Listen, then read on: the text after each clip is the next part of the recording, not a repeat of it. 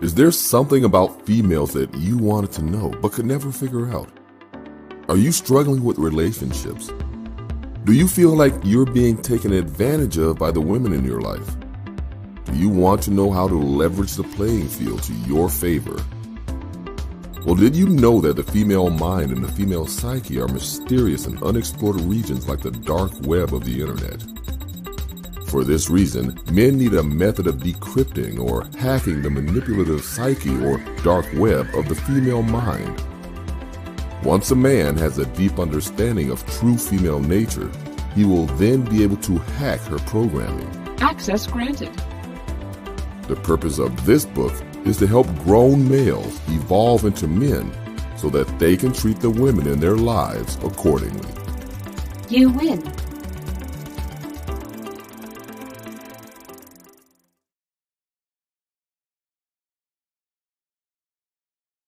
Now look, I want to speak on this about a little young player. I see a little young player, Ramil, up in here. I ain't got no problem with the pump and dump thing. I see where he coming, and I feel him. He in Atlanta.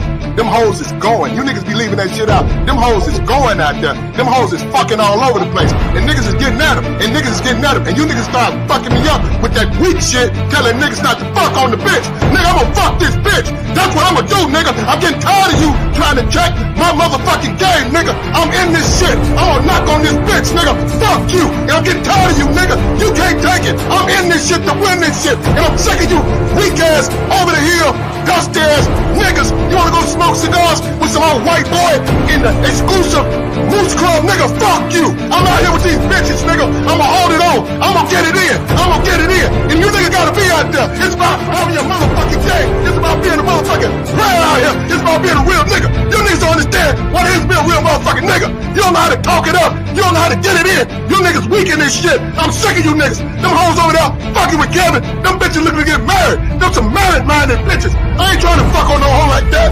Go over there and fuck with Kevin. Let me fuck with the rest. I'ma do my best, nigga. Fuck y'all niggas. And you gotta put this out because you niggas don't put the whole side of the black man out here. You put one side out here. And I'm tired of that shit. And real niggas out here like me, we getting it in.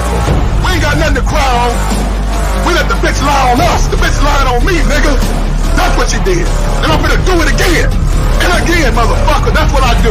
I'm sick of these motherfuckers crying. I'm gonna give you some tissue next time, motherfucker. That's how we do out here, though. Look, keep pumping and dumping. I don't blame him. Respect the Cardi bitch, wild bitch shit. All these hoes wanna do is fucking suck. And why get fucked up, they go fucking suck your partner. You know what? Just accept it. Be done with that shit. You niggas go to church, man. You know what I'm saying? Take that shit to church. I can't help it. The hoe fucks you over, nigga. That's your problem. That ain't my problem, nigga. I solve problems. I don't make them, nigga. That's what I do. You guys don't understand what it is to be a motherfucking back out here. It's just like playing football, nigga. We get a prep. We get a motherfucking pep rally before we get at these bitches. Let's get it up. Let's get it in. You don't understand that, though. That's what's killing me with that. But look, I'm gonna pull up out of here, man. I'm gonna pull up out of here. Look, appreciate you pop in, man. We need, that's the whole black man. Show the whole thing. You know what I'm saying? What's going on? Shout outs to everybody in the building. I am your gracious host, DJ Kuda, right back at the helm of today's show. What's going on, everybody? Shout outs to everybody in the building. We are in the building. It's Player Talk Radio. Shout outs to Aaron B in the building. Shout outs to my bro Raj in the building. What's going on, player? Shout outs to Young Jay in the building. What's going on, player, man? What's going on? Shout outs to everybody in the building, man. Y'all make sure y'all hit the like button on the way in. We got a show goal for today. It's Friday, so make sure you guys also hit the like button and support the show. You know, on top of that, man, we got some good game ready to chop up on today's show. Just got a lot of stuff, you know, and it's an open show. If you guys got some questions or topics you guys may want to, you know, if it's cool, yeah, you know, we'll cover it. So we got some stuff to chop up on today's show and some other things that I've been getting into. And we're going to cover some topics that that I've been aiming to cover for the past couple of weeks. But I'm going to definitely get on top of these topics in pre-records, okay? So these topics, we're going to get on top of these topics in more detail in pre-records. But the good thing about you guys catching the live streams is, You guys can, ask questions in the chat, or, we can do a panel. We can do a whole bunch of different things covering some of these topics now in real time. Good thing about the pre-records is that, you know what I'm saying, I can come to a complete full stop on some of these topics. But some of these topics, like I said, they're better off chopping it up on on live stream. So shout outs to everybody over at Rumble. Let me finish setting up today's show. Hold on, let me do this. Okay, we Gucci on this side. Okay. I'm still a bit under the weather. Y'all hit the like button. All right. So one of the topics that I've been going into and covering on the pre-records is about the quote unquote nice guy. Okay. So we have the quote unquote nice guy, in the manosphere. These are supposed to be the good brothers. You know what I'm saying? The well-to-do brothers. These are supposed to be, young brothers that need a little bit of guidance. These are supposed to be the brothers that, probably have a lot of things good going for them. A lot of great things set up. And, they're just missing, just little pieces to the puzzle. And then again, with these topics that we cover on these shows, the quote unquote nice guy, not that y'all niggas read anyway. I done shared a plethora of books that people have narrated and read, here on YouTube. Shared them on my my timeline. I've shared them, you know what I'm saying? I've shared them in the Discord. I've shared them everywhere.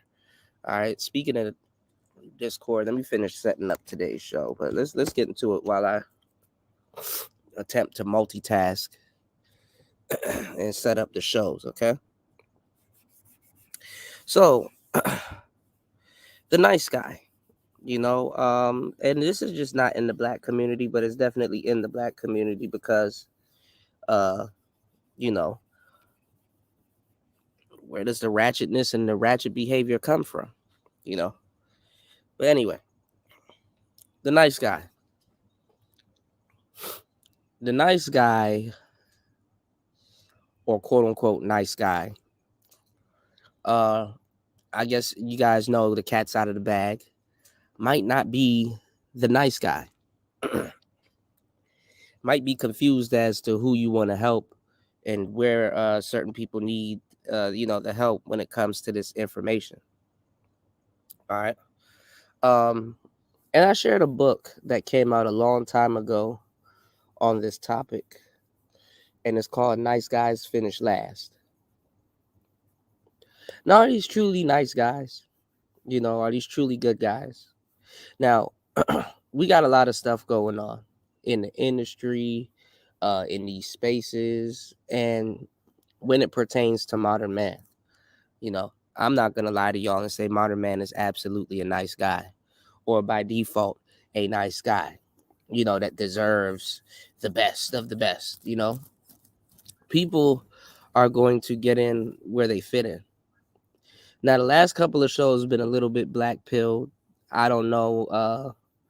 Today's show might be a little bit black pilled also with certain concepts, because I'm going to kind of be going in on the quote unquote nice guys. You know what I'm saying? And the quote unquote good brothers. Quote unquote.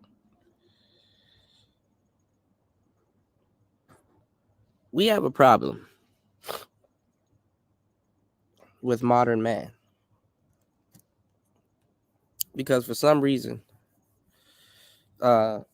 we have a whole bunch of brothers in these spaces And we have a whole bunch of ideologies for whatever reason running around these spaces.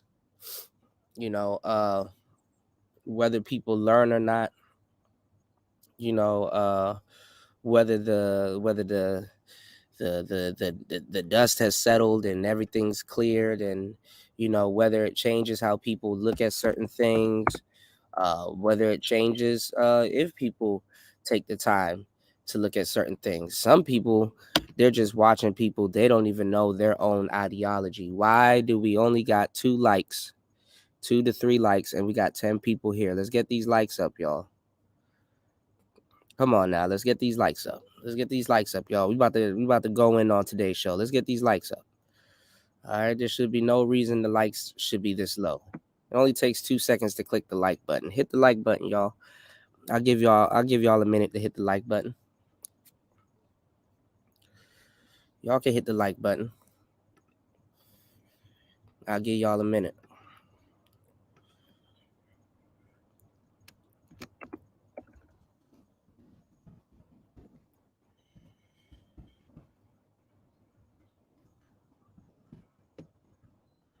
We got a poll going on also. Give me 1 second.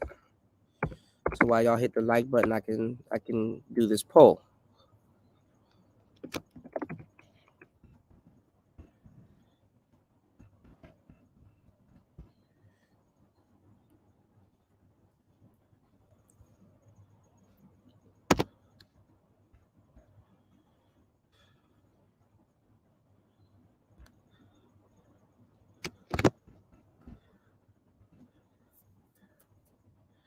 All right, y'all hit the like button.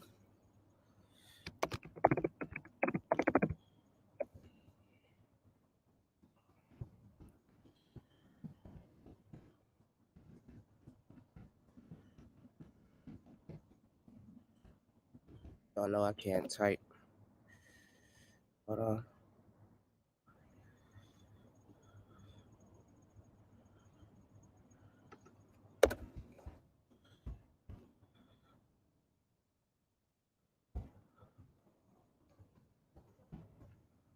Hold on. I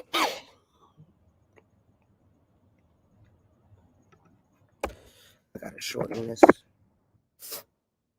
Okay. 1 second, y'all. Okay, good. At least we got 7 likes. All right. Good. We're doing a little bit better. All right. So yeah, with the nice guys, man. Our nice guys, the poll reads, our nice guys. Hold on.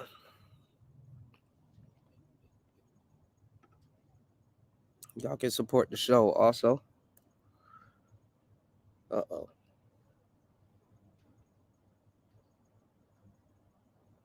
Hold on. Let me see if it's gonna rain.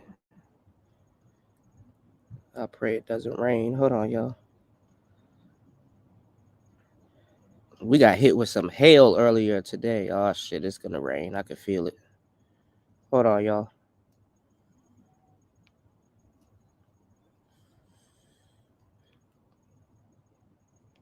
Damn, as soon as I start the show, it's gonna rain. Hold on, y'all. What the fuck?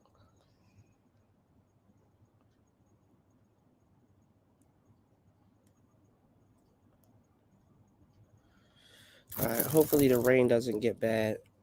My equipment doesn't get wet. All right. So yeah, man, with the nice guys, quote unquote,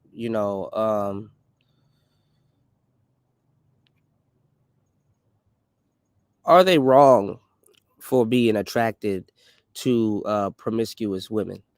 Because we have a new group of people coming in the space, and they're kind of running, another version of the quote unquote nice guy game.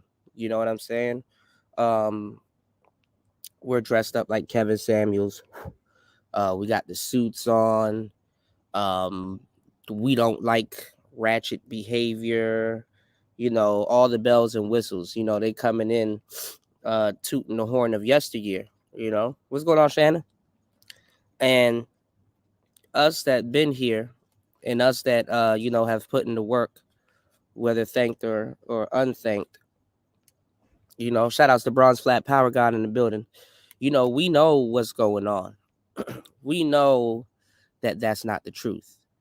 Even the guys of yesteryear, because to a certain degree, some of my content may come off as if I only, or that I blame Gen Z for a lot of things, when I really don't blame Gen Z. Actually, my heart goes out to Gen Z because I feel sorry for a lot of Gen Z cats. You understand what I'm saying? Because they've never really lived in a world without the internet. And sadly, to a certain degree, the internet imitates life for them and it stifles them. You know what I'm saying? It put a lot of millennials and Gen Zers, in a weird conundrum. You dig what I'm saying? It put them in a weird conundrum because, you got to understand that on social media, whether you are who you say you are, or you're a liar, or whatever the hell your social media superhero handle is gonna be, you know what I'm saying? You got to keep it 100. Got to keep it 100. People are gonna perceive you a certain way. What's going on, JC? Y'all hit the like button on the way in. Support the show if you rocking with the message. What's going on, Maurice? So one of the worst things that you can do or have happen to you, what's going on, Toya? One of the worst things you can do or have happen to you, and is very unfortunate, is to have a social media before you have a social life. It's like being given a life before, that you're going to grow up in before you even understand it. You know what I'm saying? Before you even understand it fully. It's like creating a character, before you even fully understand or know what's going on. All right. I'm gonna have to move soon because my equipment is getting wet. I go through a lot to be giving y'all these shows, man. And these shows are unscripted, by the way. Just pure talent. Okay. Yeah, social media before social life is a death note. I didn't really understand when it was going on when we were younger, but I'm glad I did. That the internet is supposed to enhance real life, but the internet and life are different things. You know what I'm saying? The internet can greatly impact your real life, but it's all about your understanding, And if you had social media and you be trolling and, what's going on, David, and you be doing all kinds of things on social media, I'm gonna tell you right now, it's really a bad idea to have to have a social media before you understand certain things about real life.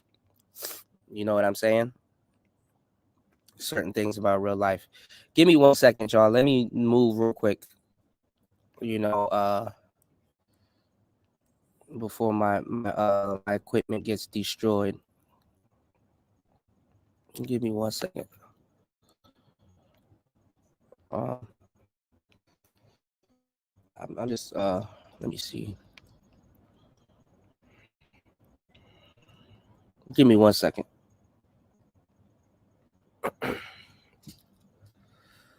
One second, y'all. Go on mute. 1 second. Y'all hit the like button. We got enough time.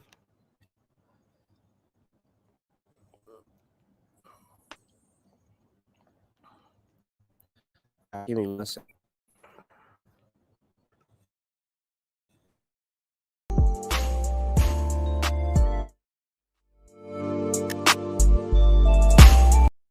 Tell you guys that it's not a good idea to have a social media before you have a social life. You know what I'm saying? It may seem like a good idea. You know, it may seem like you're getting your foot wet. Pause. You know, in life. But you're not. You're just on the internet. And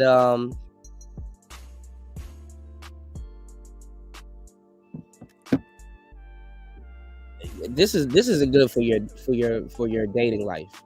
You know what I'm saying? Not understanding the difference between a social life and social media. And the crazy part is, you know, behind all of this stuff, you know, we do things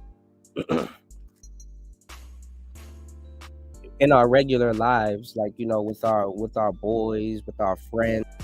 But for some reason, when it comes to dating, mating, and placating in relationships and stuff like that, it's hard for a lot of dudes, you know what I'm saying, to to really grasp, you know, certain concepts. And for some reason too, I'm gonna tell you this: women, when it comes to, you know what I'm saying, when it comes to, like, you know, these relationships and you know, internet and dating and stuff like that, to a certain degree, women actually have a I wouldn't say a healthy balance, but they have a decent balance. What's going on, Stoic? Shout out to Unfriendly Stoic in the building. What's going on, man? Always good to see you. Hard-working brother right there. But for some reason, women have a healthy balance to a certain degree. I mean, obviously they're delusional. Obviously, certain things get, you know, thrown out the window with them. They can't really practice hypergamy. Most of them don't even care about it. It's not really a thing anyway.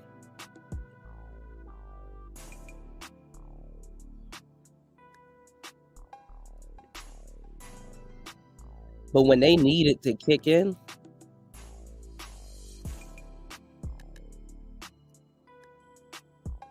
that's when it becomes a huge problem. You know? And the thing about dating and the thing about apps and everything is that it's supposed to, what's going on, Bullets?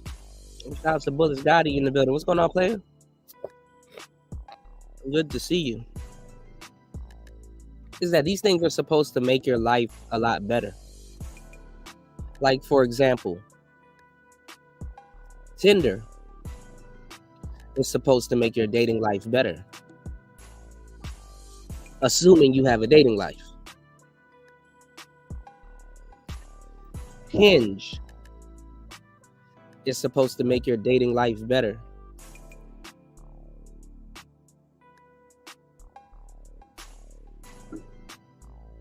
assuming you have a good dating life, or at least an interesting one. And the problem is that when you grow up on the internet, you have all of these websites, you know, that you can go to. Trust me, I know. I have a heavy, you know, footprint on the internet, just like anybody else here. Whether it's a troll account, whether it's business, there's a bunch of different things that we utilize the internet for. The internet, though, is not supposed to be something that you pour your real life into to a certain degree. Especially not no dating app, especially not social media apps. Like, all of these apps are designed to keep you on them doom scrolling. If you don't know what the term doom scrolling is, chances are you're doom scrolling.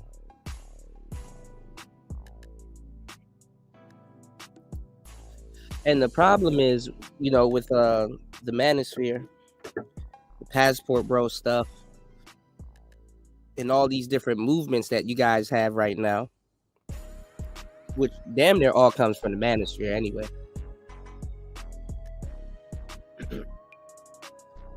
Is that you have what's called information overload.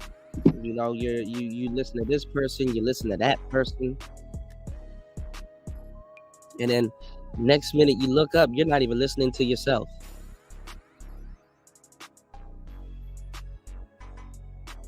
You're stifled by information. You're frozen by knowledge. What's the point of gathering all of this knowledge and knowing every single thing and not putting none of it into motion? Not making none of it not make none of it work for you.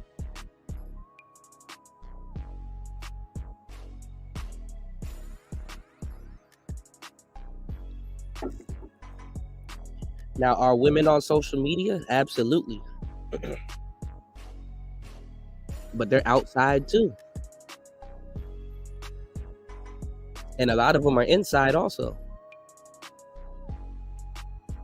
getting similar results as they would have if they had went outside. Now, why am I bringing this up? Well,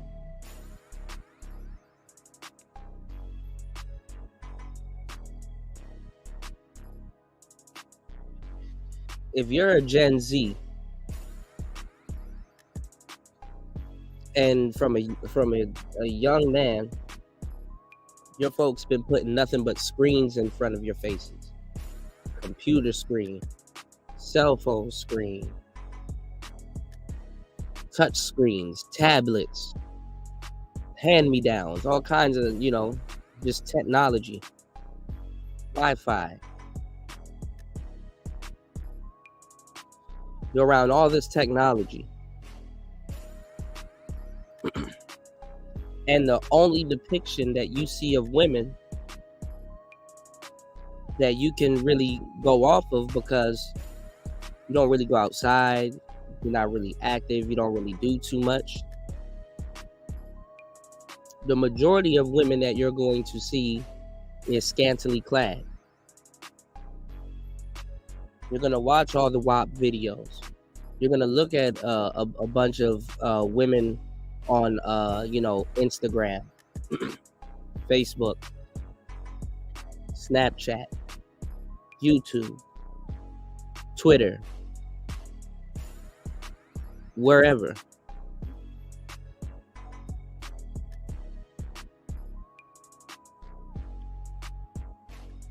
And it's not really going to occur to you that you see a woman with her clothes on. You're not even going to think about it. Sometimes y'all haven't even seen a woman with clothes on in years, and it hasn't slipped your mind. It used to be when you had TV, you only had a couple of stations. But for the most part, the majority of those stations, they had news outlets, right? So you'll see a professional woman wearing suits. You'll see a professional woman, reporting on something. You'll see certain women with their clothes on.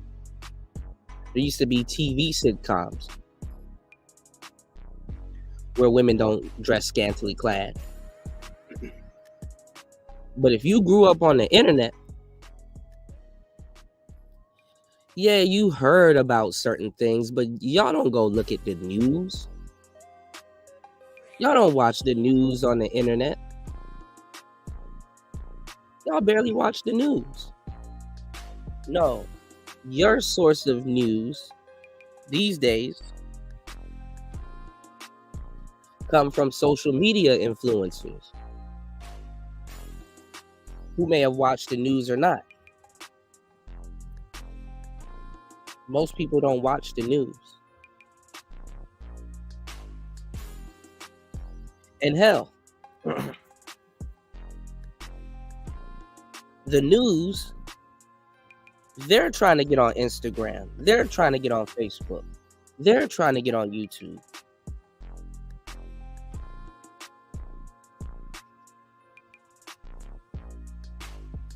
So what am I telling you? Even on YouTube, if you're not active, even on social media, you're in your own world, your own cocoon. And it's to the point too, I'm gonna tell you the truth. If you run into a real person that knows how to talk, a real linguist, and just people that know about certain shit, you talk and communicate just like the majority of the apps that you use. I'm being dead serious. There's a certain way somebody's going to conduct themselves online or in person if their main app is Instagram. You damn straight. Some of these apps that you guys use will determine if you're outside in your real world, well, in the real world, taking selfies of food, taking selfies of yourself, putting filters on. Are you vlogging? A lot of people don't even realize that their day-to-day lives and some of the things that they do are governed, or even the way they think comes from them interacting with their phone and the series of algorithms that they encounter while interacting with said phone. It's actually pretty interesting, the times that we're living in, because this is some first world shit.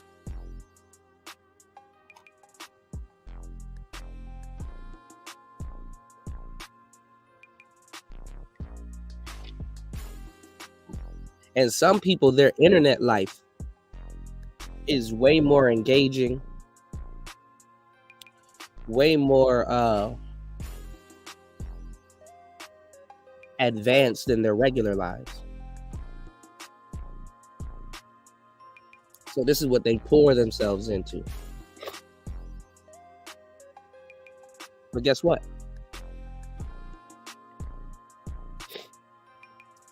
To have that life that you want, you're going to have to spend a significant amount of time off the internet.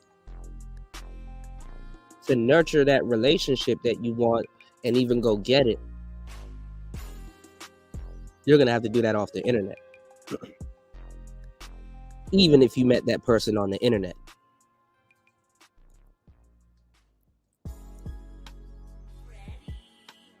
You have two people that communicate better with each other on phones than they actually do in their real lives.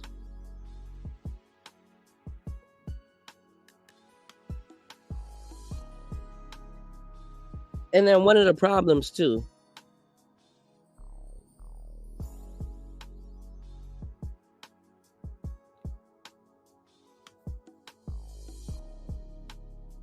hold on. What the fuck? Hold on, y'all. This didn't go right. One of the problems too, like I said, with the quote unquote nice guys, a lot of them, they're not even nice. A lot of these quote unquote nice guys, they're straight up lazy, man. And the whole nice guy element, like I said, a lot of women pick up. A lot of women pick up, that a lot of these guys are not nice. You know what I'm saying? A lot of women pick up that, a lot of these guys, they do tit for tat. You know what I'm saying? Oh, I took her out to eat, so she needs to be doing this for me, or oh, hey, I did this, and she needs to reciprocate.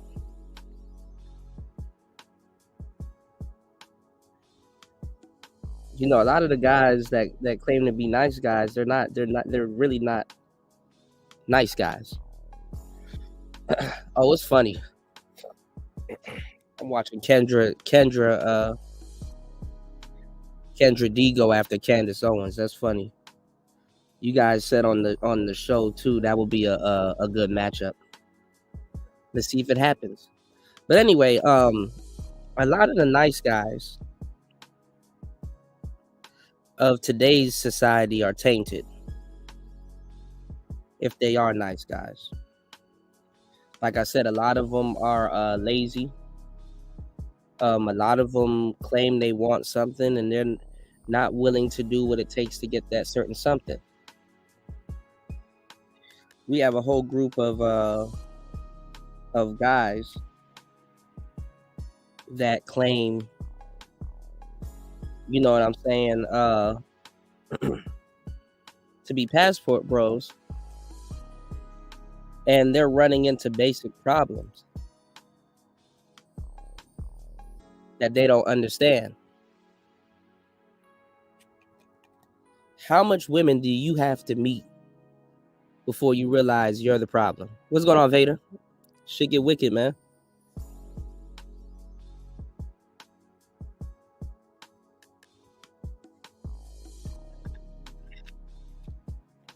Because for some reason, it's the same problem in the West.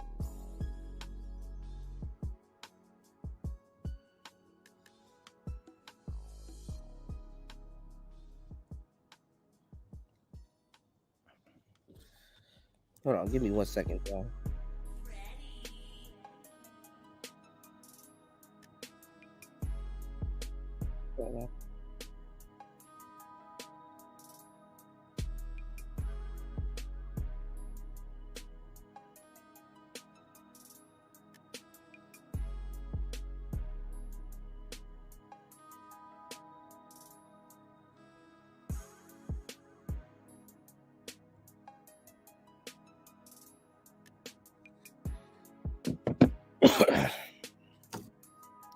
Most guys in the West don't have the patience to pull this unicorn of a woman that they claim they want.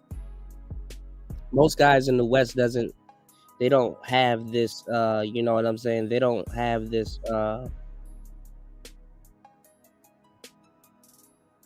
they don't have the patience to get what they want. A lot of these guys, like I said, they want same day lays. A lot of these guys, for some reason, they want to be players. A lot of these guys, for some reason, like I said, they're not 100 with themselves. So like I've been telling you guys for the longest time, like there's nothing wrong with liking hoes. There's nothing wrong with liking promiscuous women. There's nothing wrong with liking hoes and liking promiscuous women. But for the most part, like I said, with the Gen Zs, they haven't been introduced to another type of woman, the quote-unquote good women. They, aside from school and whatever else they do, they don't see these decent women, much less pay them mind or respect them. And one of the big problems that happens with men when they're around too many promiscuous women, whether they're dealing with them or not, they become desensitized.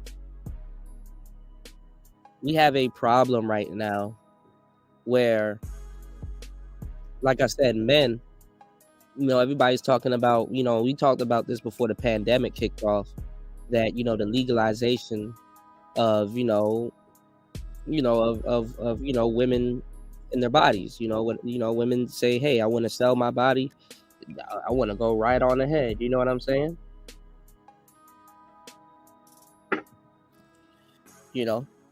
Do what you want to do. But one thing I said back in the day is that women are going to find out the harsh side of men. This is going to shoot whatever they did in the foot. You see, young man, if you weren't around, hold on, give me 1 second. Hold on.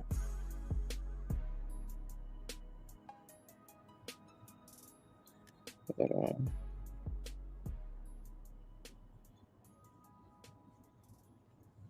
Y'all hit the like button and support the show, y'all.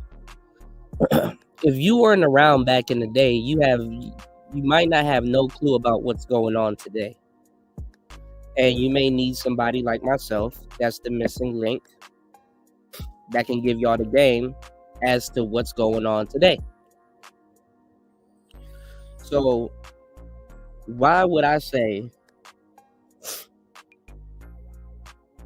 that it's shooting them in the foot? Why would women selling their bodies, why would that shoot them in the foot? Well, women did all of this work, so they, quote unquote,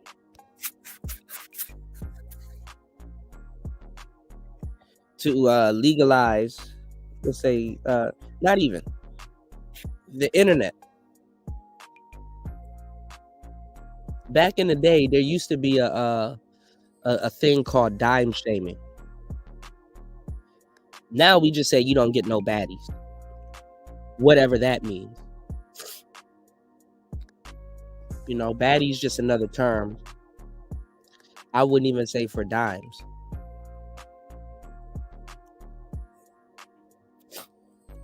So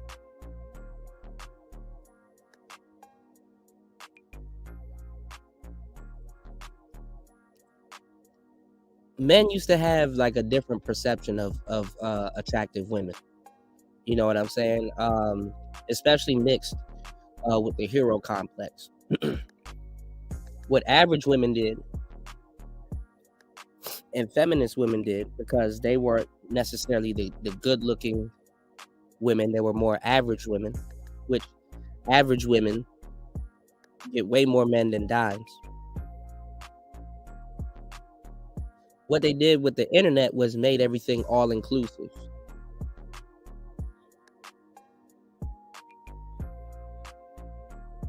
They made everything all inclusive. Share with your sisters. And with the internet being all inclusive, like I said, it messed a lot of people up, because imagine growing up on steroids and you naturally just didn't know where you could take it.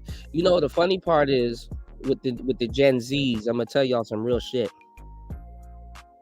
And this is all by design, by the way. Because a lot of y'all think y'all bugging, but y'all not. You just needed somebody on the internet to give you this game.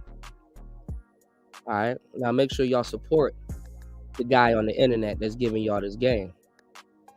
Because nobody ever gives y'all original or real content. I'm gonna tell y'all some stuff that you will hear here and you never heard anywhere else. If you hear it anywhere else, guaranteed somebody took it from here. Did you know that with the internet and growing up with the internet, it sabotaged a lot of guys and women that would have been naturals? Oh yeah, that would have been naturals. Imagine without all of this BS and you basically, more engaged with your real life, not having screens in front of you, not being molded mentally in certain, perceptions and things that you see on the internet. Imagine you could have been a natural and you could have been having success with a lot of women, or just anything, not just women. Have you noticed that there's a influx? Like things aren't even taboo anymore. I mean, obviously you got your guys that are having problems with women, But have you noticed there's a bunch of good-looking, decent, handsome dudes that's clogging up the space? That's like, oh, I'm having a horrible time with women, or oh, I'm not getting what I want, and oh, I'm not. And I'm like, bro, you look decent. Pause. No diddy. With just a few minor tweaks, you're gonna be all right. Like, what's the problem? The internet. The internet, when the internet made everything all inclusive, everybody's dating pool rose gradually. It's like a buffet to a certain degree. You have all this food around you to a certain degree. In the back of your head, you feel like you're obligated to eat all this food. And the crazy part is, whole time you could be struggling to get a bite. Get my drift? So what I'm saying is that, imagine that being your reality before you even realize what you want to do with dating, where you want to take it, if you want to pace it, how you're going to do it. You've been inundated. You've been you've been hit with, with the steroids, man. Like, so now you got to figure it out. You go to your mom and pops, they going through the same shit too. They've been inundated by technology. And if you're blessed to have grandparents that's not affected by a majority of this shit, they're gonna tell you that you're blessed, to have, with technology. You know what I'm saying? No, I didn't see Wheat Waffles face reveal. You can throw that in the chat though. What's going on, Spawn? Shout outs to you. So like I said, it put everything on steroids before you were even able to understand exactly what you're doing. And to a certain degree, it killed a generation of naturals. See, the world wants men. The world operates better when men aren't naturals, because guess what? Now you buy into the whole economy. Women depend on you not to be a natural. Women depend on you not to know what you're doing to a certain degree. Women depend on that. That's their bread and butter. That's their bread and butter. You not knowing what the hell's going on. All right, let's see what Wheat Waffles. So Wheat Waffles, did he show his face or somebody doxed him? Hope nobody doxed him. Let's take a look at this. Okay, he looked like what I thought he would look like. The fuck? Let me give y'all a... If you don't stop wasting everybody's fucking time, hold on, y'all.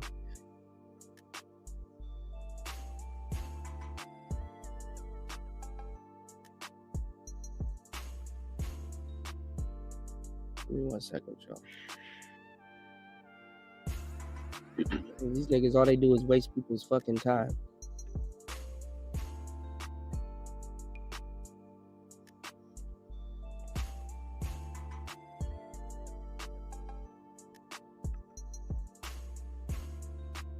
Hold on, yeah.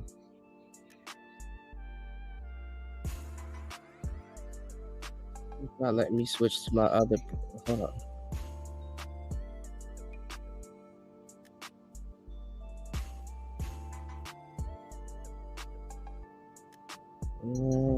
Where's my other account? What the fuck? Hold on, y'all.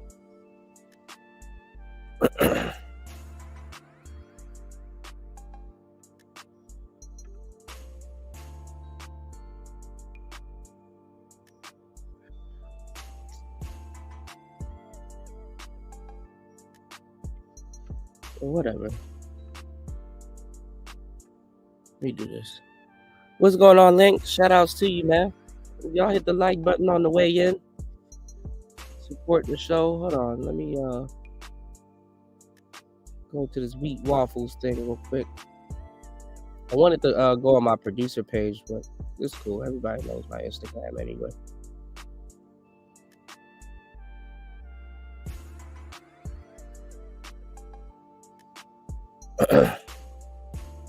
Shout outs to Link in the building. If y'all hit the like button, support the show. Look at this. Clear example right here.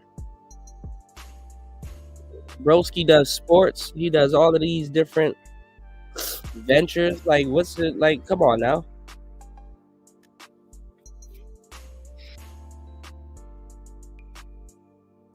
Niggas be out here.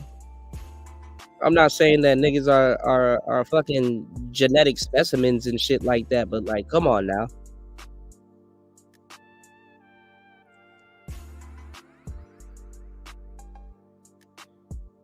So what is the internet exposing in the new world that we're in, or that we've been in, that needs to be described to people that are observing it and living in it? Well, y'all don't understand hypergamy.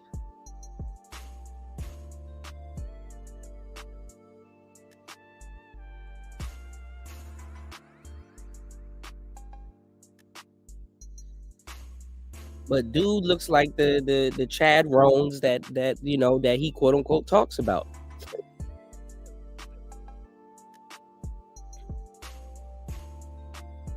What's the issue? Well, let me tell you the issue. I'm gonna give you 100% because I was supposed to do a video on it, and I'm gonna fit it in this series that I'm doing.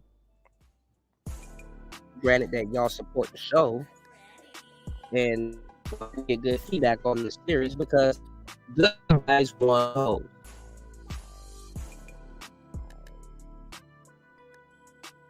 Good guys want hoes. I can for sure guarantee you the problem that he has is his choice in women. I can 100% guarantee you the problem that he has is his choice in women. Oh yes. Same thing with the passport bros. Same thing with you dudes in the manosphere. All of y'all have the same problem, which is your choice in women. Dudes like this like women that go out on the weekends.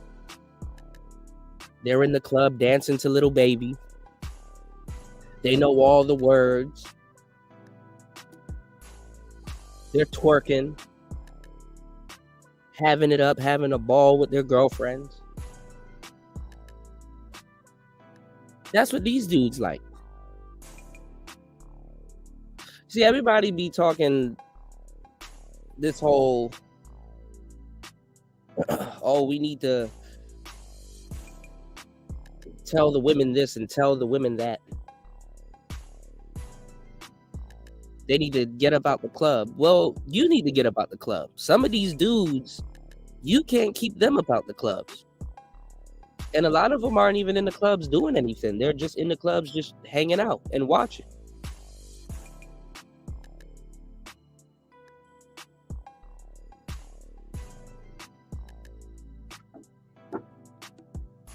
So like I said, if you're a young guy and you're a Gen Z or younger millennial and you had a social media before you had a social life,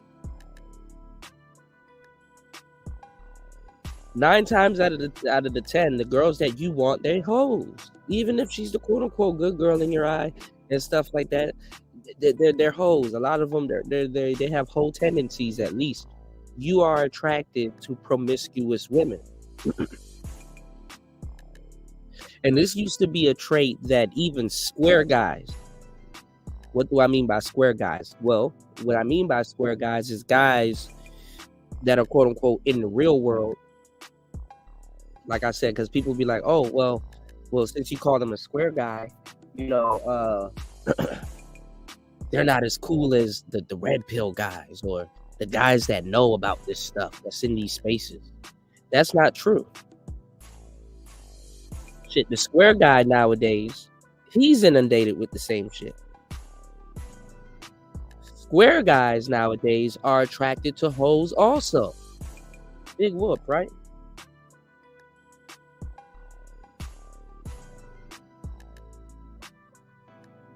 Square guys, they have a cell phone also.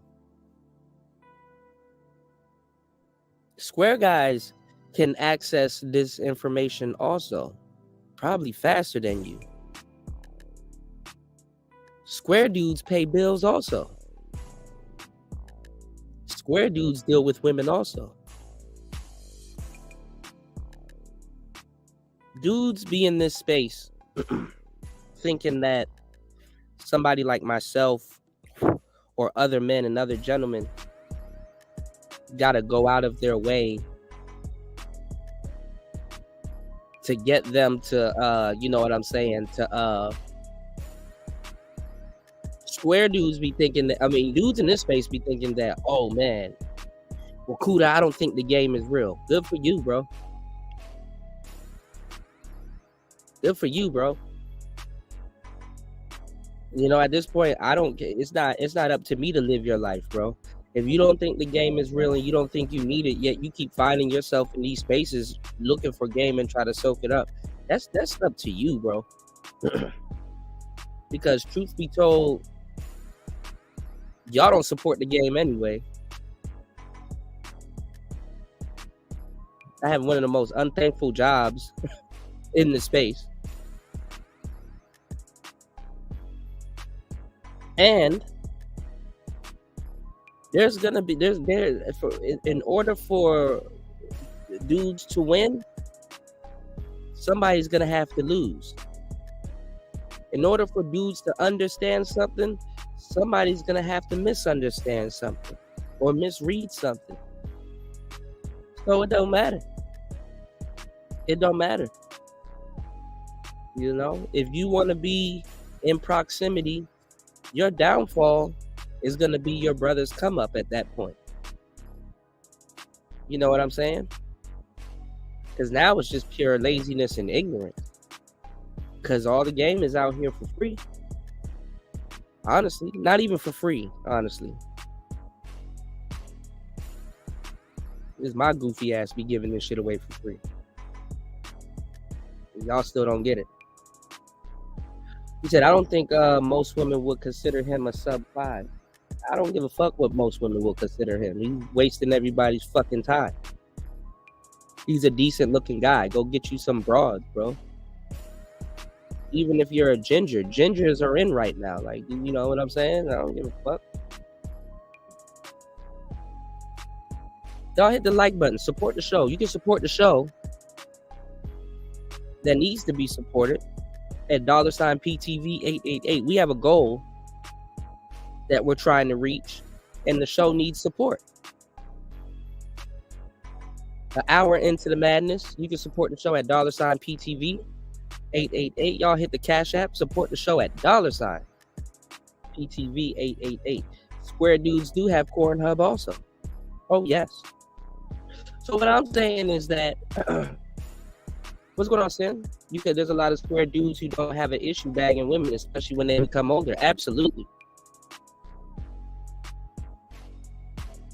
But what I'm saying is that, you know, the quote-unquote nice guy, y'all taste in women, especially if you're black, but not even if you're black. Damn near a lot of guys are going through it. You know, your default is to try to get a hoes. Wheat waffles. I'm pretty sure the type of women that he's trying to land and get on his program, if he got one, are hoes. These dudes can't even help not tell on themselves. You have another guy that's wasting y'all fucking time named Homath. His name is Homath. You're supposed to be a good dude that's into cool shit. What's going on, G? Homath? Why would you need to do math on hoes?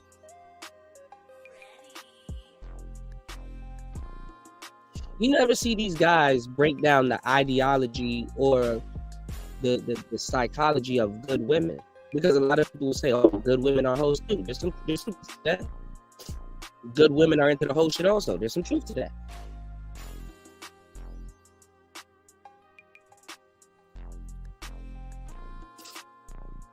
Now, although there may be some truth to that, y'all, then doesn't that make the perfect women? I can make an argument saying that makes the perfect woman for the nice guy. Okay, you want a good girl with a wild side. Why aren't you getting that? But it's like, no, they want to go after hoes. They want to go after bona fide hoes. And then complain when it goes the way that it's supposed to go. You go after a bona fide hoe. Let's say you lead with your wallet and she ain't lead with your wallet just yet. You know? Like I said, and if y'all don't know what y'all doing and shit like that, you could be creating a tyrant. It's very easy to create a tyrant out of women. But let's say you get one. Do you have an edge? Do you have something that's going to keep her attracted to you? Do you have something that's going to keep her around other than your money? Are you funny? Are you entertaining?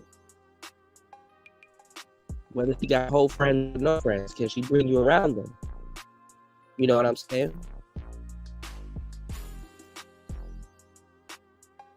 And these are dudes that claim that they want to leave the country and go date people abroad. Well, guess what? You're going to have patience. You want a wife, but you mad because she didn't sleep with you on the first night. You want a fit, friendly woman, but you mad because for some reason you coming off your paper, going on dates, and she taking it slow with you.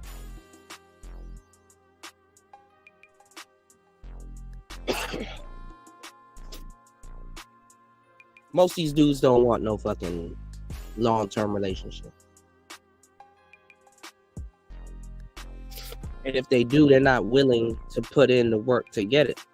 Even though, I'm going to tell you the truth, you can damn near marry and have a long-term relationship with somebody that you sleep with the same night. It's very much possible.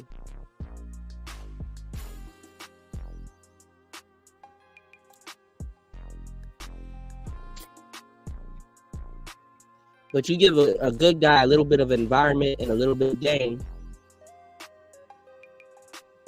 he wants to be a player. And he's going to take that. He's going to take what you give him, and he's going to try to pull promiscuous women with it. Give me 1 second.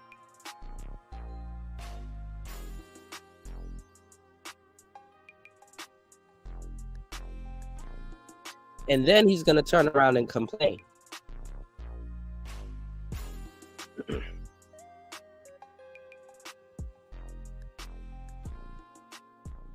Now, let me show y'all something real quick. Hold on.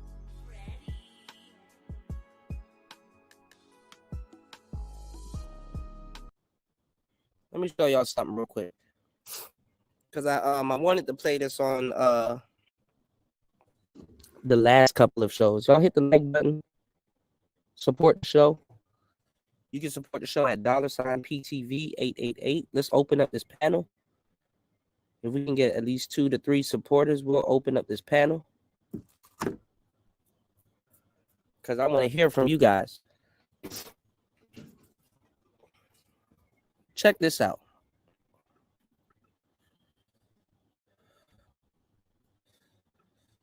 We had let me see if I can find this.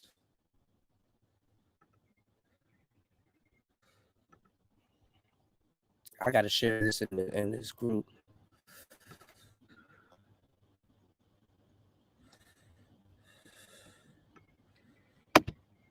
if y'all want to see what some of these women are on here learning, because they're actually soaking up the game and going out and trying half this shit on, and they're using y'all as target practice. Give me 1 second.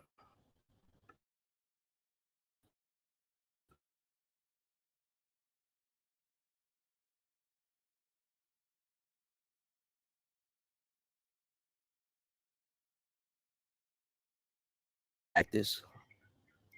Hold on.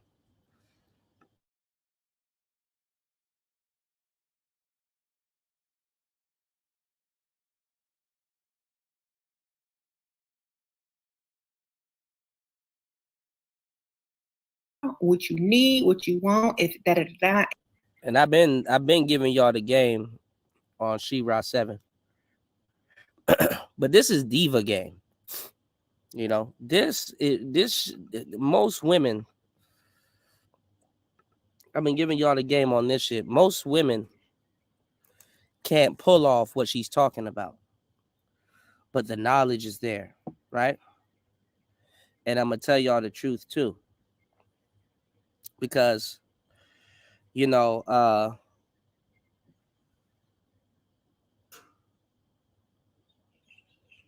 on. Like I said, you know, to pull off half this stuff that she's talking about, at bare minimum, you have to be a woman. And you have to be able to go outside. And you have to be, you can't be socially awkward.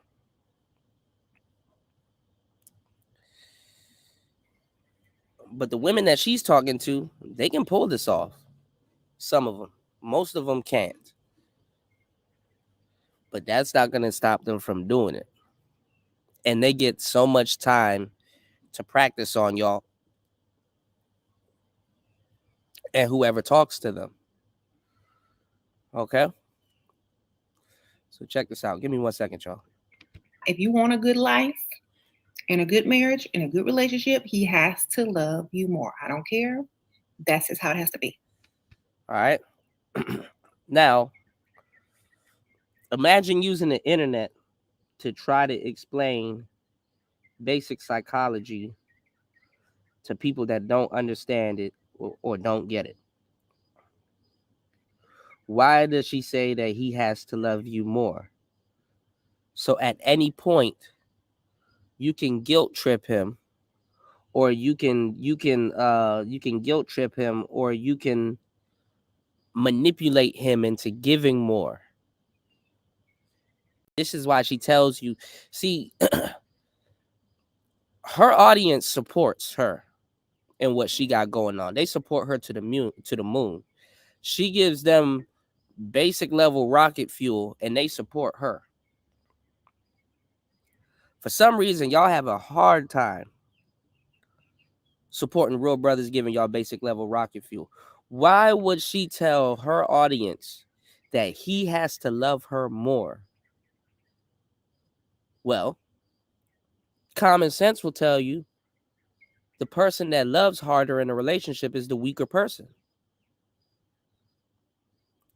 This is so that you're in control of the relationship.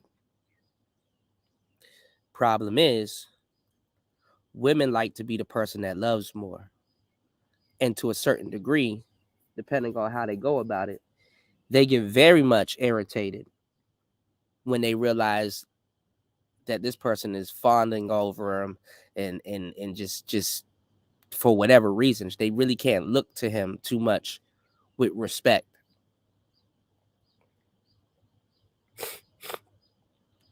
So mentally, to a certain degree, she's getting you all into a dead-end relationship. But the guy was there to be used anyway. So let's get into what they're being told. And this is on TikTok. So these ADHD broads are really soaking this stuff up. Okay? Y'all support the show. It's Player Talk.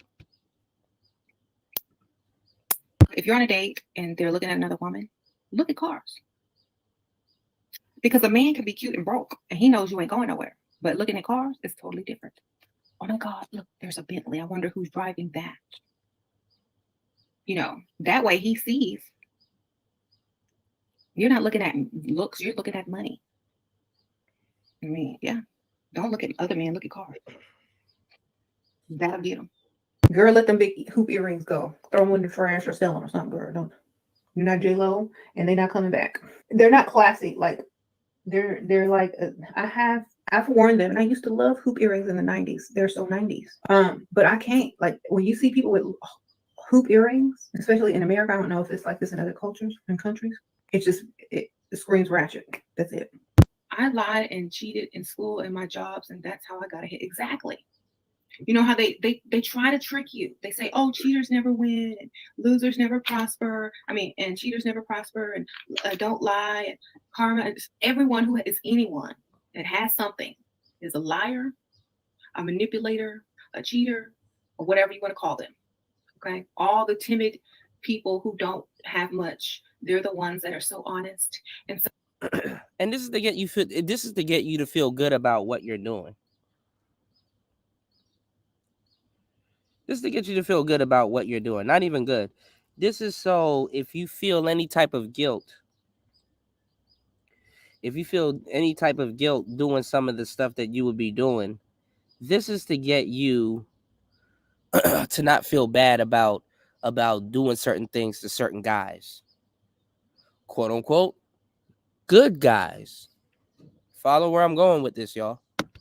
So humble, and so this and so that. So that's why they are in the position that they're in, because they can't make it in this real world, okay, by telling the truth all the time.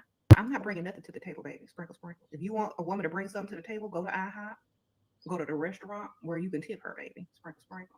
Because if I bring something to the table, you're going to be mad because it's going to be another man who's going to not ask me to bring something to the table. He's going to take care of the bill, them kids, and everybody else, and you if you look broke. And this is why I'm telling you, girls, stop. He don't love you unless he marries you, okay? He don't love you, and you are single until you are married. That's all I'm going to say. He don't love you, and you are single until you are married. Okay. But most Black women are overweight or obese. Well, you know why? Because you can't afford a gym membership for them. And they would rather eat than be with a broke man. They would rather sit down and prepare a meal.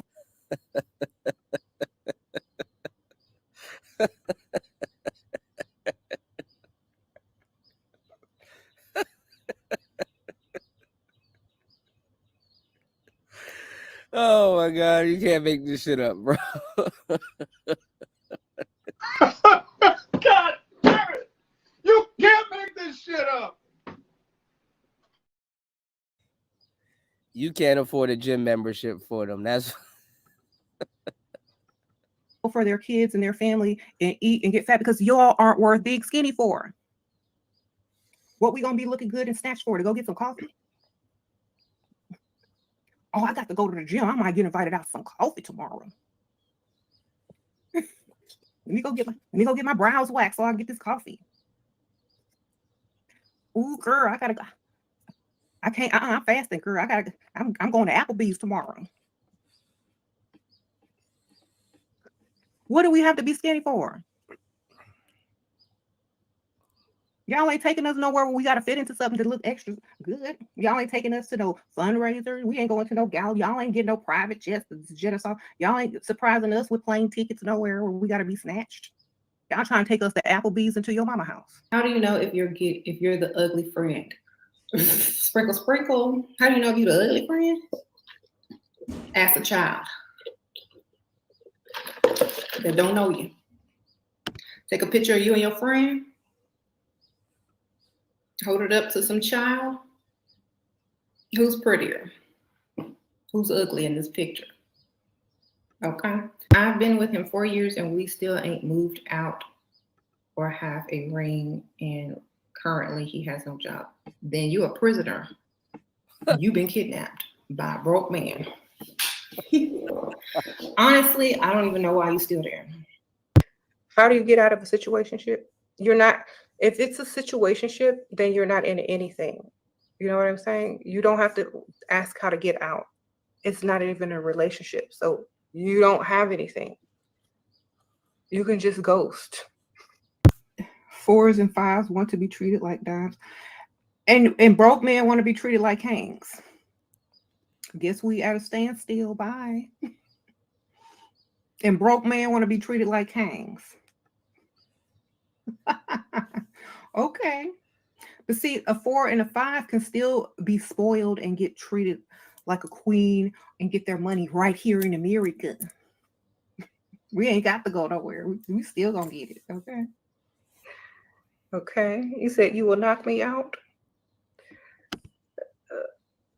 You must be super dusty with nothing to lose. This is how them Dusties talk. They don't mind spending the weekend and the summer in jail. Free food, right? Free food and shelter until tax season. You can get out for finding a pygmisha, right? The glasses make me look dusty, Ike. Okay. Well, I know you are the expert on dusty. So y'all are seeing where this will, where modern women are getting their lexicon from, which was taken from Tariq, by the way. That's all you hear. Dusty this, dusty that. Now, some people may be under the impression, right,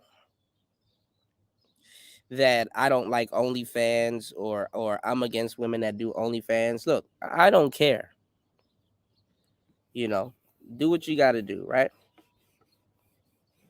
I'm not saying because you do OnlyFans that you're wrong. I'm not saying because you do OnlyFans that you are a hoe for sure. Just know what you're doing. And if you're going to do it right. But like I said, today's modern men that claim to be nice guys, they want and they are attracted to hoes. They are actively seeking out hoes. And your lifestyle does not accommodate what the hell you want.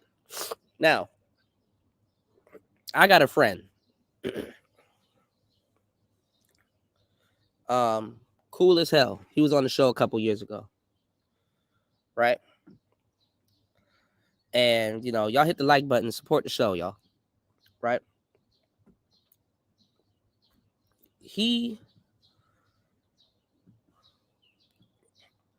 I guess he does like IT work. I'm not gonna put him out there like that, but I guess he does. You can say he does IT work, and he does like blue collar work, right?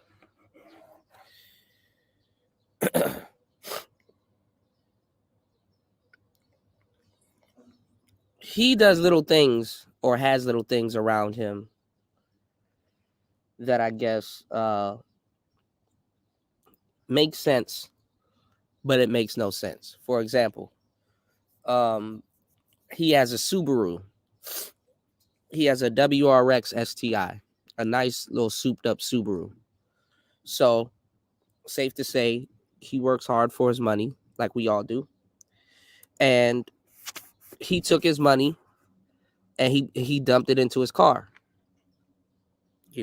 That's normal, for a guy. I'd rather guys do that, Plus, I'm a car guy myself. He has an impressive Subaru sitting on, this the blue with the gold BBs, the whole shebang.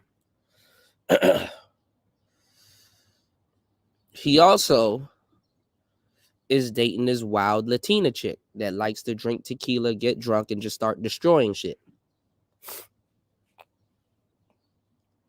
And I guess she smashes him and the sex is wild and all this other stuff. But when they're not in bed with each other, or they're not really, outside of the bedroom, I'm gonna tell you the truth. That nigga is living in hell. When they're not intimate. Isn't this the black man's story? When they're not intimate, right? When they're not intimate, you can literally find this man living in hell that he financed. Living in hell. Aside from sex, you can just tell he's living in hell. You're going to spend more time not fucking than fucking. I'm going to just keep it 100 with you. You got to take motherfuckers to eat. You know, you got to living with, you know, all kinds of just different little things.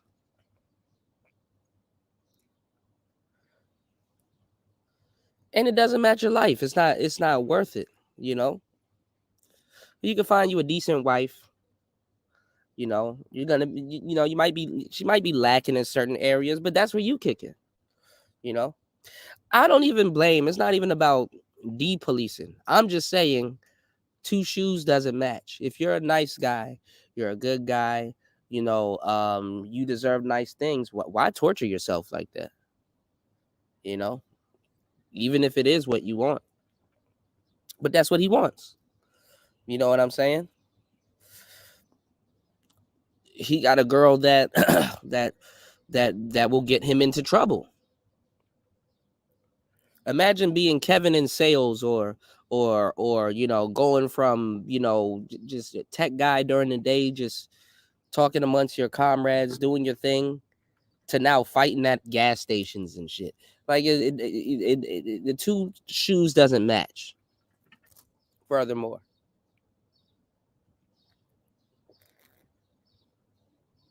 she curses him out, destroy a bunch of his stuff, but she know not to let him go. That's one thing I noticed that she does. She knows not to let him go. You want to know why? Because he's her ticket. He's her ticket. Obviously, when she's drunk, she pushes the envelope with him, but she knows how far to go because she's pacing him. Like I said, you could be funding a tyrant. She has no incentive to change.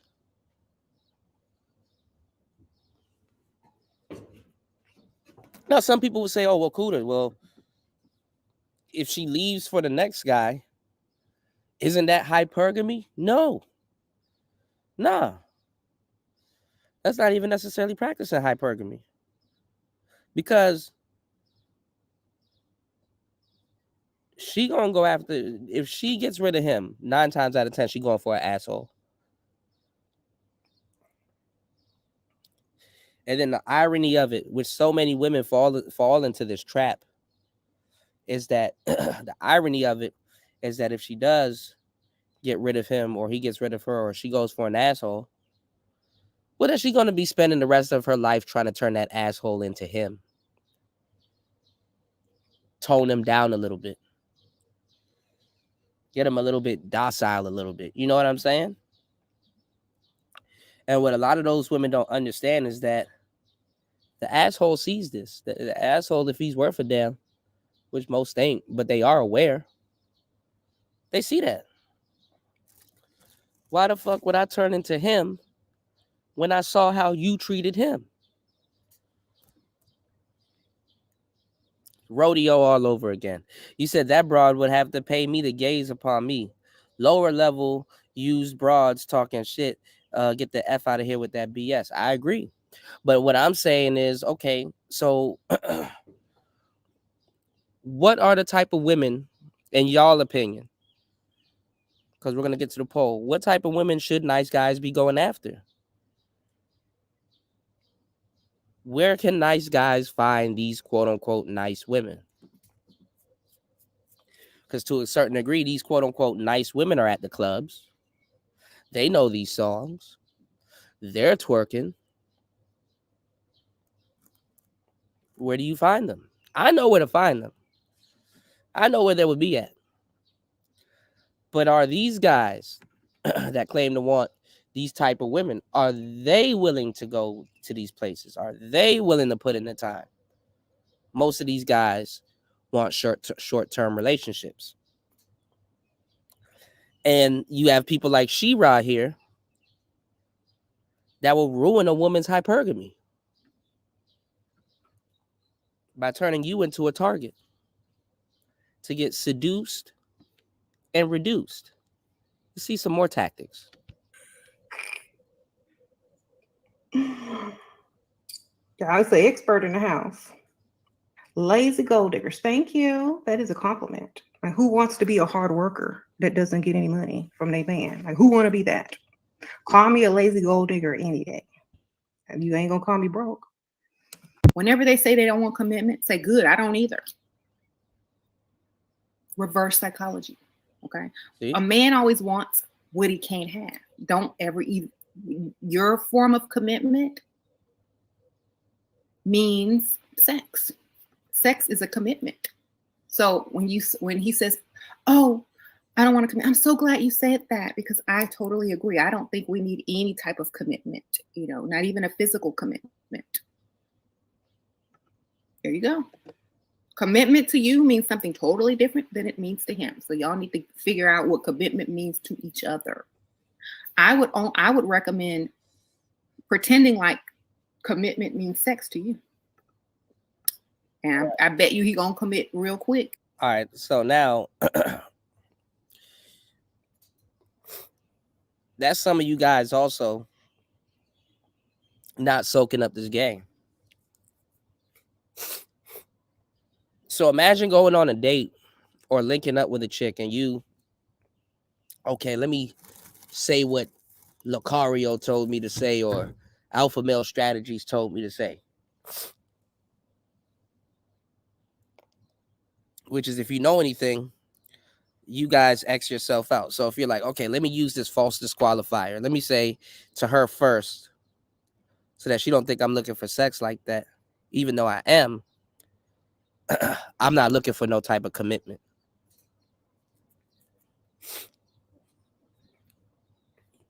You use a false disqualifier, something that will disqualify you. And what you just essentially did is paint yourself in a corner. Because you're out on a date with somebody and you literally came out your top and said that I'm not looking for commitment.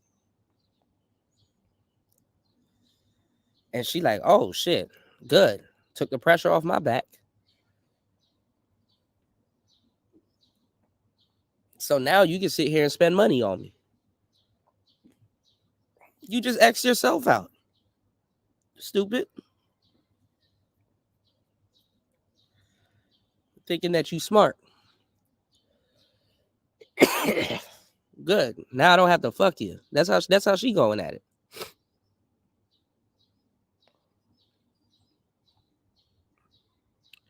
So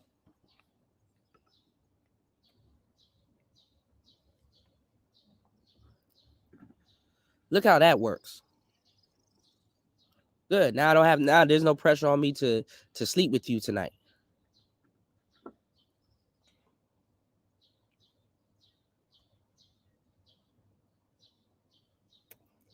In the back of your head, you should be like, damn.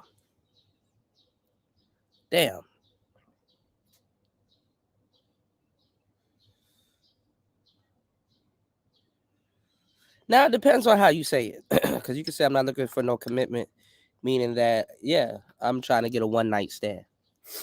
I'm trying to get an ons, right? Well,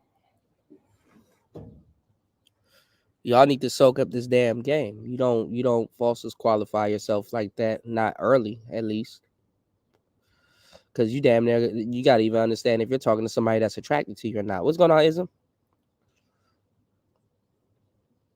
Yeah, yeah, she waxing and taxing, man. She waxing and taxing. And dudes don't see it, but they so quick to say, oh, the game doesn't exist. Okay, yeah. And that's one of the dumbest things that men in the manosphere did.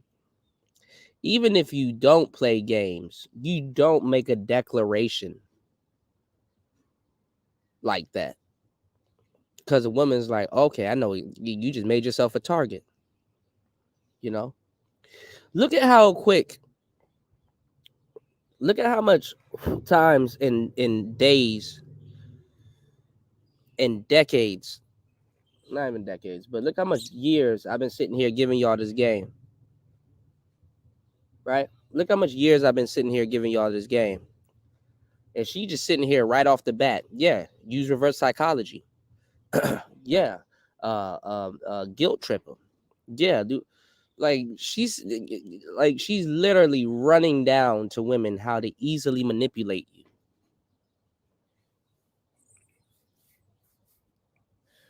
And you dudes still don't get it. Let's keep going.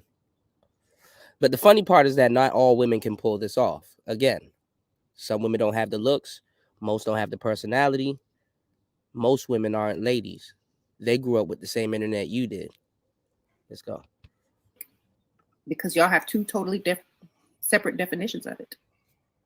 How do you ask men for money without feeling bad? Like this. Do you want to make me happy right now? Yeah, of course I do. I want to make you happy too. But later on. All right. Let's see who's listening. What is she doing right now? What do you see she just did?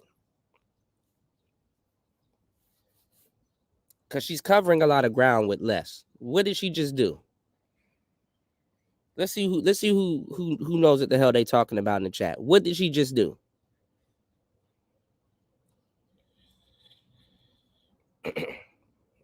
I'll wait. Y'all can support the show too while I wait. 3 hours and 36 minutes into the madness. What did she just do? She did two things that y'all haven't picked up on.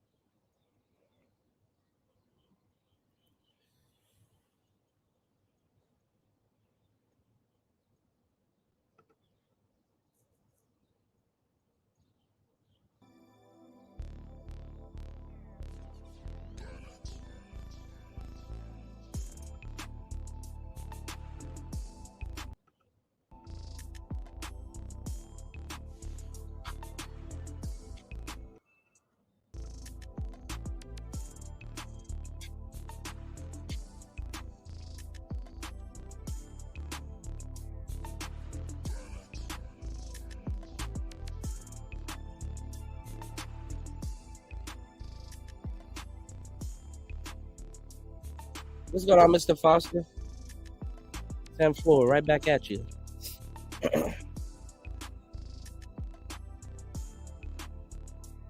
So since we don't have people participating and y'all just want the game for the free, I'm going to tell you what she just did.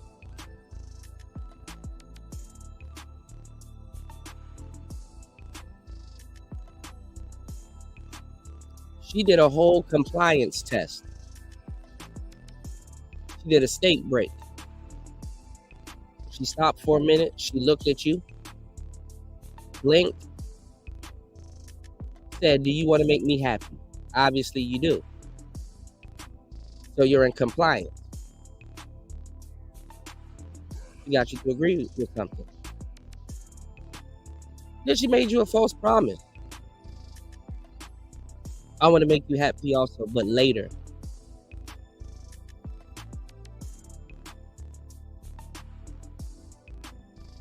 Mr. Foster, keep spitting the words of wisdom for the warriors. I appreciate that, Mr. Foster.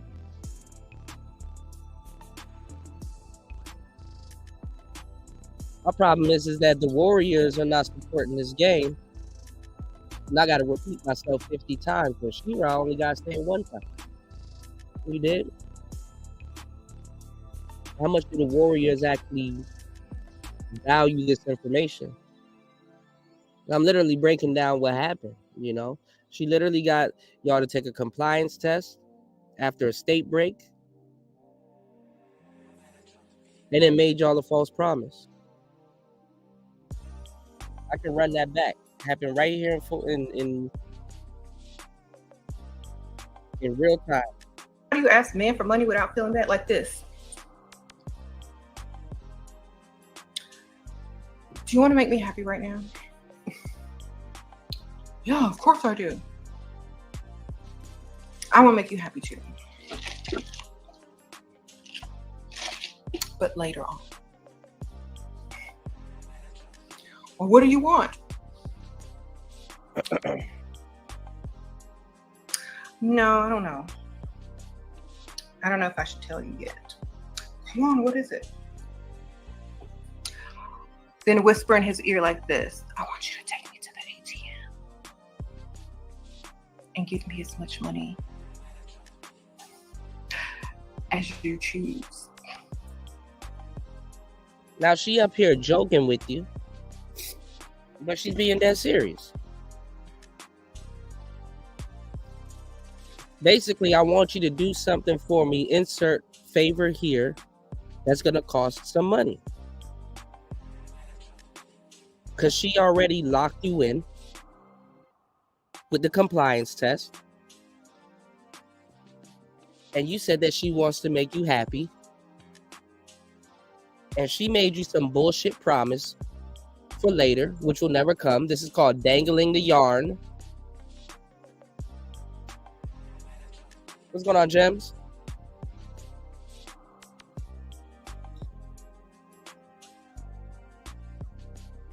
And there you go. You locked in. It's kind of a kink. I just want to see what you're going to give. It's going to be like, okay, let's go. Then you're going to say, no, never mind. You're going to tease them a little bit. You're going to be like, never mind. Right. How about the next time we see each other, you just bring it to them?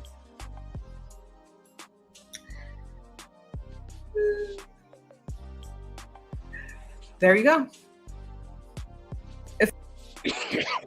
And this is to get the anticipation up. Now, where would be the problem in this situation? Well, stuff like this happens when you guys are getting to know each other and courting each other. Women can play these games. See, the reason why women have to gain real estate and move as quick as possible when they're scamming you these days is because these things aren't there anymore. She doesn't get a chance to get a breather with courtship unless you're a guy with really nothing to do. She doesn't get a chance to manipulate you during the qualification phase because she got other dudes to talk to and she's distracted. So a lot of women are just going to be straight up sloppy. Now that doesn't equal bad in their book, because the thing is that if you're already interested in her, you will overlook her sloppiness and try to bring order. Okay, yeah, she kind of really don't know how to hold a conversation, but cool, I'm just gonna see if I could just kind of talk to her more and do some more small. This is how you get manipulated, y'all. I'm literally giving y'all the gems and tools to deal with the creature that you want to deal with and going to deal with anyway.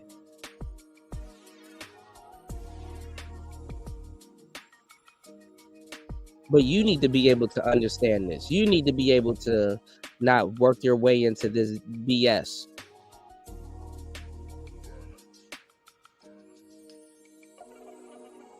Shit, some of that starts with supporting people that's giving y'all the game anyway. So. It's a challenge. Don't be mad when the game got his foot in your ass. Yeah, say I didn't do nothing for y'all or tell y'all or gave y'all the game. So He already know he gonna seduce you because you just whispered in his ear. And you know what that do. So you got to break out of shyness. You got to break out of shyness. That's another thing that we have brainwashed. We think it's us when a guy does not choose us. But men that are attractive don't think that about women who don't choose them. that's not true. An attractive man does not go around thinking, why are women so picky? Why don't they choose me? They don't do that. That's not true. Why? Because they're not programmed to. So that's how you need to think. I don't think anything is wrong with me if someone doesn't choose me. They can't afford me. Obviously, when you go to the store, do you choose stuff you can't afford? Probably not. Okay. The people that are the saleswomen that are sitting at the counter, they don't get upset with you because you didn't buy nothing from them. They obviously, well, she obviously can't afford, you know, or he can't afford. So they don't get upset about that. I'm not worried about no sex, baby. Is the money good? You know what I mean? Is that, you know, is the money good? Is the money good? That's what I'm asking. I don't care about the sex. So the point is, stop focusing on that which is not important and focus on the money. All right. Come clean my boyfriend's apartment with me, part 2. Last time I made this video, a lot of people were upset. So I just wanted to preface a few things. First off, I don't know what the hell this is. But it's dubbed the best advice from Shira. Which is cap.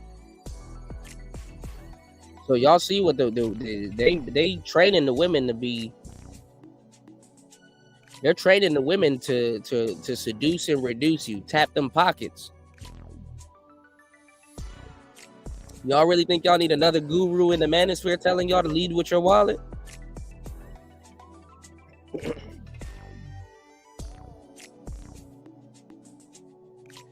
I'll be so quick to listen to niggas to tell y'all to leave with y'all wallet when it comes to these hoes. But for some reason, when it comes to the people that's giving y'all this game,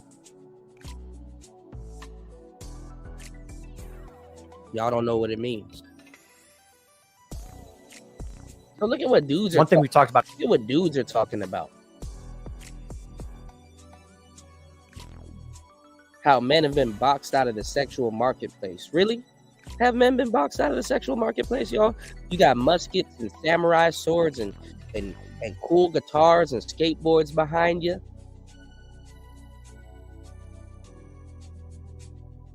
I remember this guy. You got all this cool shit, but you'll throw it away for a hoe.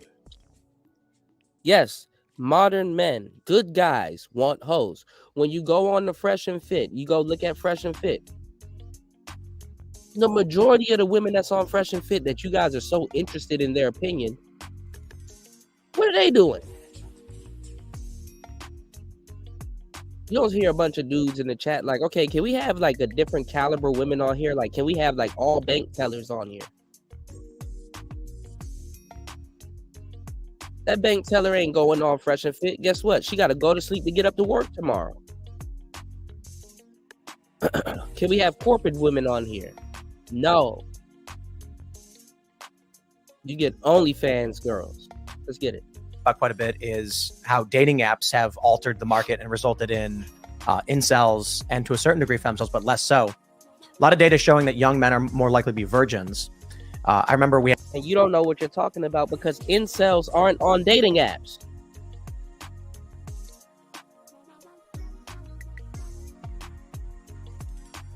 And if they are, they're not successful. Incels aren't on dating apps like that. You need to diversify your bonds, nigga. Oh, here we go. We had Seamus Coughlin on IRL, and he said, based. And I said, no. Young men should be married and having families. They shouldn't be virgins. So not based, you know, on the surface, perhaps. But here's what I see happening. And I talked about this quite a long time ago. It used to be that, at least when I was growing up, you didn't have, 18, I think we had some social media apps in MySpace or something. We didn't really use it. It wasn't, we didn't really have dating apps. OkCupid, I think, was starting to come around. But for the most part, let me find out if you've been listening to my show because I've been vehemently talking about this in detail. It's a new show, y'all. So. 18-year-old guy, you start college. Now you're in this community of, you know, a few thousand young people. and you form social circles. And so people are texting each other. If you have a cell phones, maybe some of you don't, because I think 18 was before the ubiquity of the iPhone. Some people had phones. Some people didn't have texting plans. So you're hanging out on campus. You meet a girl. You hit it off. Now you're dating. Her dating options are 18 to 22 within my college campus. And so sometimes a freshman girl's dating, you know, a sophomore, junior guy in college or something like that. But for the most part, it's constrained to the geography. Dating apps come out. And what happens? Now, this 20-year-old woman in college is hanging out, you know, in a dorm. She meets a bunch of people. The next weekend, this 20-year-old guy texts her saying, hey, you had really fun hanging out with you last weekend. We should totally go and hang out. Are you around? And she thinks, oh, this guy's kind of cute. I liked him. She says, yeah, let me see what the plans are. Then I'll be right back, y'all. She goes on Tinder and she gets a message from a guy who's 35. This guy's got a convertible. He makes $85,000 a year. He lives in a studio apartment facing the lake in Chicago. And he texts her and says, why don't you come hang out with me? We'll drive down Lakeshore Drive in my convertible, grab a bite to eat, and I'll take you to the lake. And she goes, whoa. Then she texts back the other guy, what are you up to? And he goes, we're hanging out in the dorm. And she goes, that's cool. Hey, I think I'm busy tonight. How is a 20-year-old guy going to compete with a 30-year-old, 35-year-old, or 30-year-old guy who's got all of this access he can give? And it's not, I'm not putting any shame or anything on the woman. She's being presented with two options: a young man with limited resources, choice paradox, and an older guy who can give her a wild and fun night and more resources. So what we ended up seeing in some of this data was that guys who were in their 30s were actually having more sex, and guys in their 20s were having less sex. I think that is indicative of the social media. Because you've opened it up to a global marketplace, like I was saying before. And I also want to point out that, like, a lot of people, I've fielded this question before. A lot of people will take you to task on that, saying, well, you know, not all, like, think about how many women there are in college campuses. Like, just say between the ages of 18 and, like, I don't know, 28, somewhere in there. And are they all going off to fly, getting flued out to Miami to go be on yacht parties? That's not the point. The point isn't if they're actually doing that. The point is that the perception is that they could be doing. But it's not even that. It's a pressure system. Oh yeah. If the operation of these apps increases the rate by which women are going to older men by 5%, it's skewing in that direction, creating pressure where it becomes increasingly harder. Then what happens when a 20-year-old woman who's in college posts a video? Maybe it's 1 out of 10,000. Yep. But she posts a video on Instagram where she's like, yacht party, look at it, what I got. I'm with Drake. Yeah, or there's some dude and he's wearing, like, he works out, he's fit, he's got a ton of money, and he rented a yacht. You can rent these yachts if you're doing like a 4-hour tour, a couple grand. So a guy could save up and do it one time, or he and his buddies all pool in $400, $500, and then they pitch together to get the yacht. Then they Now, here's the problem with all of this. There's multiple women on that same campus doing the same shit. There's multiple women on that campus doing the same shit. So this doesn't make the woman that he's describing,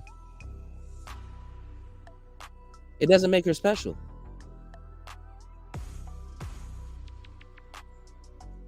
Niggas are not throwing a yacht party just to invite one broad. Now, one broad may show up.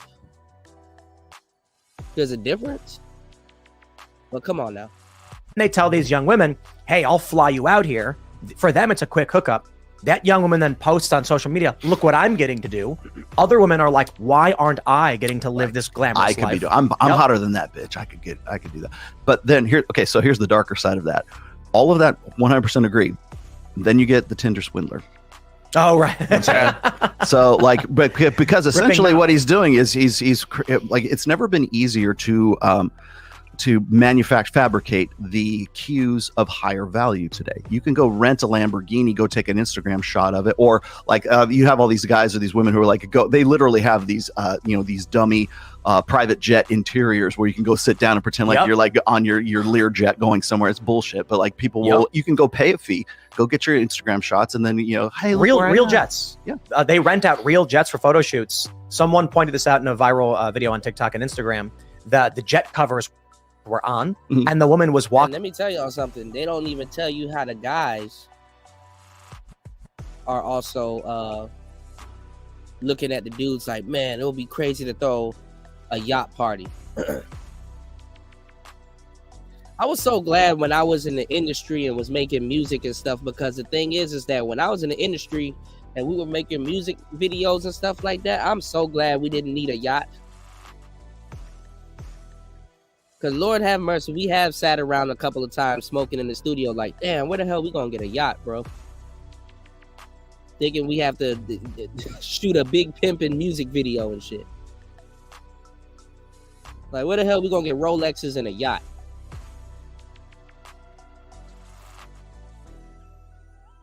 Times have changed. Shout outs to Ghostman Kang in the building. What's going on, man? Ghostman, you wanted to come up on the last show. Let me know if you still want to come up. I'll drop the link for you. But we got to get enough support so we can run this panel, man. You know what I'm saying? I'm telling y'all, I'm gonna stop doing free shows because the amount of game I be giving, it gotta make sense, y'all. You did? He said renting a yacht just to impress some ran through pussy. That's another dude that another dude got for free. That's absolutely what's going on. That's absolutely what's going on.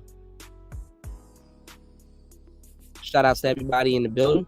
It's Friday night. It's Player Talk Radio, man. We in the building, kicking it. Y'all hit the like button on the way in. We should have 15 likes at least. I'll give y'all a chance to hit that like.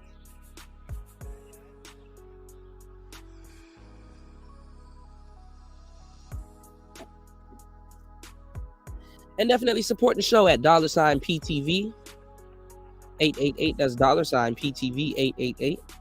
Welcome aboard. Shout outs to Mr. Foster. He said he be listening to you, Kuda. Trust me, you be sleeping on yourself. You just don't know. I appreciate that, man.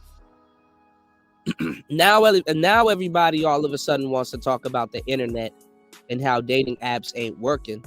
But if you were to go back a couple of months, Rolo Tomasi, this guy, and a whole bunch of other people, are in Myron and all of them, they're telling you guys to go on Tinder. They're telling you guys to go on Seeking Arrangements and all these little cracks and crevices and stuff like that. And they're telling y'all to get, they're telling y'all to go after and go get clearance rack women, you know? Now, ladies, don't be offended if you guys use Seeking Arrangements or if you guys use Tinder and stuff like that. But honestly, again, your real life is better and way more lit than social media. Social media can enhance your real life, but social media shouldn't be your real life. Social media is used to parlay litty activity for your real life that should already be lit. So you have to have this skill of how to hit certain women up, because social media, what it can do is the same thing what clubs used to do back in the day, which is put you around women that you normally wouldn't brush shoulders with. Is to put you around women that, you know what I'm saying, that you know, they may be interested in the representative that you have online, and you want to give them an opportunity to get to know you. Because a lot of guys don't know how to articulate themselves, and maybe the person that they are on social media may come off as more you know, as with, you know, whoever's type, you know, instead of in person. So to a certain degree, if that's what you're doing, if you're dating online, you know, I mean, obviously I understand, like, we chill and we do certain things, like, you know, we don't always shave our 5 o'clock shadow. We don't always, you know, have on proper attire and everything while we're on these social media apps. But if you're on here seriously trying to date, you have to know how to parlay social media into your personal life, and at least you have to be somewhat congruent with how you present yourself on social media. Dudes will get mad at you when you tell them to go take professional pictures. Dudes are lazy. And furthermore, let's get back into the topics that we're going to be covering this week. nice guys want hoes.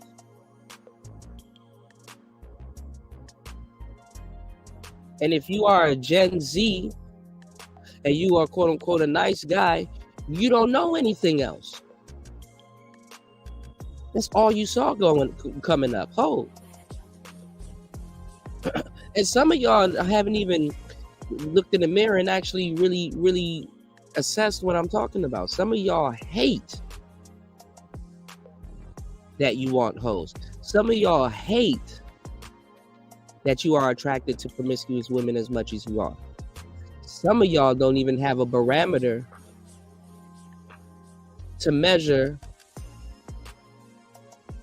your attraction and how much attracted to these promiscuous women you actually are. Huda, how can you say good men want hoes? What are y'all chasing after?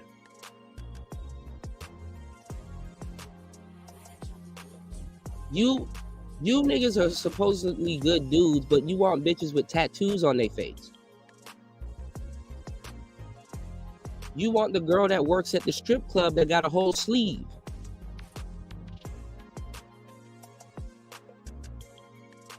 And don't get me wrong, good dudes can have tattoos, good women can have tattoos and all kinds of stuff and things like that.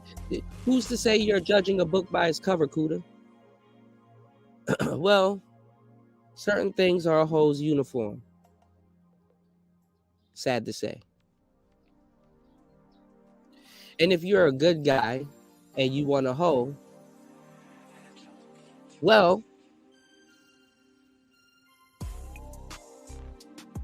I don't want to hear you complaining about the game.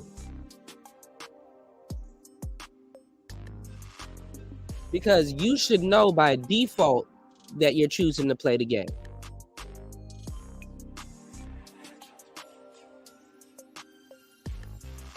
Now, all of you dudes that's quote unquote feel that you're locked out of the dating market, do you truly understand the market?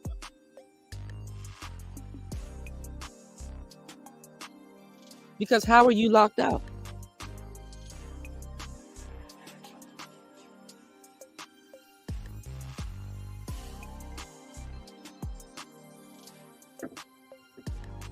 I know if I sat a good girl in front of you and I sat a bona fide hoe in front of you,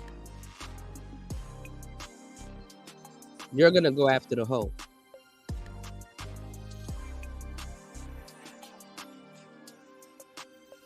Expeditiously.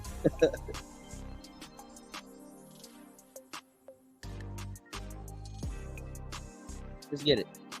Walking up and smiling as she got into the jet, and they were like, no one boards a jet with the jet cover already on. She's faking it. There's a really funny 4chan green text post where a guy he's like 5'6", manlet, overweight. I don't know if you saw this one. And he's like, decide to stop sitting around doing nothing. Hire friends to make fake music video, rent a boat and wear fake gold chains dancing on it. Start sending messages to women. He's like, buy fake followers. Send messages to women on Instagram saying that I'm a famous rapper and they should come party with me. Getting laid. Why aren't you guys fraud maxing yet? Fraud maxing. Yeah, I like that. This shit clearly, at least we're capturing the essence. Now,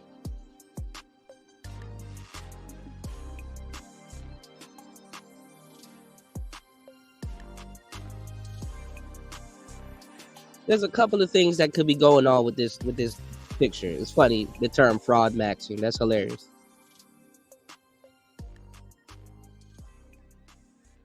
But that could be a guy that says, okay, I know how stuff works. Let me set this up. So notice what you just heard there. Even with the fraud maxing, right? You had a good guy that's faking like he's he got all of this clout and all this other stuff, right? You got a good guy that's faking like he got all this clout. They called him a manlet because I guess he's 5'6", which is dumb as hell. And you have a quote unquote good guy that that is setting a trap.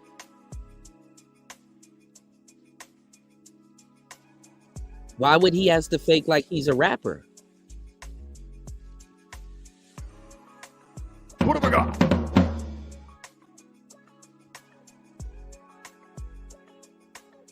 Why does he have to fake like he's a rapper? Okay. So he faked like he was a rapper to pull what type of woman?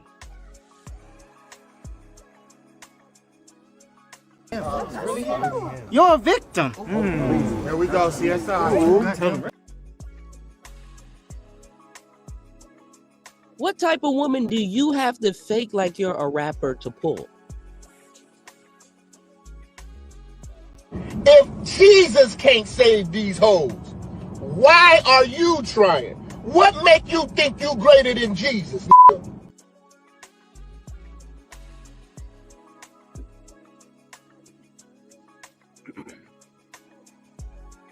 You're quote unquote a good guy that wants to get women. Why do you have to fake like you're a rapper? Because guess what?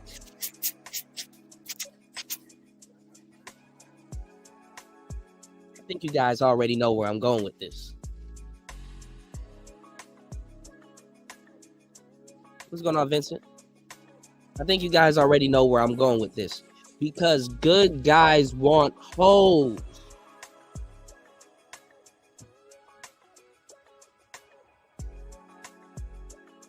Quote unquote good guys, well-to-do dudes have to pretend like they're a rapper to get a whole bunch of bitches on his boat, because guess what?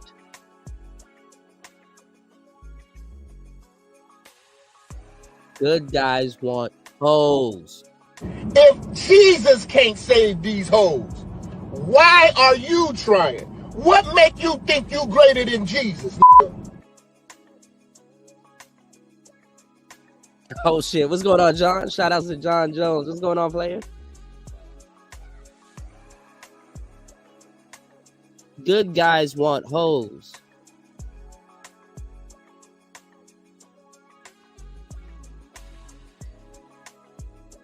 Of it.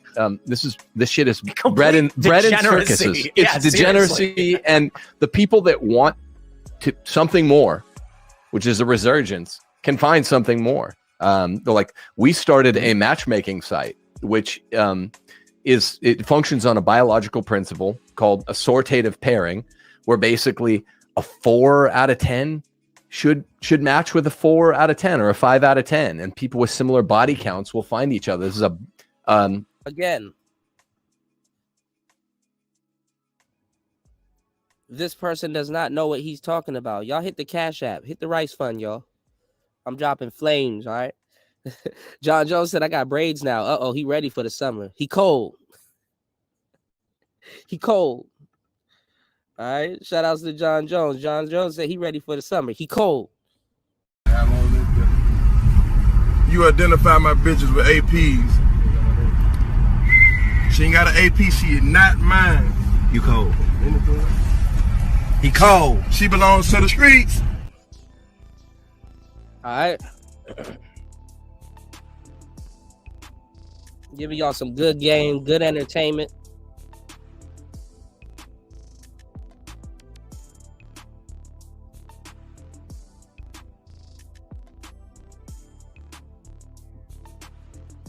Good guys want hoes, y'all. Shout outs to Chris G in the building. What's going on, player? Welcome to the show. There's some more of it. All right, good guys want hoes. They'll get on here and pretend like they don't, but that's what they want. I've been doing this for a long time. I know what I speak of.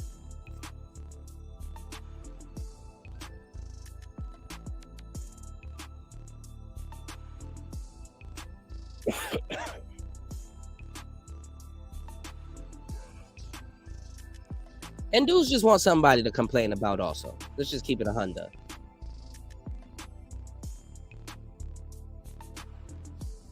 Hoes claim they want good guys, Mr. Foster.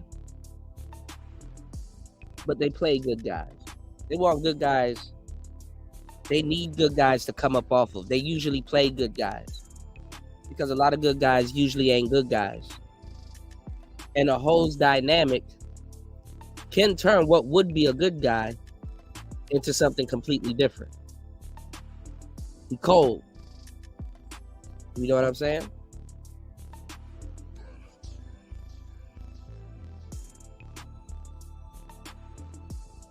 But good guys want hoes. You better believe it. And they will go through great lengths. They will go through great lengths to get hoes.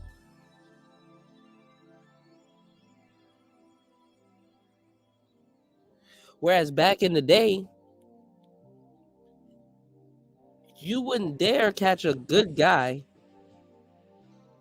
attracted to that. He would be shamed, or he would feel some type of shame. See, they keep the shame for the guys, but there's no shame for the women.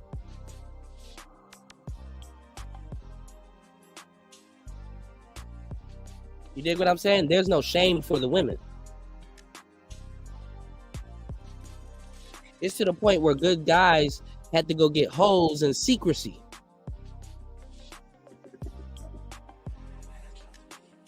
So we live in a day and age where women can say they want toxic niggas all day and nobody says nothing about it.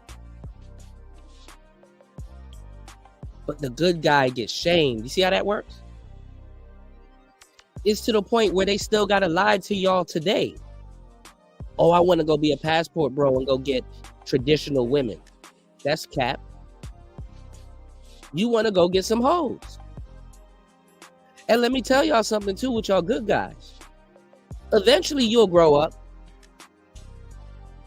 Because honestly, you really want to get these hoes out of your system. A lot of these quote unquote good guys cannot shake these hoes out of their system. Shout outs to my bro, John Jones, dropping the huge $5 on the Cash App. He cold. You identify my bitches with APs. She ain't got an AP, she is not mine. You cold. He cold. She belongs to the streets.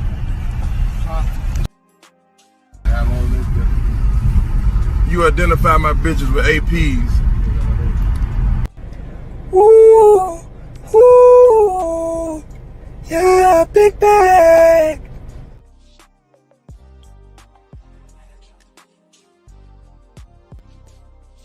All right. Shout outs to Tampa Supreme in the building. Shout outs to my bro UFO Kamikaze in the building. Put your pussy lips on live, I'll give you $1,000.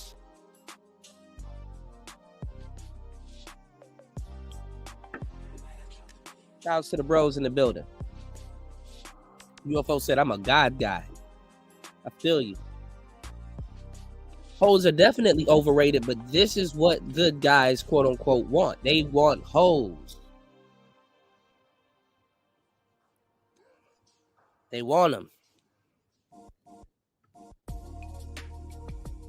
Now listen to what this guy is talking about, because he has no idea what he's talking about. And these guys, this is why the white manosphere has to bite off the black manosphere, because our shit cold. Way colder than what he's talking about. This is why I tell you guys not to use the scale of 1 to 10. Because if you're using a scale of 1 to 10, other than to describe something, or whatever you're using the scale of 1 to 10 for, there's a good chance you don't know what the hell you're talking about. Because then now you're just starting to match numbers and not be realistic. He said that 4s are supposed to talk to 4s and 5s are supposed to talk to 5s. What world do you live in, my nigga? What's going on, Brownie Ellie? She cold. What world are you living in? Listen to the common sense, y'all. Use your common sense. If you're using a scale of 1 to 10, do you think 5s talk to 5s and 4s talk to 4s? You're just matching numbers.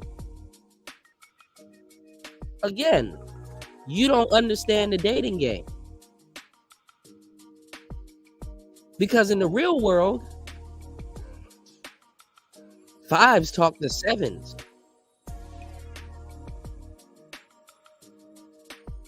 Sevens deal with 6s.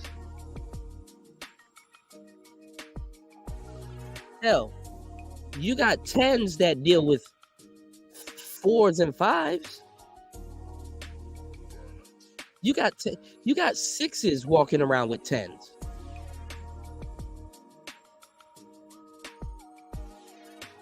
So let me find out you're using a scale of 1 to 10 and don't know what you're talking about. Get it?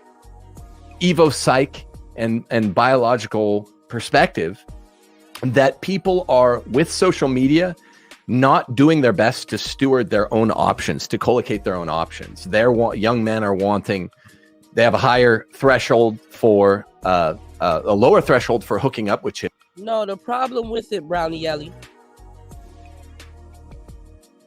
because it doesn't have nothing to do with you being incelly.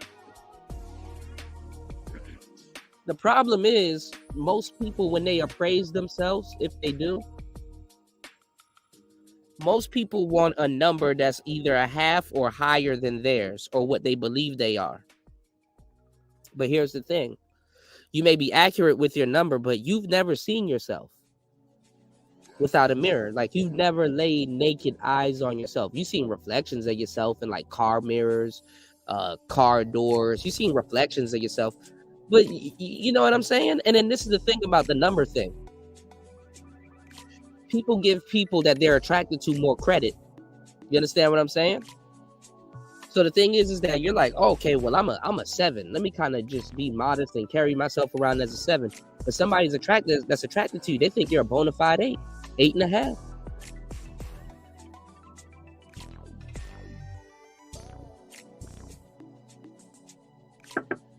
And then the messed up part about using the scale of 1 to 10 is that it stifles your game if you have any. Because now you put monetary, you put value, you put value onto someone. So if you believe that you're talking to a dime, it doesn't necessarily have to be a dime, but you're attracted to that person, so you believe that you're talking to a dime. You're gonna operate as if you're talking to somebody that's a dime. You're gonna kind of put them on a pedestal and kind of treat them better than what they should be treated. And I hate to say it like that, but if we get into the game, some of you guys will get further with attractive women by treating a dime like a 7. Because she'll be intrigued. Why are these other guys bending over backwards for me? But this one particular guy, he's just unfazed. You know what I'm saying? He's unfazed. He treats me like a normal human being. So let me go out of my way to do things to try to attract him because I might actually like him. This is how women operate, y'all. And the funny part, when it comes to logic and emotions, women actually play this little scale of 1 to 10.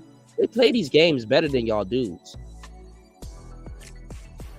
Because y'all logically work your way into emotions due to the number. Whereas women fill out the number emotionally. What do you mean by that, Kuda? Women play these games all the time. Women that are okay and decent looking, let's say you have an average chick, right? And let's say she's like a 6.5. She's like a 6.5. And when she gets dolled up, she's like a bona fide 7. Right? She will hang out with like lower tier 5s and 4s and stuff like that to boost her number. Let's say if she has a best friend that's a 5 or a big girl or noticeably different, but they're always together. When she's in a pair, now she looks like a 7. Or at least comes off as sneaky fine. You know what I'm saying? Shout outs to Rayology. We gotta get into the sneaky fine game. You know, like she's sneaky fine, like she low key fine, but she don't know it yet. And it's the same thing when they choose their men. Women choose horrible niggas to look like good women. They do this all the fucking time.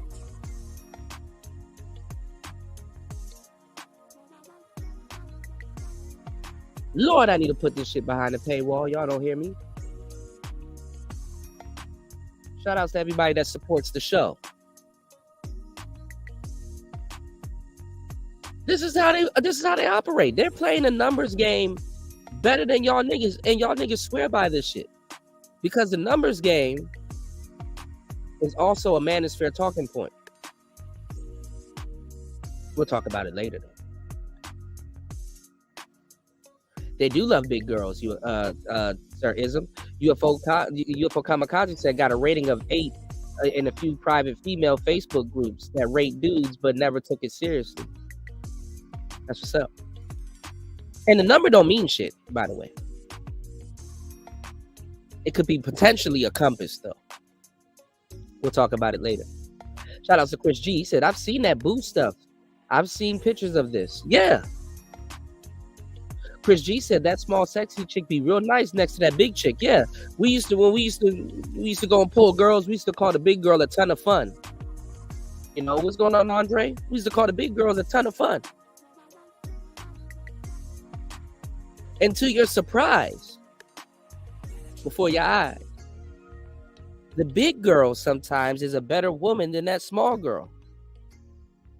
Sometimes to pull that smaller chick, you got to pull a big friend, because back in the day, you know what I'm saying? Back in the day, dimes never used to be alone. See, let me tell you why now is the best time to actually really go get yourself a dime, because y'all niggas be fighting bitches' brothers and shit like that. Y'all niggas gotta fight to fuck fat bitches now. Y'all have to.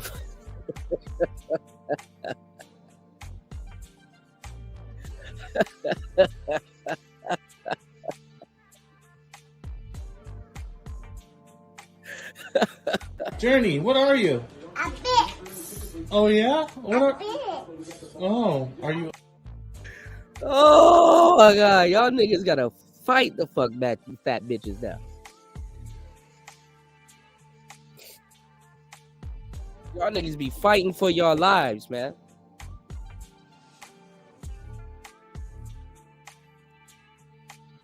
I'm telling y'all, man, y'all wouldn't last a day back in the day, man.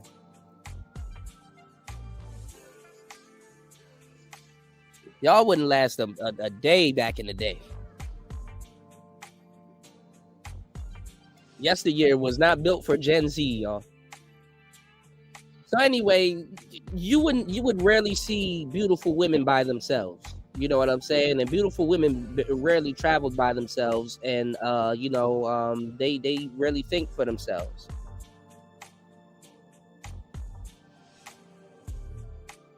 So, you know what I'm saying? They're a little bit harder to attain. God bless. They're a little bit harder to attain. You know, your tactic had to be a little bit different. She had to, you know, you damn near got to get the big girls' approval. You got to, you know what I'm saying? But the big girls, the reason why they had more dudes than a lot of the dimes that they hang out with, because she would get the residual dudes. And sometimes those big girls in the dime relationships didn't last that long, because the dime will end up fucking the big girl's man anyway. Or, to y'all's surprise, vice versa. There's been plenty of times I rock, paper, scissored with a wingman, and I ended up having to talk to the big girl. And initially I was mad, because I had to play goalie and shit. And low key, the women knew what was going on. A lot of them. But the big girl ended up being cooler than the other girl. I'm seeing my friend having a hard time talking to the other chick. She giving him hell. I'm looking at the mistakes that he's making. Like, bro, you kind of handled that situation a little bit bad. You kind of shouldn't have complimented her right there. Or here was an opportunity where you could have flipped the conversation, but she kind of, you know what I'm saying? I'm noticing that too. You got to choose scissor all the time. I ain't gonna lie, I be killing niggas with the rock though. You know, rock, paper, scissors, shoot. Shout outs to Andre in the building. He said nice guys are definitely wrong. Nice guys are definitely. You said they're wrong for liking hoes. I'd like to get your opinion on that. That should be interesting. He said, yes, he is right, bro. I thought I was the only one. Then the 10 nigga, to her, she want to be your sneaky link. Yeah, like a lot of things changed right now with the internet. You know, you can't dime shame nobody nowadays. That's why they just call them baddies now.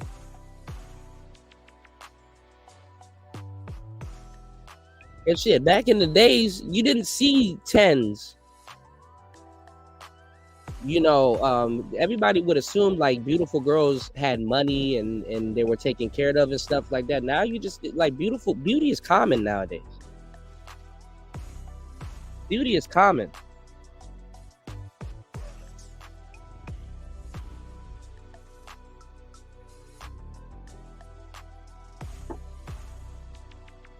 But now is the best time to go get you a dime.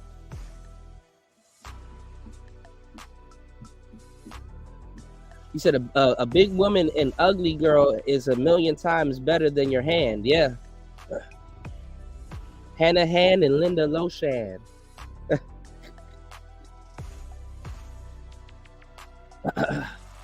He said my biggest obstacle is, to getting a woman has always been dirty macking from other dudes. Yeah, that happens. You know, never really been much of an obstacle though. Yeah, I mean, let me tell y'all how y'all can combat dirty macking. Because there's only two ways you can combat it. You can also talk to the woman that's being you know what I'm saying, you know, you can also talk to the women that you're with, you know what I'm saying, to combat some of that dirty macking. You know what I'm saying? Like, what you think about such and such, you know? Kind of cross reference and stuff like that. It's like, yeah. They're like, yeah, he cool and shit like that, but you just like be like just saying whatever. He be kind of trying to throw salt in the game and stuff like that. But you know what I'm saying? Heads up with that nigga. Watch out for him. And if she chooses not to listen and stuff like that, well, then you got your answer. Because a nigga can dirty mac as much as he wants. He can dirty mac to his heart's desire. But if your girl out of pocket and she reciprocating, then you already know what you're dealing with. Pop goes the weasel. You know? And it could be a relief too, because I've been with girls, and like as soon as I got with certain women that were quote unquote prestigious for whatever reason to a social circle or group of dudes that I've been around,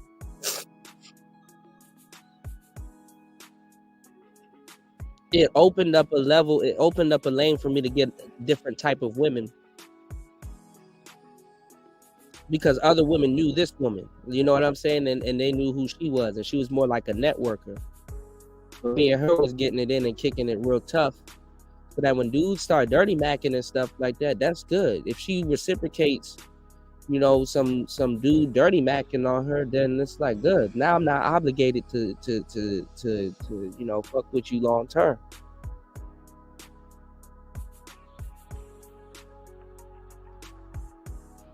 Cause women be dirty macking. Oh, I saw you with such and such. And oh, for real? Yeah, where was we at? Where you saw us? Oh, I saw you up at you know what I'm saying, down Adams Morgan. Or I saw you here and stuff like that. Y'all really, you know what I'm saying? Bitches be dirty macking like women be dirty macking. And that should be subtle. Toya, where you at? Subtle or sub? God damn it, subtle, subtly, or however you pronounce it. So, you know.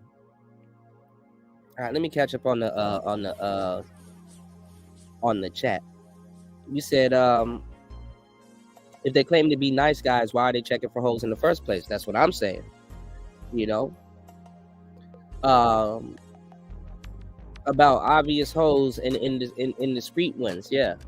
But see, what they're doing is they're lying to y'all and saying that they want traditional women when that's not the case. You always find them with hoes. And it ain't a case where it's like, you know, it ain't no how you keep them hoes off you, man. They killing me. Nah, it ain't one of those. It's like they pursue the hoes. They're pursuing the hoes. They have a mouth also. They could tell a promiscuous woman no. Okay. But hoes need good guys because they're tender.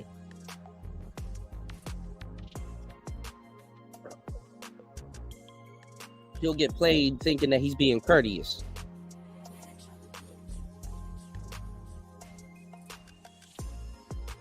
He said, Kuda, why do you always think dudes just don't love big women? Nah, I said they love big women.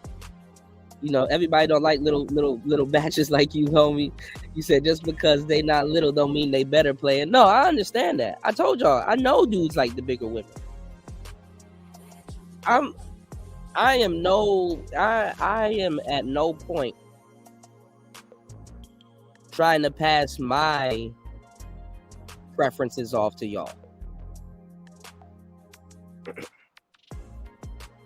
Most of the dudes couldn't even handle my preference anyway. You know what I'm saying? I be having a hard time sometimes with my preference. You know what I'm saying?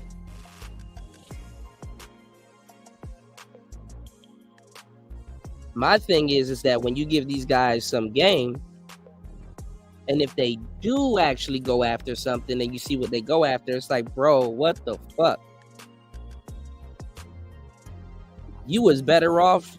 Shout outs to my real players. You know, you was better off showing me what you going after first. Then I could have got your mind right.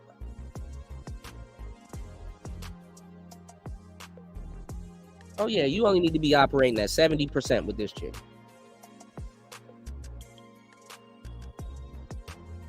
But when you see what they go after hoes. Like, first of all, I'm not gonna lie. Like, come on now. I don't give a damn what your preference is. If you have to fight a broad's brother and be beefing all summer and risk getting shot and shit like this, and this bitch is as big as a house, giving you all of these problems.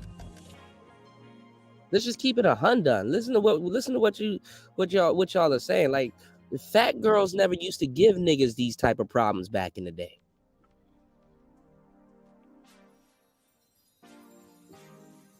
That bitch would fight her brothers before. The brother, man, fat girls back in the day, brothers don't even believe. Brothers are like, look, take her. Come on.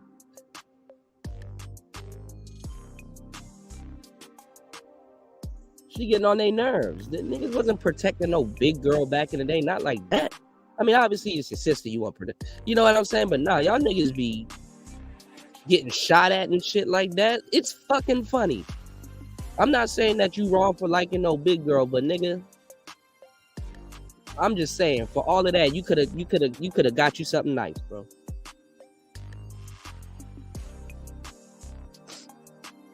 Getting into a gang war over a 1992 Honda is crazy. Well, you can get you a nice 2024 or a 2023.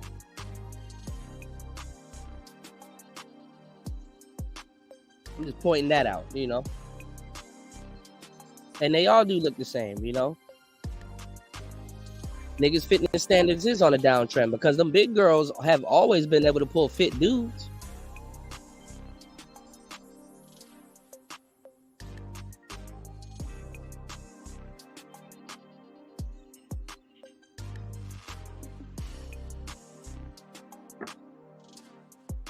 He said, if a nigga can dirty Mac a chick into not fucking with me, she wasn't the one anyway. That's what I'm saying.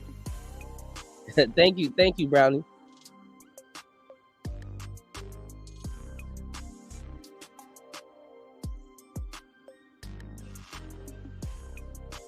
Yeah, I get that, Ism. I feel you. You said it's bad when it's your own friend that's dirty macking. Oh, I've been there. And let me tell y'all where you're gonna run into your own friend dirty macking when you start talking to women in your social circle. Depending on the woman in your social circle, if y'all start talking to certain women in your social circle, look out for some of your friends, even if it's your right-hand man to dirty mac. Don't take them little comments lightly.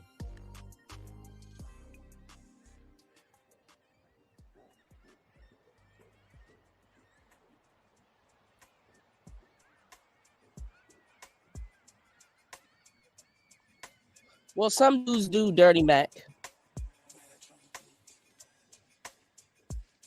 Some dudes do dirty mac.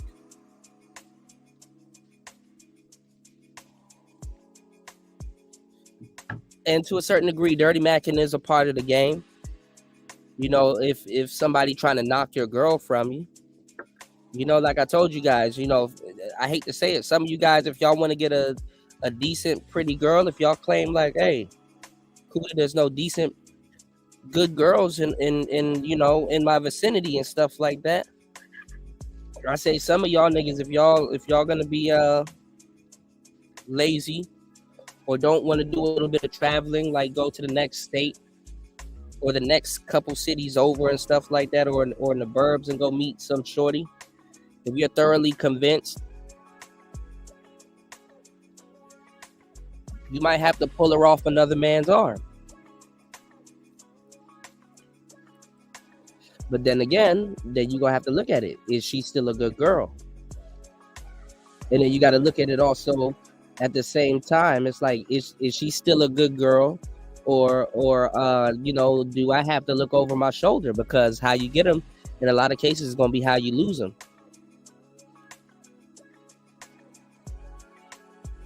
Maybe you know what to say to her. You know, maybe her eye has been wandering for a certain amount of time now.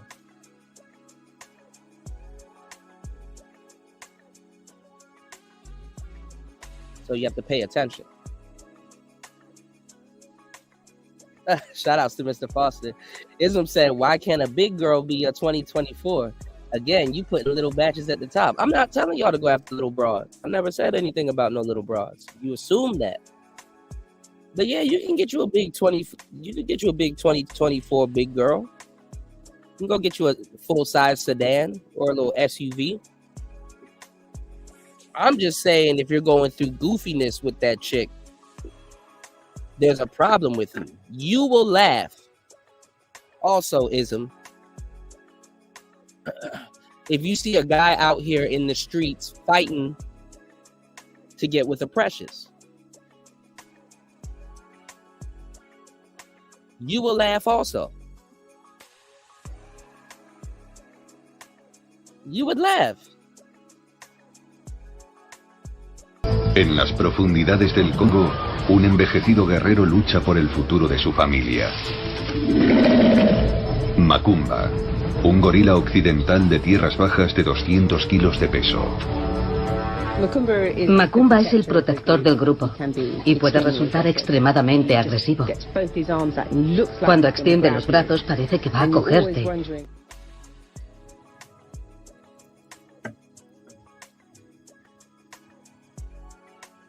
Y'all would laugh. Even the big girl gonna look at you like, damn, you know, he kind of did, you know. He kind of did fade a couple of niggas for me. I could act right. They don't make the big girls like they used to make them.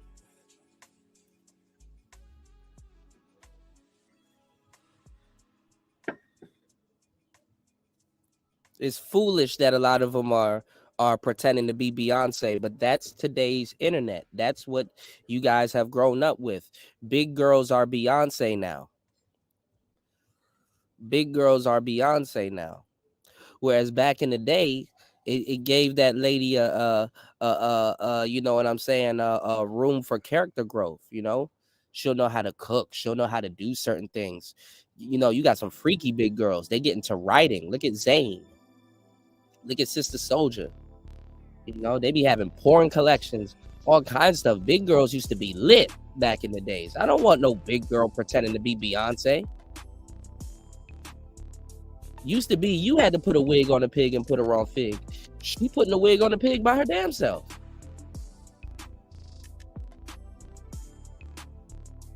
And there's nothing wrong with that if that's what you like. I'm just saying, in today's day and age, if you grew up in yesteryear, you look crazy going to war over Macumba. En las profundidades del Congo, un envejecido guerrero lucha por el futuro de su familia. Macumba, un gorila occidental de tierras bajas de 200 kilos de peso. Macumba es el protector del grupo y puede resultar extremadamente agresivo. Cuando extiende los brazos parece que va a cogerte. And furthermore, go listen to some of these podcasts. These big girls got no remorse. They'll cheat on you.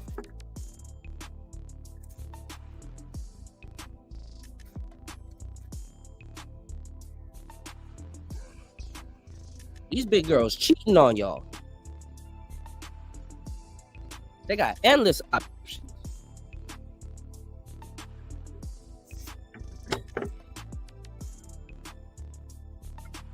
You got to have a certain mindset dealing with them because that keeps them also in check.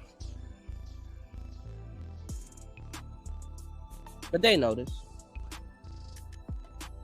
All right, let's get into it. Chicks and women have a lower threshold for getting married, and this is making people miss. Well, if we go back to matchmaking, we've already had 2 engagements on this site we opened less than a year ago. Folks that are serious about finding marriage, that are serious about being inspired, young, probably apostatized Christian white dudes, mostly, but Christian American dudes, they realize the recreationalization of sex that you're describing here is it's the gay cruiser lifestyle for straights. Like premarital sex is contraception is fucking what they want. If they want a pretty, thin, fit, lovely, wifely young wife, can still be gotten. You got to look in the right place. And you know what that right place is? Church. Inward.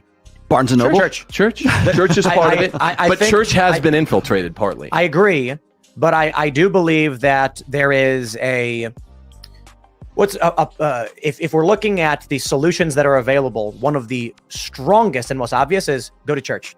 I'm not Christian, believe in God, definitely not an atheist, but I think it's plainly obvious that people of strong moral structures, so I'm not saying that churches are guarantee you find a good person. Certainly there are bad churches. But I'm saying the likelihood that if you want to have a marriage and a family, going to church is 100 times you are. All right, let me tell y'all where to go find good women. Not like y'all gonna do this anyway because y'all too lazy.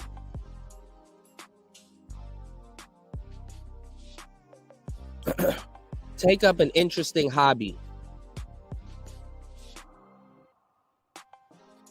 Take up an interesting hobby. Y'all get y'all notes in y'all paper.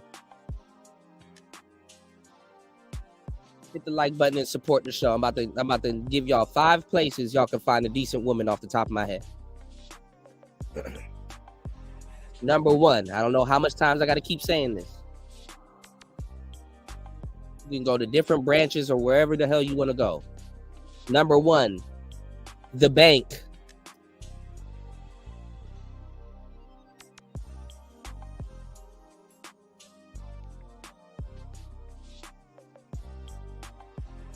The bank.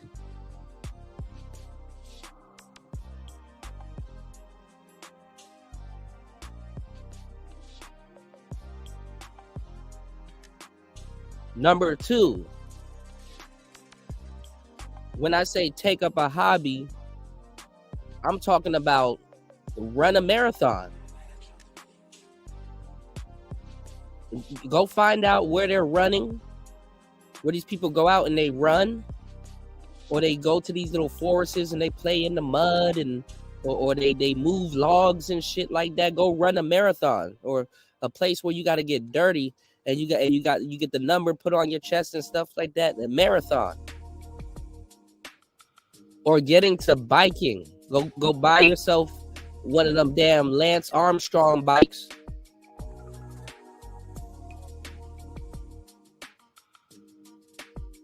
What's going on, Art New Style? Go get one of them goddamn Lance Armstrong bikes. Go get into biking, get into cycling, get into like, you know, get into like a different type of hobby and go deal with a woman that does that particular hobby. Like she goes biking. She does something different, you know, get into Zumba classes or hip hop dancing or something like that. There's plenty of places you can find uncanny good women. Shout outs to War Master, skydiving. Hey, you're not off with that one. You can find a good woman going skydiving. You know?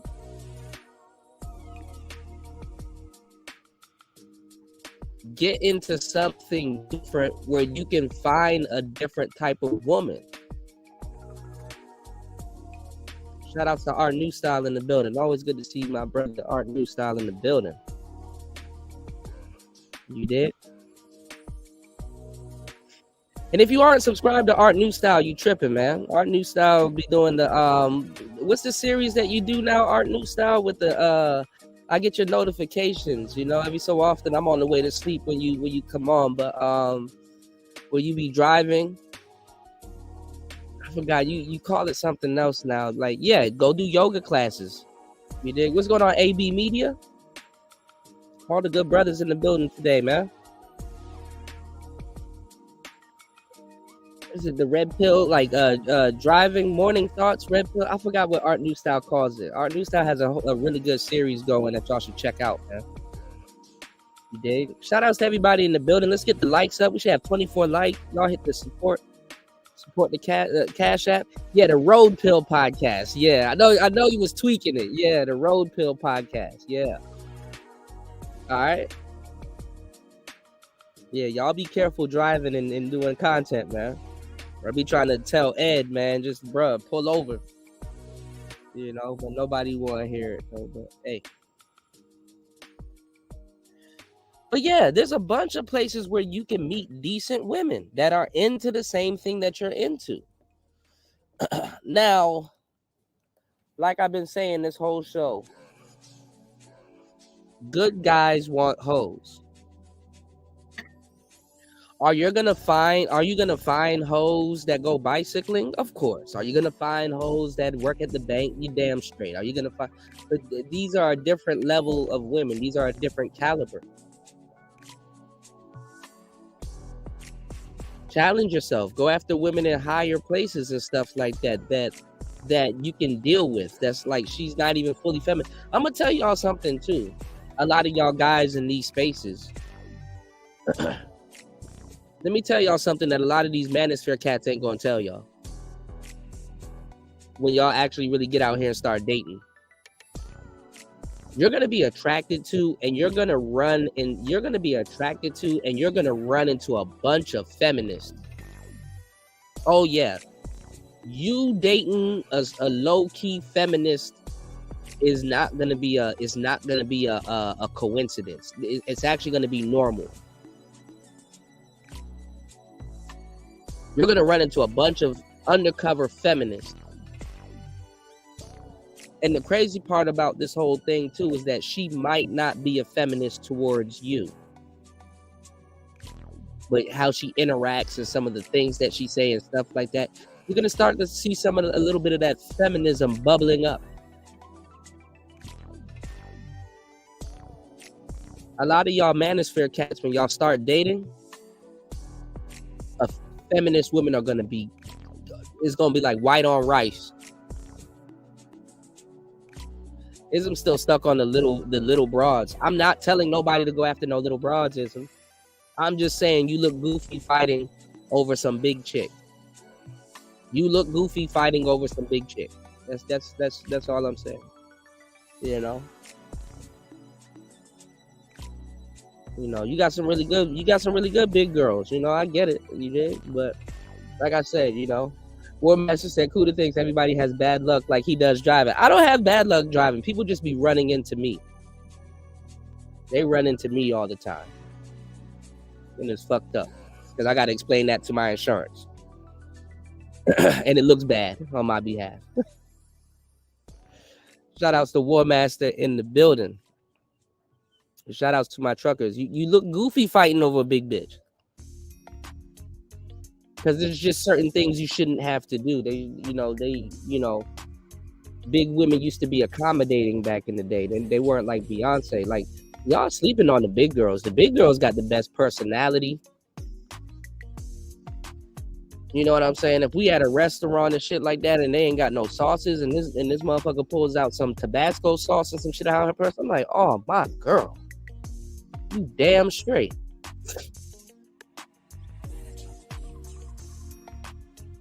Y'all need you a good big girl though. Go get you a good big girl. You can't just be sleeping with any just random big girl and shit like that. That's the problem with niggas. Y'all just like to sleep with any big broad and shit.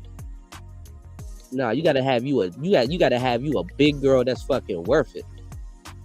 If she on the bigger side, she gotta have personality. You gotta like the things she say. She gotta be cool. She gotta make you laugh. Hell yeah. What's wrong with that? If you tolerate her and she cool and you don't mind her and shit like that, I'm gonna tell you some real shit. Don't let you be one of these weed smoking niggas. Don't let you be one of these weed smoking niggas that be going on food binges and shit when you have the munchies and shit. Like, oh, you need you a big girl. Y'all niggas are fucking up though, because they don't make big girls today like they used to. Big girls aren't coming off the factory, the production line like they were back in the day. Big girls back in the day, they knew their music. They'll put you onto some music. Them bitches will put you onto some good corn. They'll put you onto some all kinds of shit, man. Y'all, they don't make them big girls the way they use. Big girls nowadays, for the most part, the majority of them are trash.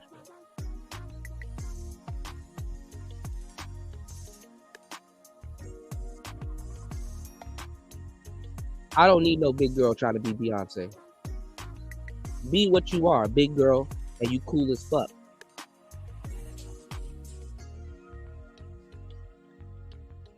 Y'all niggas be tripping nowadays over these big bitches. They don't even know how to cook. I mean, that's probably why they big, but they don't even know how to cook and shit. How you a big girl, you don't know how to cook? At least a big girl back in the day, you like, God damn, you know what? I'm gonna have to sit down with Shorty for a little bit this winter. Shorty be cooking meals and shit. They don't make big girls like they used to.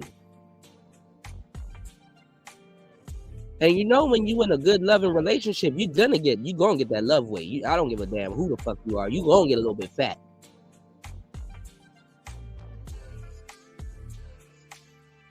So they can fool you with today's big girls, but the big girls on the assembly line today, they're not the same way, bro. Y'all niggas be buying electric cars and shit like that with one big ass tablet. Your electric car start having electric problems and you can't even electric slide your ass down the street. Because your tablet, that big ass tablet in the car, you got left in the sun and it's not working no more. They don't make big girls like they used to. I'll take the Buick Park app. I don't need all these drive modes, just forward and back and maybe overdrive, and that's it. Y'all be doing too much. All these sensors and bullshit going out on y'all. They don't make the big girls like they used to. Want no big girl acting like Beyonce? Who wants that? Bitch, them ain't your lines. Them her lines. Those ain't your lines. Oh yeah, and they expect y'all to treat them like Beyonce also.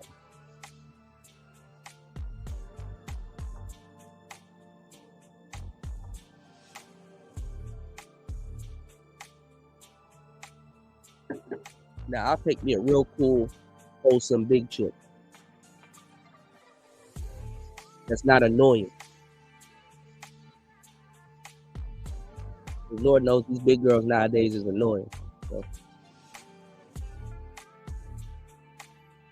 But anyway, I'm not here to slander no big girls. Shout out to my big girls though.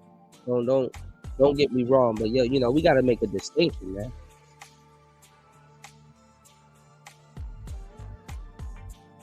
We got to make a distinction when we talking about big bitches. Cause y'all niggas be lumping them in the crowd and shit like that.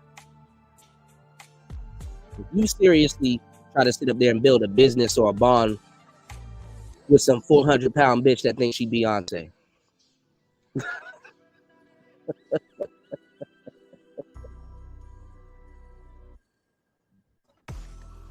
Cocaine is a hell of a drug.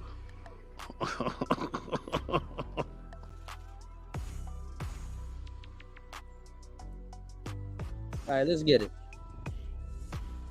Are more likely to find a life partner, male or female, who is going to have similar values, agree. We don't get divorced. That is amoral. That is evil. That is wrong. We are in this together through better or for worse, till death do us part. You go to a bar and meet a woman. Oh, my bad. Y'all hit the like button and support the show. I told y'all I was going to give y'all 5 places y'all can get you a baddie or a good girl. The bank, those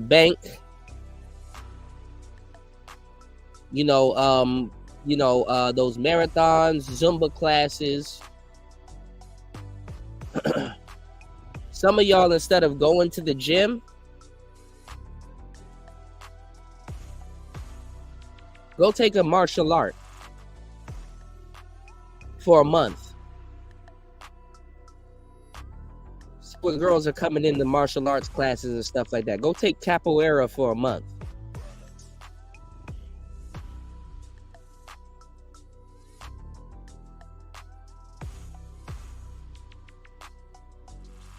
Go take Muay Thai for like 2 months. See what girls are in and out.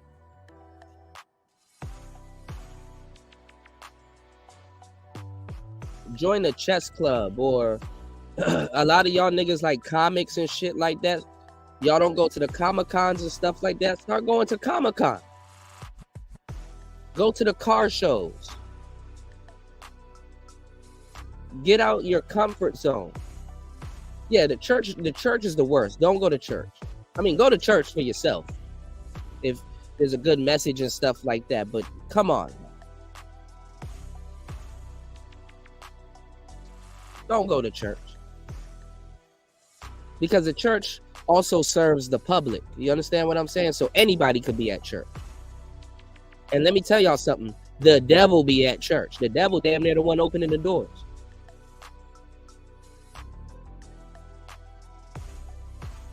All right, let's get into it. Yeah, you're going to get divorced.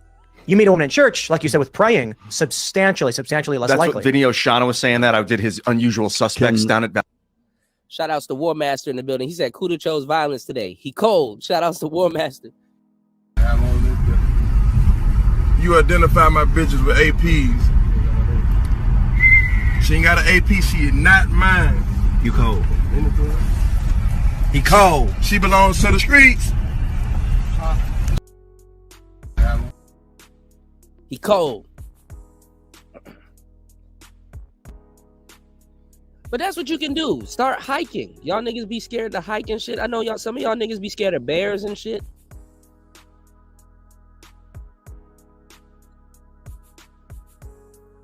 But you can get you a nice little baddie and be like, I ain't gonna lie, shorty.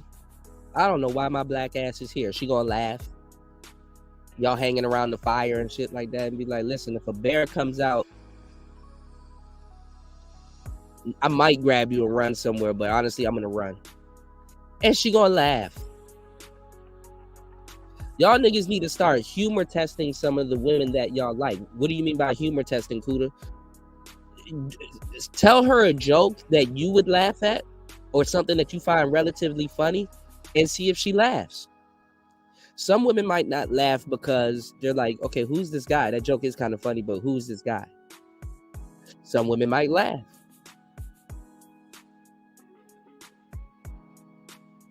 When y'all going on a hike, be like, okay, you look cool. You want to be my partner? Yeah, come on, man. We walking up this mountain and shit. My legs hurt. Now you got an excuse to. Oh, it gets better when you get older and shit. Because you know when you get older and shit start getting swollen, legs be hurting and shit. Now you got an excuse to massage her or get a massage.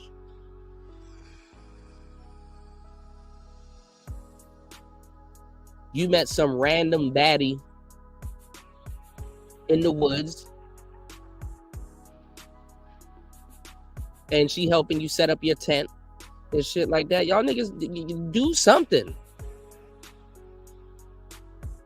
Cool, I don't know how to do that. Go on Facebook. Go find a Facebook group and get out there with them. Niggas are lazy, bro.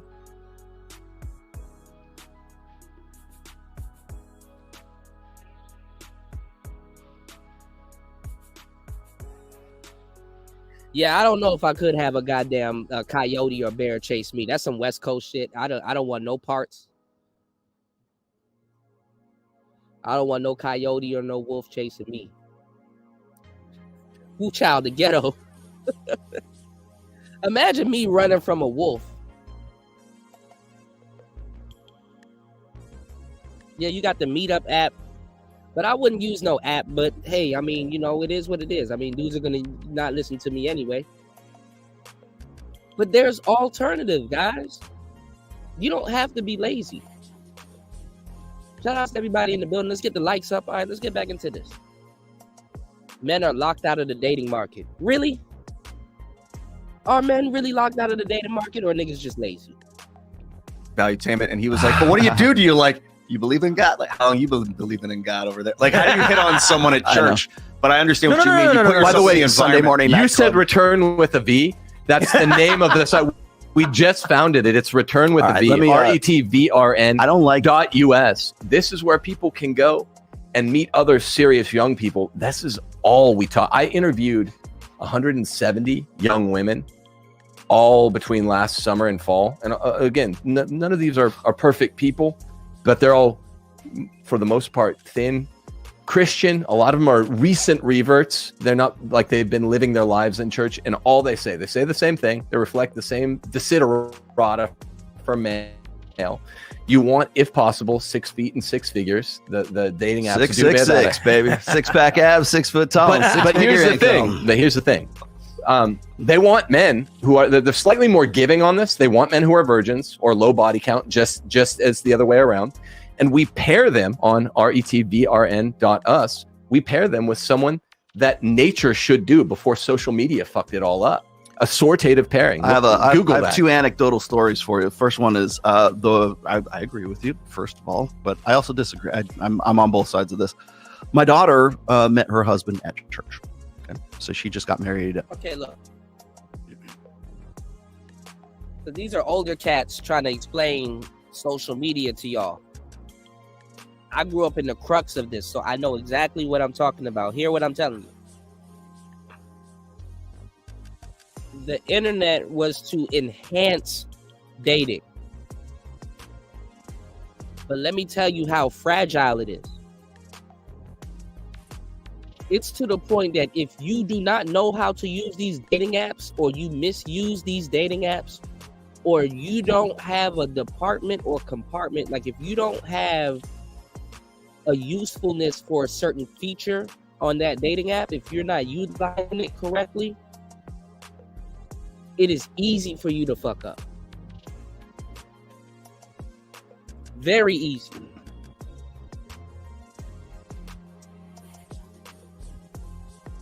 It's very easy for you to fuck up.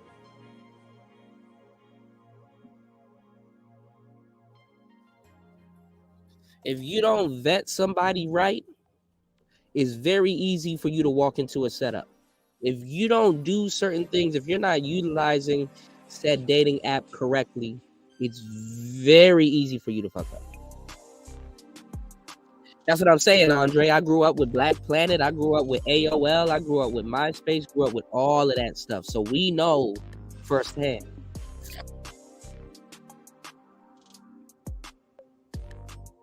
UFO Kamikaze said clowns act like chicks don't know when they dirty macking on another dude. That shit is like telling a chick you're intimidated by another man who isn't even thinking about you. Tragic. Well, the thing is, I be very wary when chicks are dirty macking. Me, I'm paranoid. So initially, when a woman is dirty macking, and I'm with her friend, there's certain precautions I got to take to make sure that she's genuinely dirty macking and I'm not being set up. Because initially, I think the friend sent the girl to set me up. I'm thinking I'm getting a shit test by proxy.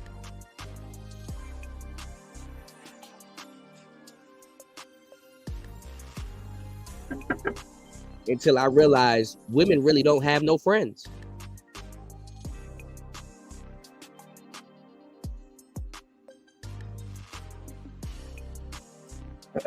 Why would a woman dirty mac on another guy that her friend is talking to? Well, a couple of things, y'all.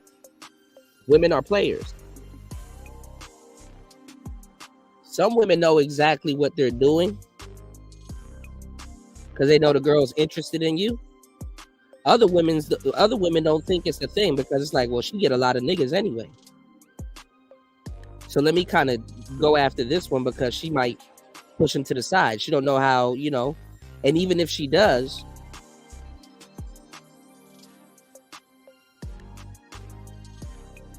you're pre-selected. Another woman did all the work, the footwork. You're right for the picking. Y'all tend to forget that women are lazy also.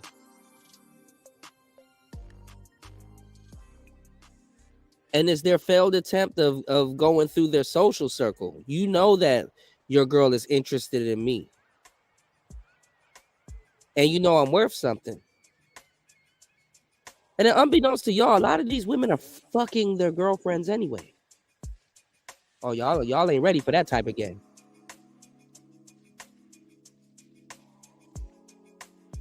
Oh, y'all ain't ready for that type of game.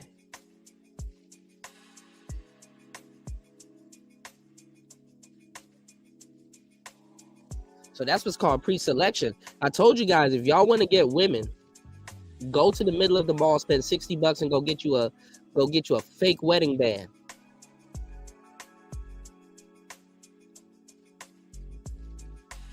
Oh yeah, you having problems with getting women? Go to the middle of the mall and go get you a fake wedding band and go wear that shit on your ring finger.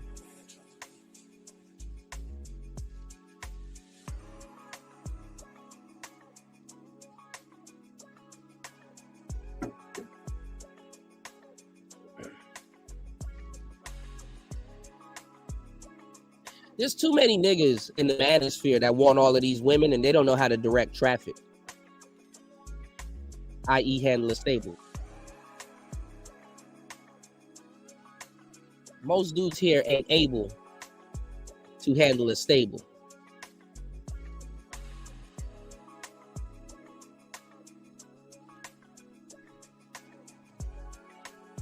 Yeah, they're not ready, Mr. Foster.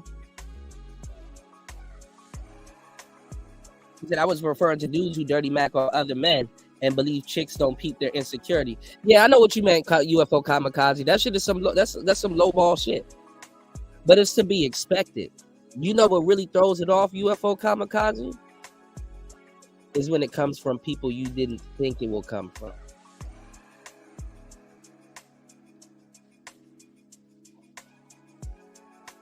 Not too many times in your life as a man, you can have the excuse to look at a friend and say, damn, dog, I didn't know that's how you really felt, that you would go to those levels. Because a lot of them, they lie and pretend like they don't feel that type of way about shorty. But in reality, dirty macking to a certain degree is a knee-jerk reaction.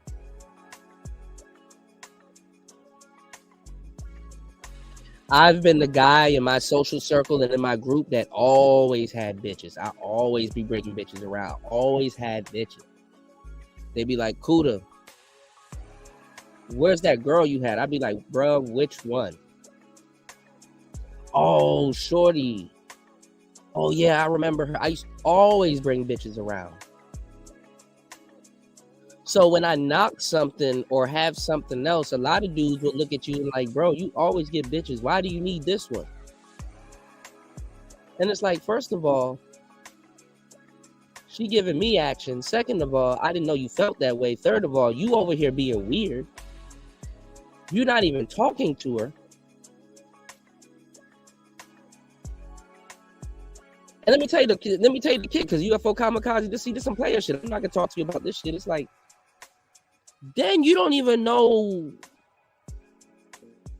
half the comes with this bitch. Like, I would have to coach you to deal with her the way I'm dealing with her. She would step all over you.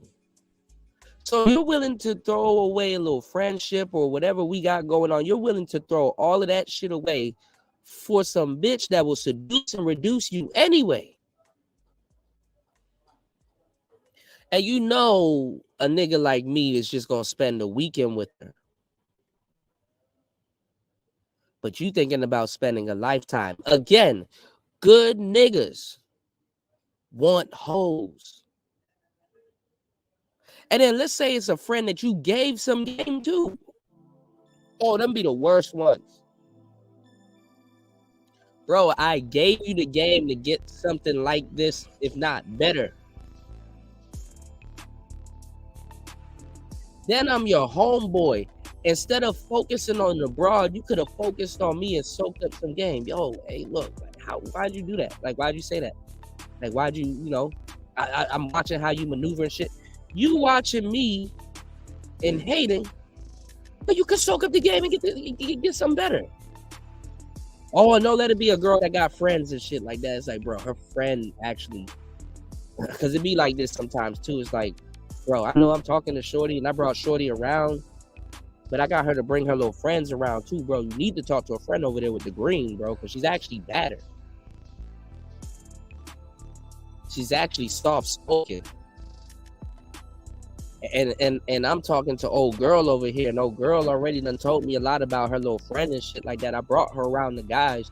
Bro, her friend, she got a lot of shit going on. She into art. She can sing.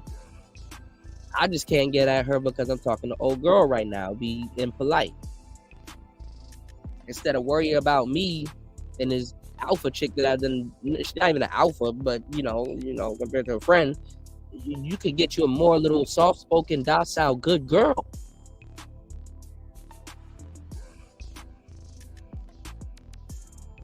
And it's like the friend is better. It's like, damn, dog, for real. I know you ain't on no player shit, so we ain't gonna swap. Because you can always set up a swap out. But you ain't on no player shit. You're not ready for that yet, because you up here worried about me and this broad. That's how clowns get y'all. Y'all focus more on the trick than what the clown's actually doing. This is how clowns can use sleight of hand and shit.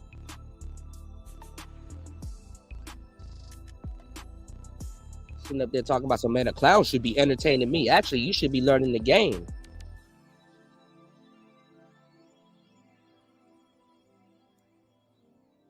Yeah, all chicks got friends. Yeah. Good, bad, right or wrong, man. He said, I almost had a foursome, but got ruined doing to some thinking I was dirty macking.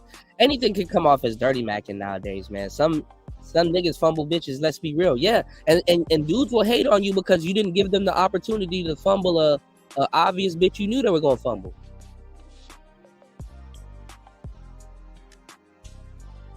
And that's another thing. There's nothing wrong with good guys liking hoes. But let's just use a different metric to soak up what Kuda is talking about. Let's just use a different metric to soak it up. As a good guy, if you like hoes, are you dating your speed? Are you dating your speed?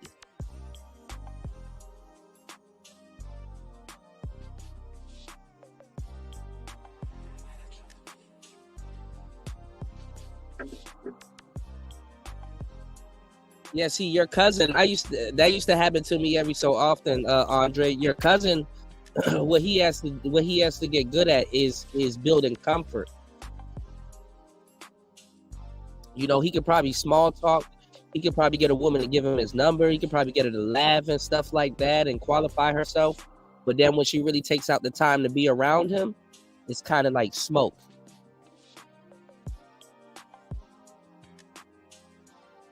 You know what I'm saying? Because if a broad smells smoke and shit like that, and then she on your line, and then she gonna go look for the damn fire, and then she come fuck with you, and there ain't no goddamn fire there, she up out of there.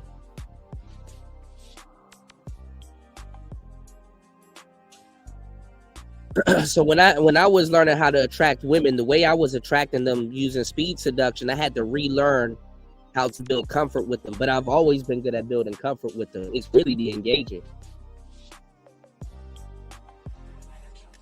It's really about getting someone to open up to you initially, because once they open up to you initially, man, that shit a wrap.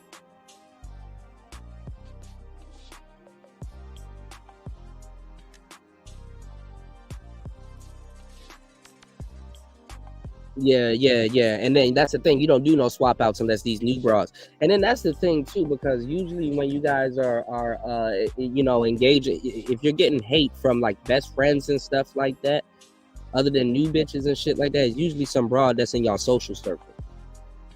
So we haven't even gotten to that game yet. You said, Kuda, I should have met you like 10, 15 years ago. I would have been solid with the game by now. You're solid with it right now. It's just that you just got to go back to the drawing board. That's all, Chris G. But as men, that's what we're good at, bro. You know, I have faith in you. You go back to the drawing board, make a couple of little corrections and stuff like that, because it gets better with us when we get older, bro. So don't think that you're out of the game. It gets better, bro. Especially when you get a little bit of gray hair. Now, if I get some gray hair, I'm gonna freak the fuck out. So I'm gonna need y'all to help me out if I get some gray hair. I don't know what the hell I'm gonna have. I don't know. I'm gonna need one of y'all to talk me off a ledge. He said, I've had chicks come back and tell me some foul shit dudes made up about. Oh yeah, I've had that too. Women that wasn't even worth it and shit like that. I ain't gonna lie. If you really want to know who your friends are, start getting with like 6s and 7s around them and shit like that. It's really average women that are getting the most traffic. I'm telling you, bro.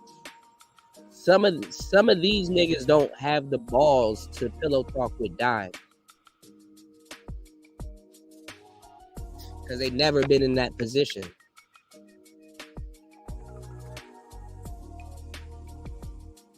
All right, we're going to have to cancel War Master. He said, I'm going to say... She's 25, and she just got married in August. And exactly the way that you guys are describing, great. I met my wife at a gig that I was playing. It was at a bar, and it was the place that you're not supposed to meet high quality women, and you're not supposed to, you're gonna get divorced. Well, here I am 27 and a half years later. My daughter is now married, and looks like we're doing pretty well for ourselves. So again, it's possible. I'm not saying it helps that my wife and I are on the same wavelength, spiritually and life wise and everything else. So, I mean, can it happen? Yes, I'm sure it has happened. Will it happen again for other people? I don't know going forward, but I do know this is that. Well, see, this is the thing, Andre. This is the thing. Let's say you don't have much success with the in-person game. If you're good at, you know what I'm saying, pulling women off the internet because you're not good at approaching and using icebreakers, you use that to your advantage. There's nothing wrong with using the internet as an icebreaker to your advantage, but as long as you can get her on the phone, get an in-person meetup, and then start building, and then talk to her on the phone and start building comfort from there, then you're Gucci.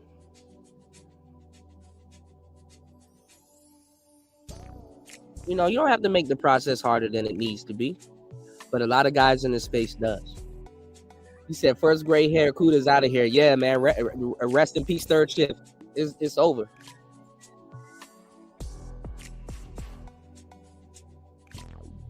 Somebody gonna have to convince me it's a birthmark. Shout out to everybody in the building. Y'all hit the like button, support the show. It's Player Talk Radio. Let's get it. Let's go. It can happen in both situations. A lot of Christianity has been infiltrated by feminism, particularly the Roman Catholic Church, which is ironic because we have no divorce. And a lot of these Christians don't pray the 7 minutes together per day. Tell them to do so if you want to guarantee with 11:51, 11:50 Now, if you're in America, I'm going to tell you the truth. Christianity in the West is the most fakest religion ever.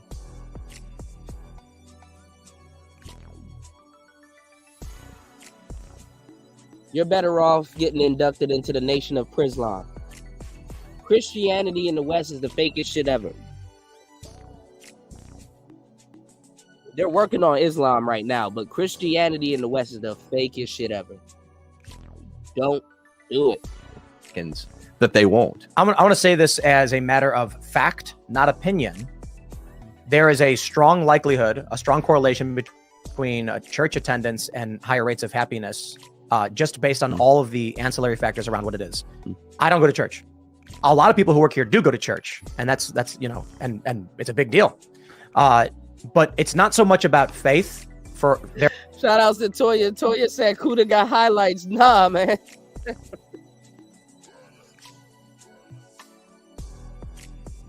This ain't no hot topic. This ain't Avril Lavigne. No highlights for me.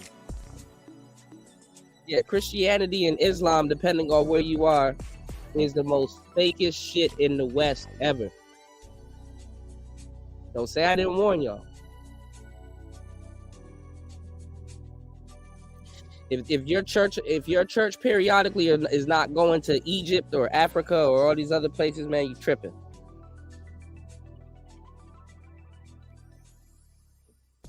I got some game to get into, y'all. Y'all hit the like button, support the show. I got some other stuff I want to run by y'all. We about to have some fun. Give me a second. It's player talk.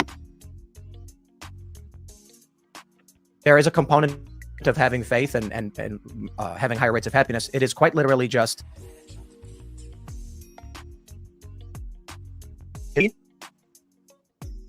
praying. When you're around people who can help you with moving, you're happier. When you have right, you meet like-minded people. As it's a traditional thing in this country that people used to do and we lost. It could literally be anything where people come together on a regular basis to share ideas and be together and have community. Then when someone's like, so if you're really sad, if you're depressed, maybe you lost your job, maybe you lost a family member, but you have something you consistently do, like going to church, and you show up, people are like, Ian's looking pretty sad. Ian, are you all right? And you'd be like, my cousin, man. And you're gonna have people around you. They're gonna hug you. They're gonna take care of you. That is increasing your rate of support and happiness. We right now don't have it because people just lock themselves in their houses. It's also the prayer. There's something about like really focusing on a similar concept together that is very bonding. And I think you said you met your wife at a bar playing music. That's a kind of prayer I find. Playing music is damn right. That vibration. Like it is certainly like an electromagnetic resonance in your brain that probably stimulates something similar to thinking. And so that's the problem. You're not gonna find wifey on the dance floor like this. Like, who's the nigga from Dirty Dancing? What are you, David Hasselhoff? Who's the nigga? Hold on, let me go look this shit up. Who's the nigga from Dirty Dancing? Some of y'all ain't old enough to remember that movie. Y'all remember the movie Dirty Dancing? I ain't gonna lie, I'm getting old now. I need to start watching all these movies again. Who was the dude from Dirty Dancing?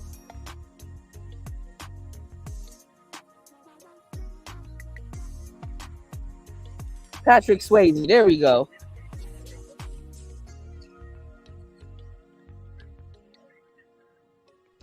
Shut up.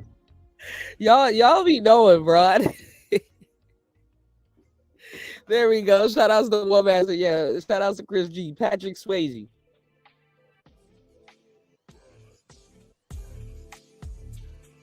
Because they lie. They tell y'all, oh, I'm looking for wifey, but they're in the club. Half these dudes got to get up out the club. Good guys be in the club too.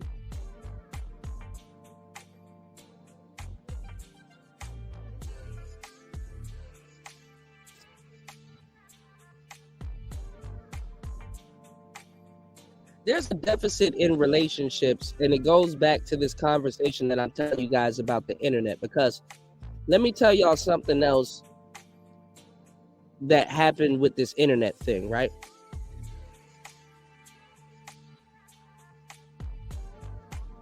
Let me tell y'all something else that happened with this whole internet.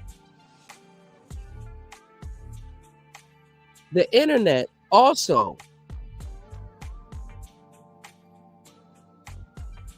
whether you're having dating problems or not, the internet made a lot of you guys believe that women are replaceable. Now, let me give y'all a caveat. Let me give y'all a disclaimer, actually.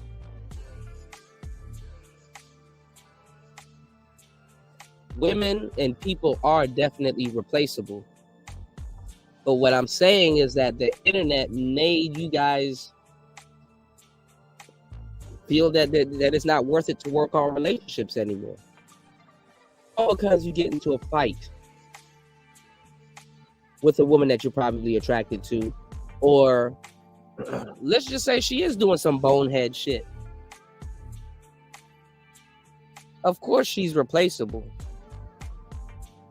But it doesn't mean that you throw away every single relationship. Some of y'all, just the way y'all operate. I'm not telling you to put your trust. I'm not telling you to put your all in somebody. But the way y'all operate, some of y'all niggas can't afford to throw no bitch away.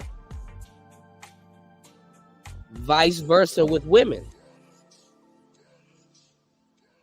Some of y'all can't afford to throw some nigga away. And what I mean by what I'm saying is that, of course, people are replaceable, but it gets misconstrued.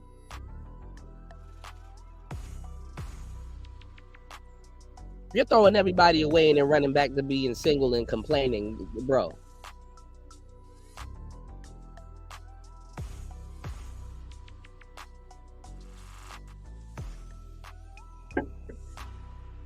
Isn't it crazy that we have all of these routes and avenues open for conversation, but nobody takes advantage of it?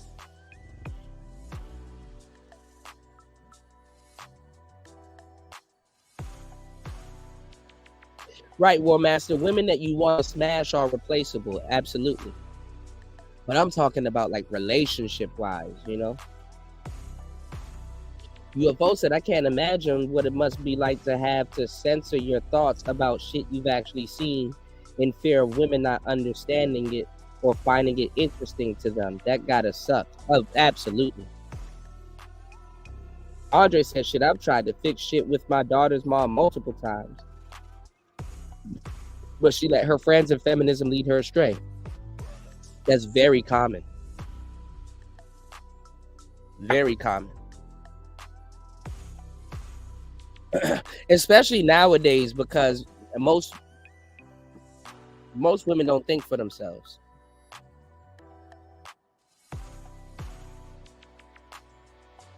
But the name of today's show is that now that you're aware, what's next? What's next?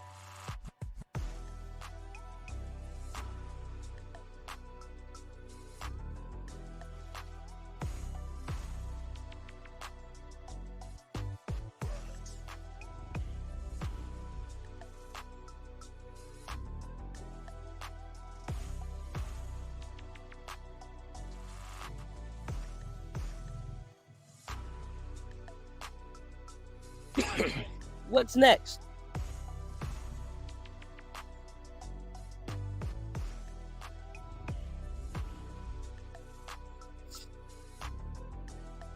Are you going to use some of this awareness? Let's get into the game. Hold on, y'all. What else we got? Since men are boxed out of the sexual marketplace. Ooh.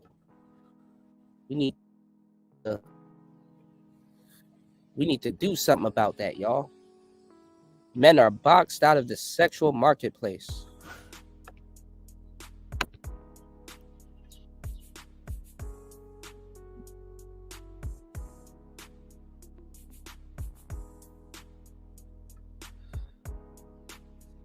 Let's see what Gen Zs are talking about on Al Gore's internet. Quarter life crisis, bro.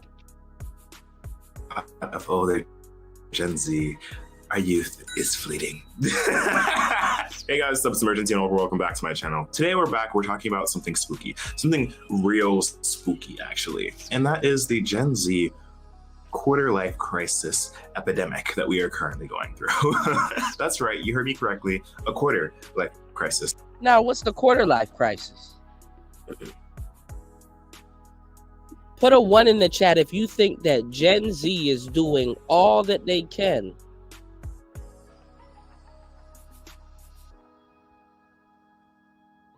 to ensure that they're having the best dating life. War Master said, I've said this once, I'll say it 1,000 times. There is more good, hard-working, marriageable men in the Dallas area than women of the same caliber in the rest of America. Yeah, but it's like those men are attracted to hoes too, and I can't blame them. Lord have mercy, Dallas. War Master said 14. Are Gen Z dudes trying their hardest, or are a lot of them lazy?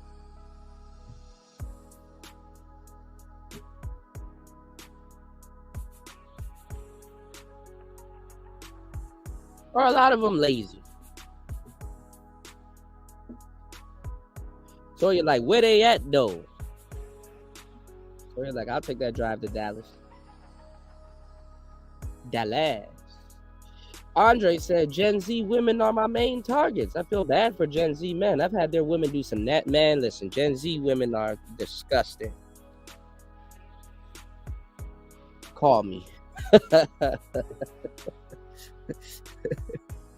Oh, you a little trifling little bitch. Call my fucking phone, man. Let me stop. War Master said he know where the good guys at. But you gotta keep them. You gotta keep them good guys off the girl. You gotta keep them off the girls that's on the pole, man. You know, you gotta keep them off the girl. You know, you gotta keep them. You gotta keep them out the clubs too, War Master. Seems like the square guys, they're hip also. He said, some could argue that niggas are living lies by censoring their true thoughts just to impress women. Thank God I never needed to use. Hey, you can always say that, UFO. Come on, that's a given. Men have to have filters when it comes with women. That's one of the reasons for this space to exist. For you to not have the women that are around that have tough skin to listen to this shit. Because sometimes this shit can get unbearable, even for the niggas here. But I'm going to tell y'all the truth, though. When y'all be hearing these specials and these people talk about the guys in the manosphere, a lot of women know that these people are straight up lying. Like, women hear dudes say some of the most debaucherous shit in this space. But to a certain degree, a lot of them know where dudes are coming from. Dudes ain't trying to take y'all rights. What rights are we trying to take away? Show me a panel where dudes got up here and be like, man, we need to take these women's rights away, man. Show me a panel where dudes are like actively like, you know,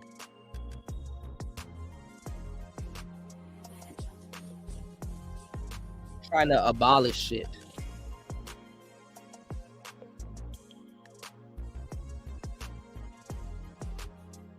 Anyway, let's get into it. Let's hear a Gen Z say, in a weird way, some shit that I already told y'all for so many days. Let's get it. It's player talk. It's not a midlife crisis. You may be asking yourself, Rumi, what is a quarter life crisis? Because that sounds like something you just made up on the spot. To that, I say, no, you give me a lot of credit here. But the quarter life crisis is like a real thing. And I fear that anyone over the age of 20 may either be going through it, have experienced it, or thankfully have gotten to the other side of the quarter life crisis. And I'm definitely deep in the loins of my quarter life crisis. And as most things are for Gen Z, it's getting very unserious. So in this video, we're going to be talking about the quarter life crisis, what it is, why it happens, and how we as Gen Z can get over it without becoming what we fear most. Now, Toya, be careful now. Texas got a lot of potholes now. Yeah, and I mean that respectfully. There's a lot of retired Q dogs out there in Texas. Be careful now, y'all. Player talk. Let's get it. Outdated. Without us going out sad. But before we get into any of that, hi, I'm Rumi, and you are watching Emer Gen Z, a special little series on the channel. We talk about anything and everything to do with Gen Z, whether it be in pop culture, media, or just in day-to-day life. Consider subscribing. I post twice a week and multiple other times a week on my other social medias at Emergency on TikTok, Instagram, and Twitter, which go check out if you haven't already. And while you're at it, leave a like on this video because it helps out a ton. Also, if you want to go the extra mile and show support to the channel, you can click the join button either down here or down here to become a channel member today. Channel members get access to early videos and exclusive content. I have a show review up now for the show Everything Now that is exclusively for channel members, and they're getting another one later this week. So if that sounds interesting to you and you want to support the channel even further, then consider doing that. But let's get into this video's topic. So the quarter life crisis. What is it? Well, let me tell you. The quarter life crisis, not to be confused with the mid. Now, this is weird because I actually had a quarter life crisis.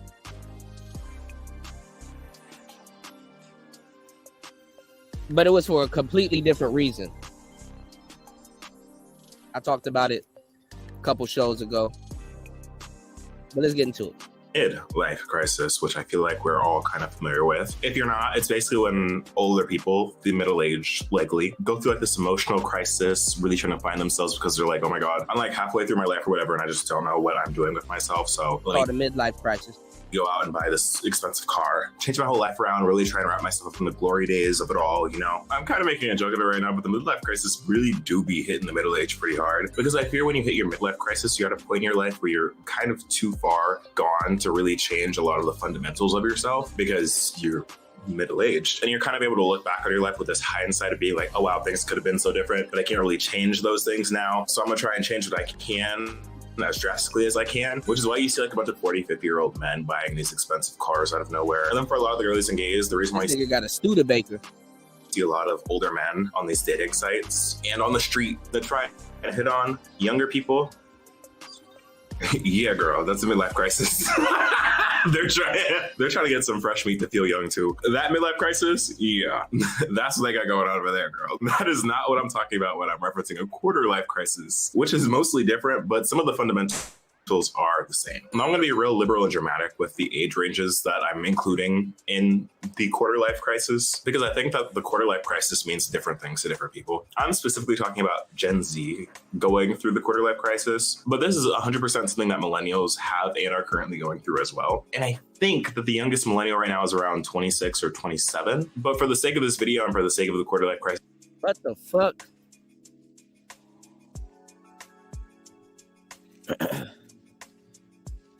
He don't even know his generation's range.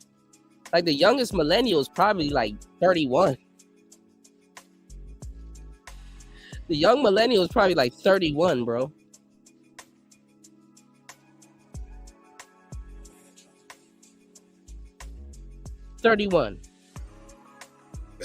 I'm just going to be lumping in pretty much everyone in their 20s, because I feel like we all go through similar experiences that make us really question what we're doing with our lives. But let's just say for anyone in their 20s, do you ever feel that you're wasting your youth, like wasting your 20s? Like feel like you haven't accomplished enough, or kind of like stuck in life, or like just generally aren't where you thought that you would be at this point in life when you were like a kid or like a teenager? If you recently graduated from college or have been out of college for a minute, are you working on the dream job that you were aiming for your junior year? And if you are, is it what you thought it would be? Are you happy?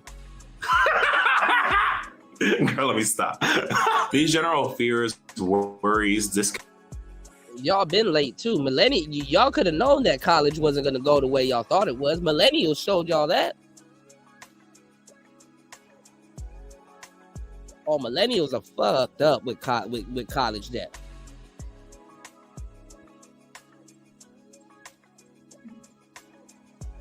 Gen X and millennials got lied the most with college.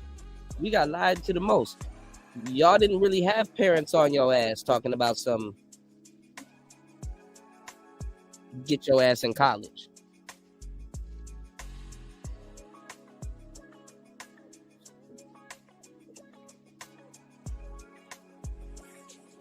I don't see Z's with boomer parents.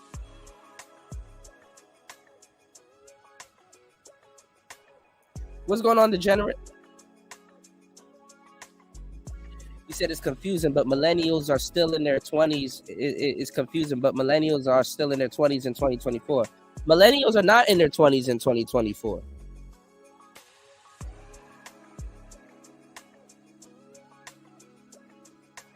I think like the youngest millennials are like 30, 31. And those are really Z's with millennial influence. Let's keep it 100. Those are Z's with millennial influence.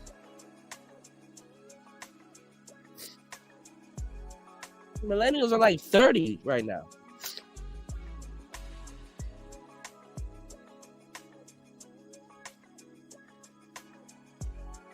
Nah, I don't consider those millennials, bro. You 26, you 27, you are definitely a Z. Mentality-wise.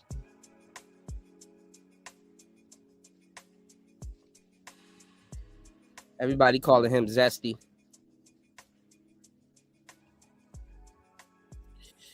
All right, y'all.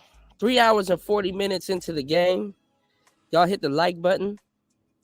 Support the show. You can support the show at $PTV888. That's $PTV888. That's $PTV888. Shout outs to everybody that's supporting the show, hitting the like button, sharing the show.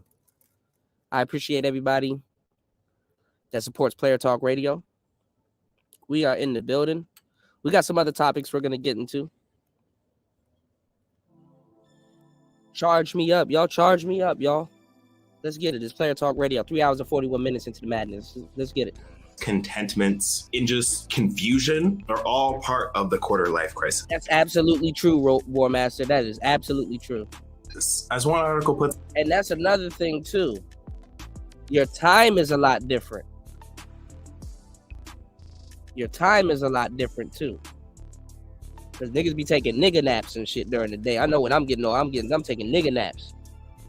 That's it. The quarter life crisis is described as a crisis involving anxiety over the direction and quality of one's life, particularly someone in their 20s. Because in your 20s, you're kind of forced to be an adult for the first time in a lot of people's lives. It's a time of a lot of transition, having to take care of yourself, being post-high school or post-college. Like, this is where the training wheels really do come off. Like, this is what SZA was singing about when she was singing about the 20-somethings. And the quarter life crisis seems to be a pretty big issue for a lot of Gen Z and millennials. Considering while I was doing research for this video, I found out that the quarter life crisis has its own section on TikTok. Like, not just a searchable topic, like it has its own heading, girl. With over 12.3 million views, which is insane to me, and just shows we are all collectively going through it. So how does the quarter life crisis exactly differ from a midlife crisis? And why is Gen Z experiencing it in the first place? Well, similar to a midlife crisis, a quarter life crisis stems from you taking stock of your life, as well as the lives around you. But what's different is, for one, the age groups. But two, it's different from past generations, with the exception of millennials, because the 20-somethings nowadays are filled with a much different pressure and expectation than the 20-somethings did back during the age of like Gen X or boomers. And that's in large part due to just the American dream as a whole being dead, as well as the hypervisibility of other people's better. No. What it is that y'all Z's are inundated with hoes, and y'all are taking them seriously because y'all, you know, you're fresh out of high school. A lot of stuff is going on. 20s are just discovering shit.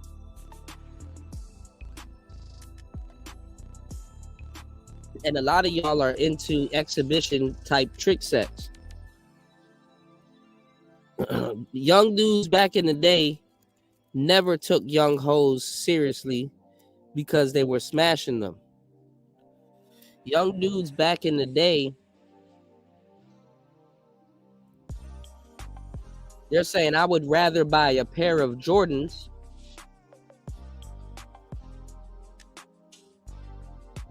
for about $120.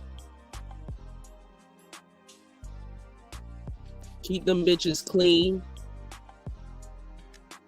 Swag.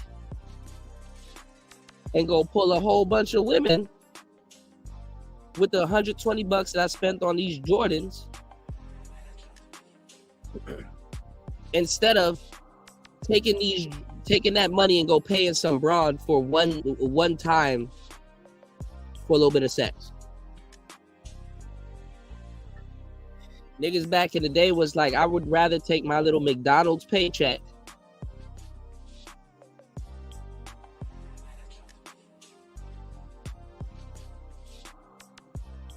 and fix up a Chevy Caprice Classic that I can drive around the mall. I don't give a damn if it smells like gasoline. I'm gonna fix up this Chevy Caprice Classic and drive it around the mall and go pull some bitches. Niggas would take that fucking money and go buy them a Gucci belt. Dudes back then was smart enough. They weren't inundated by the internet. And say, I'm gonna take this Gucci belt or this Ferragamo belt, and I'm about to wear this Gucci belt and this Ferragamo belt and take a bunch of pictures in it and go pull a truckload of women.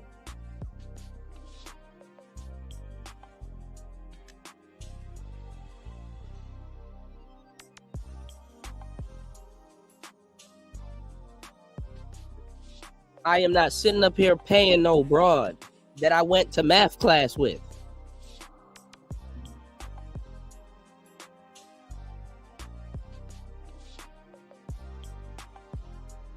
Talking about some $100. Bitch, I went to math class with you. You can't even count $100.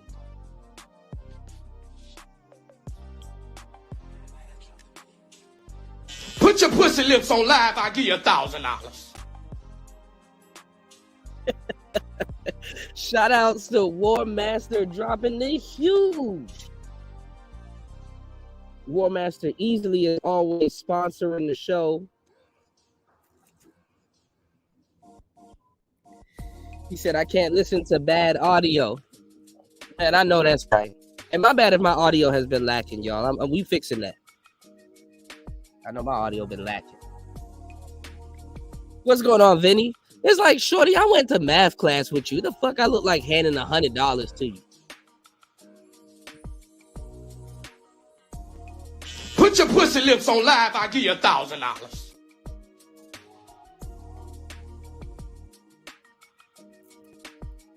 You gonna pay some broad at 25 that you known for 10 years?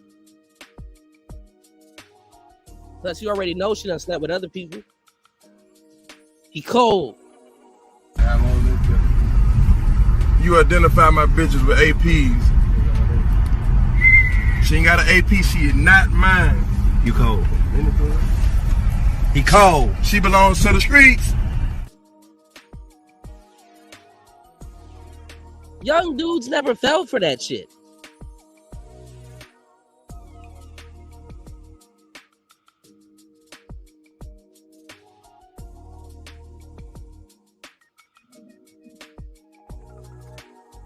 Oh, War Master, hit me up. I gotta put you onto something. You are gonna be like, yo, this is amazing.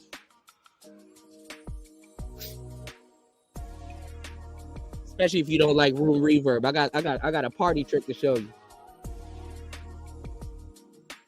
All right, y'all, give me 1 second. I'll be right back. I'm gonna let this play. He cold. Let's get it.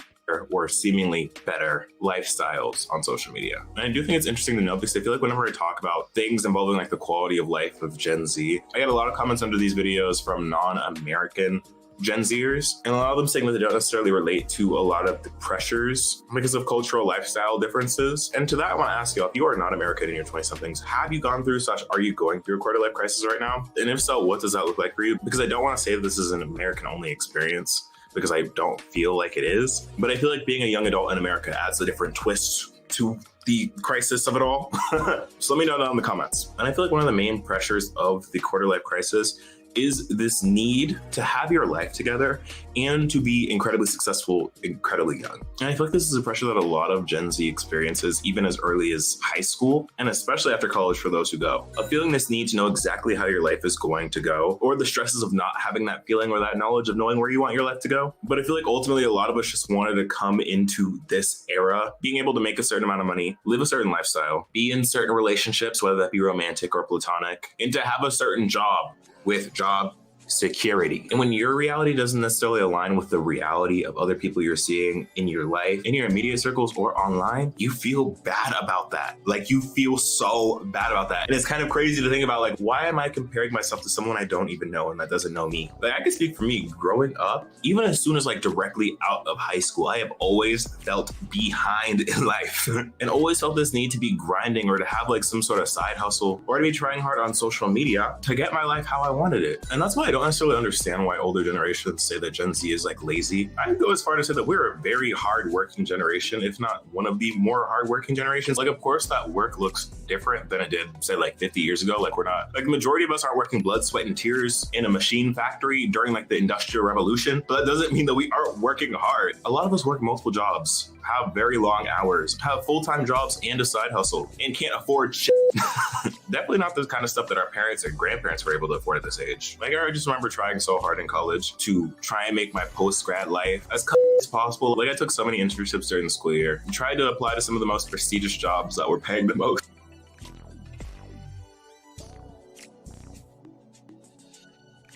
Oh, God. I'm not trying to go in on the Z's, but y'all need to really have a compass, bro. You don't know what your grandma and your grandpa's been doing.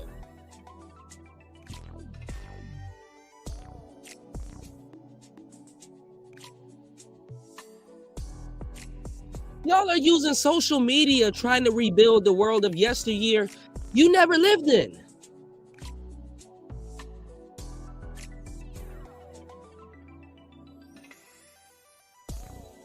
There's nothing wrong with that, but you were kids, man.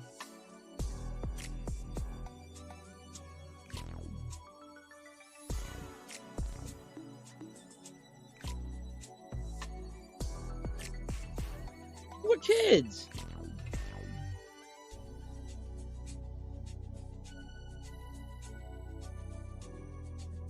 The world that y'all lived in, the world that y'all are trying to create, I lived in that world.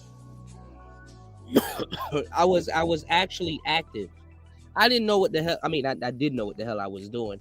I just didn't know the significance of it, y'all. A lot of y'all were not active in moving around and dating and doing certain things in 2007.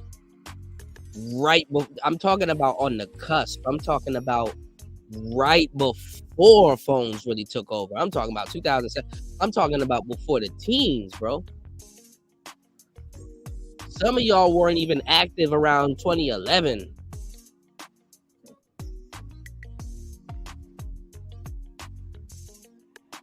No, Spawn, this ain't old head babble.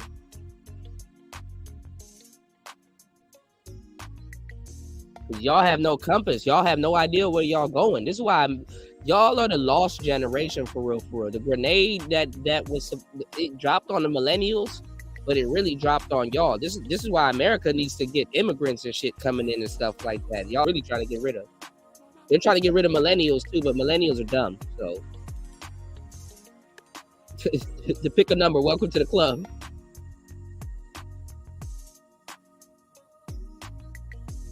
No, I walked away and came back. He's not making a point. He's not making a point. The only quarter life crisis that y'all are going through is inflation and bitches. Welcome to the club. Y'all not going through nothing special. The only quarter life crisis that y'all are going through is inflation and bitches. Oh, I'm not going to own a house in my 20s. Yeah, a lot of people ain't. Y'all not going through nothing special. But that's every generation. Every generation, oh man, we're so special and stuff like that. Like, stop it. Stop it. The only thing you're going through as a Gen Zer I'm giving y'all the game. I'm not trying to be facetious. I don't care about ragging on y'all generation. I'm not trying to one up y'all or no shit like that. The only thing y'all are going through is inflation and bitches.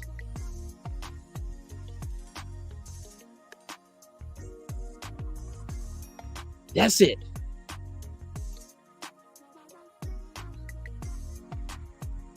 By the time y'all got to the age of where y'all really want to start doing shit, there wasn't shit for y'all to do. It's the same thing that happened with our generation, but it's different. Y'all grew up with technology. We had to adapt the technology halfway, meaning that half my life was really centered around going out and doing shit and having fun and stuff like that. And then when we kind of just started chilling and settling down a little bit, that's when technology really kicked in. And then this new bullshit start happening. That's what y'all grew up in. I didn't have Instagram growing up as a kid. Instagram came later. I didn't have all of that shit growing up as a I'd be fucked up in the head if I had Instagram growing up as a kid. What's going on, Diari? I know what y'all going through. I got the keys to really really give y'all some type of insight.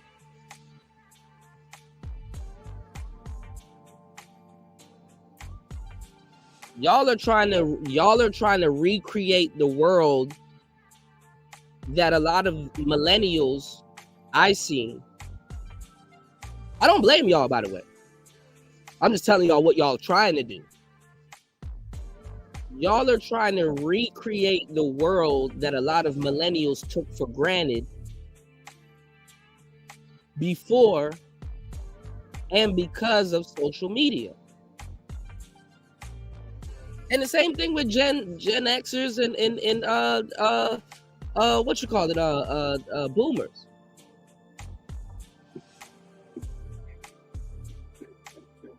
The way we talking about y'all women and smashing y'all women and y'all girls and stuff like that and how y'all girls are, what do you think the boomers were talking about? When, rest in peace, when Alan Roger Curry said he got himself a young wife, I said she got to be a millennial. Because that's young to him. Lo and behold, she's a millennial.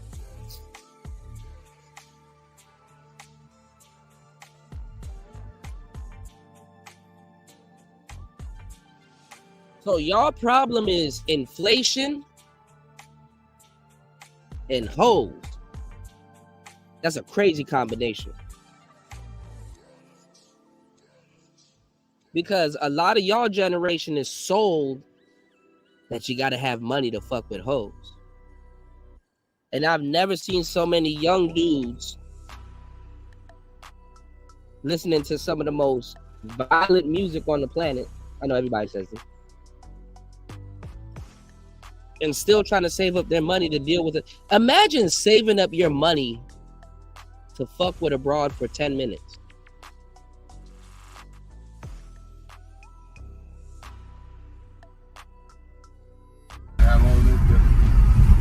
You identify my bitches with APs.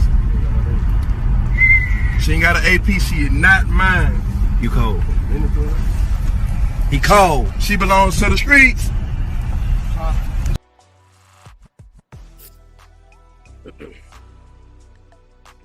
You know, my generation, we had some hoes. Oh, for sure we had some hoes. But we was on some other shit.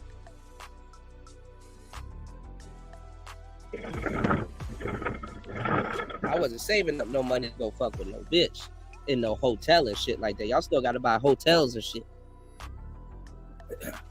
Broads in your generation, they bothering the elderly and shit. Y'all talking about broads that's eating ass and spent the whole weekend sleeping with old niggas. But when I come to y'all and tell y'all what y'all should do, hell no. Yeah, hell yeah. We used to get CDs We used to get AOL CDs. Our internet used to be on CDs, y'all. We used to get CDs. We used to.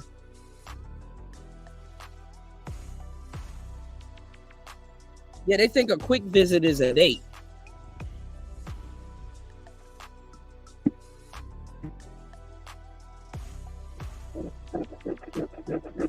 That shit crazy, man.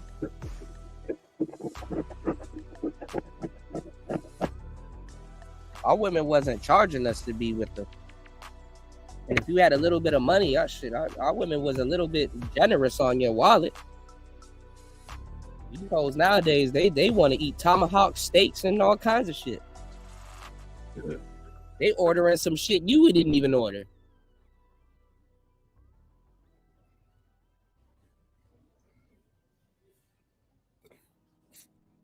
You niggas be ordering the sampler and the kids meal. This bitch ordering tomahawk steaks.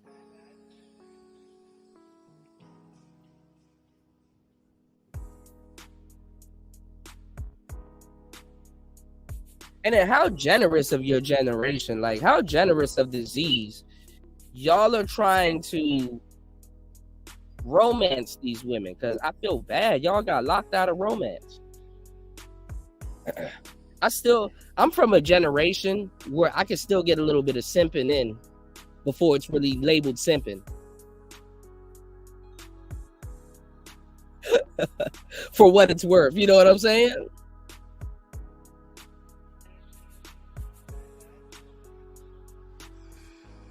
Yeah, War Master. They don't know about D.L. Hughley. You know when D.L. Hughley was like, you know you ordering from the fucking side of the menu. We just gonna get this straight right here. You know you ordering from the fucking side of the menu.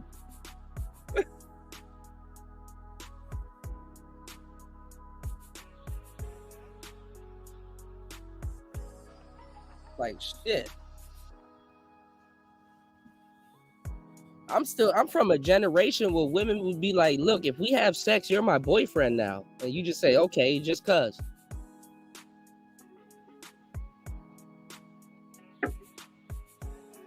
These girls sitting up here talking about something. Yeah, we cool and all. I just don't want no commitment. But her tongue in your booty. Y'all niggas built different, bro. Y'all gonna need this guidance, bro. Y'all might not like some of the stuff I'm saying, but y'all gonna need this game. She cold. Put your pussy lips on live, I'll give you $1,000.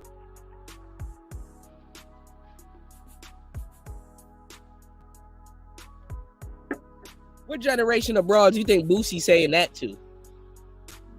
Put your pussy lips on live, I'll give you $1,000.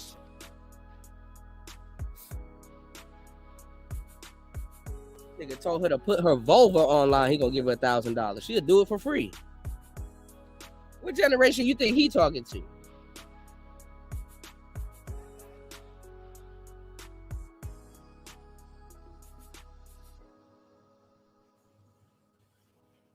This is a fucked up little world we live in, don't it? Ain't it a little fucked up? Y'all want to go to like other countries and simp in peace? You can't simp in peace. Why do you feel bad for buying bitches flowers?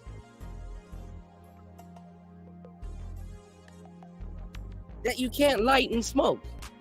Put your pussy lips on live, I'll give you $1,000. Romance to this bitch is her tongue in your booty. Pause. Right, War Master.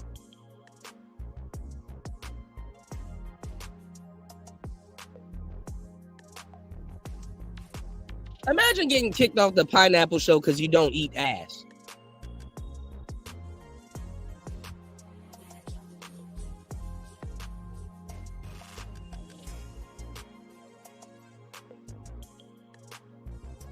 You actively don't want feces in your mouth. You don't want fecal matter in your mouth.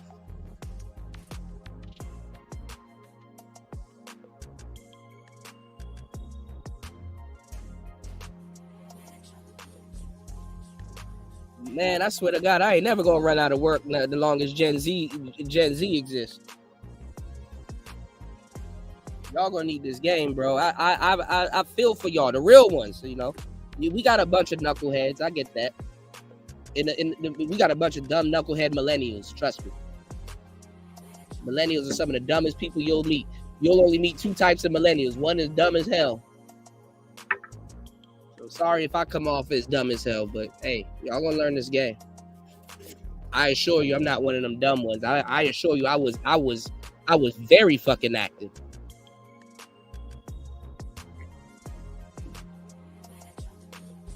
I got video proof. If that's what it is.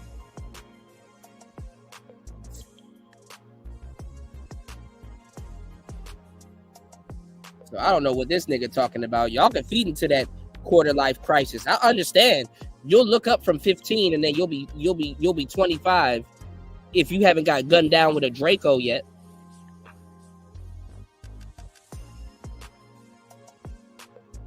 I've been y'all age before. You haven't been my age. Damn, that's see, now I know I'm old saying that shit.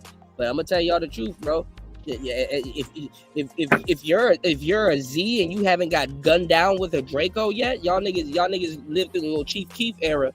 If you haven't got gunned down with a Draco yet, I got some game I gotta give y'all.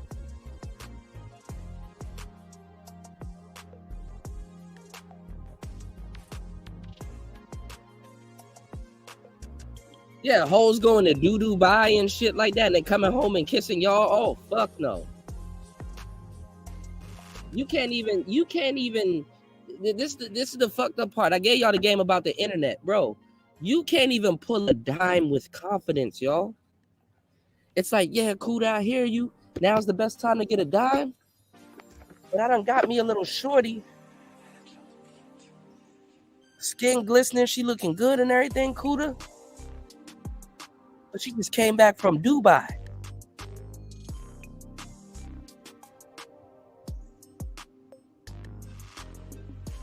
Oh, I hate to break the news to you, bro.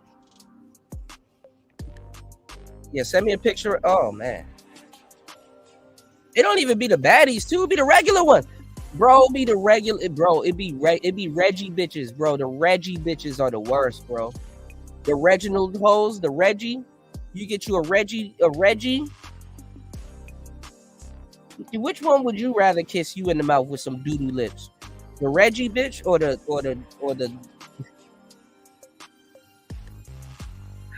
like look at the celebrities y'all look up to, bro. Sexy Red. Definitely ain't no Little Kim back in the day. Definitely ain't no Nicki Minaj.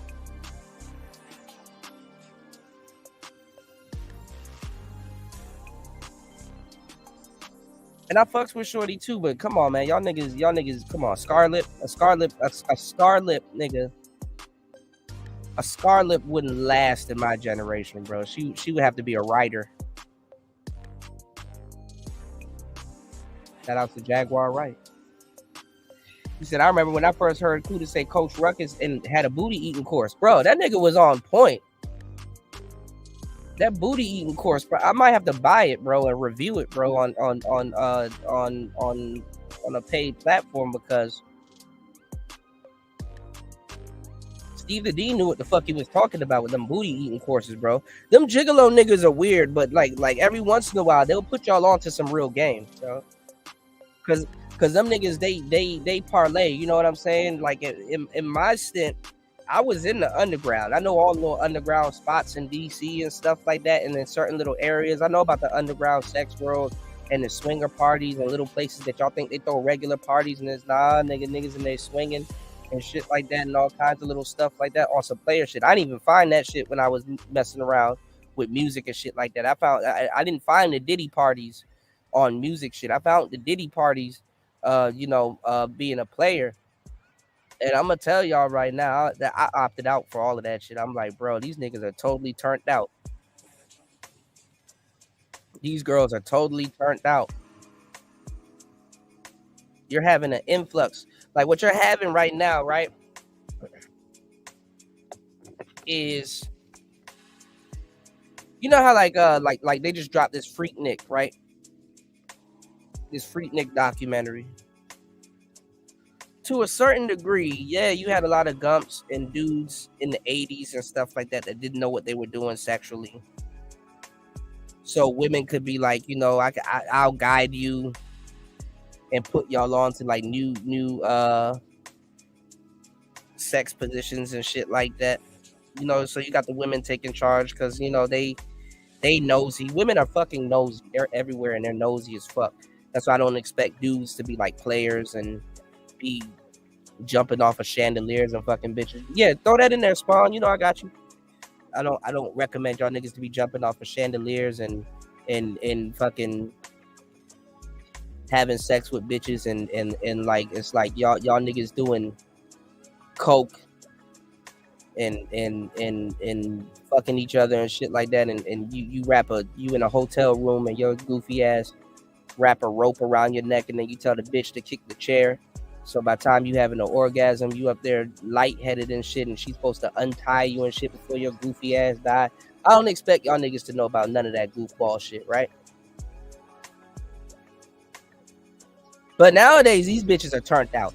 You go on the internet, you see endless videos of niggas talking about some, man, I'm 25, man, I'm 30, I never had a girlfriend. And these girls are like 16, 17, eating booty and ghosting niggas for fun.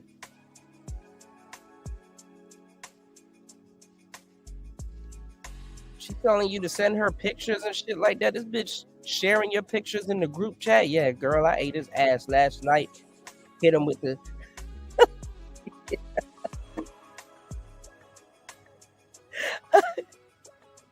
I hit him with the reach around. Girls up here hitting y'all with the reach around. You niggas falling for shit. Oh, it ain't gay if a girl does it. Yes, it is. The fuck? It ain't gay if a girl does it. This bitch that hit you with the reach around.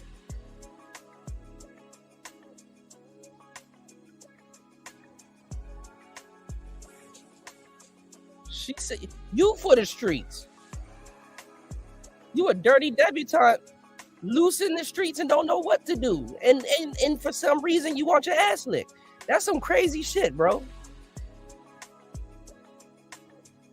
You can't tell your homeboys, bro, how'd he get like that? Man, I don't know, man. You totally crossed out, bro. You in your 40s, in your 20s.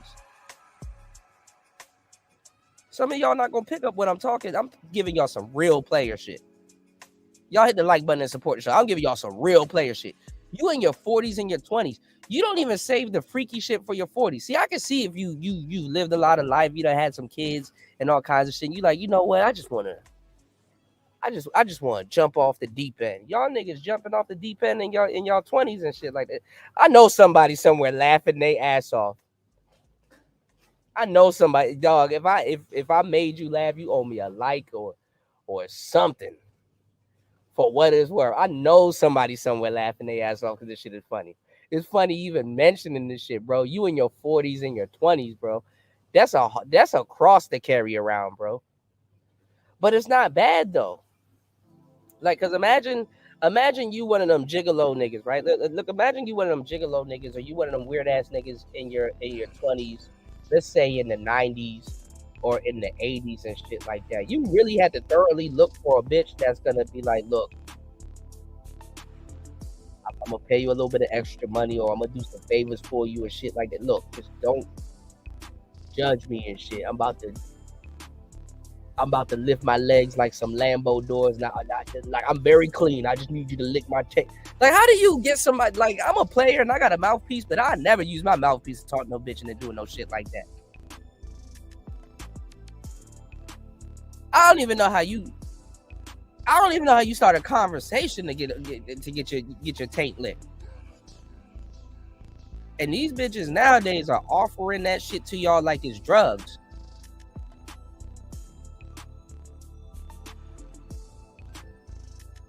Y'all niggas weird, bro. Y'all built different.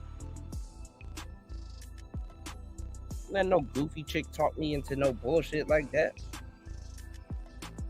It's not gay if a nigga doesn't know. The fact that you got to tell me that it's not gay if a woman does it. No, I'm good, bro. The fact that I gotta engage in a sexual act and think that it's not gay because a woman is doing it, bro. Nah, I'm good, bro. Y'all doing too much.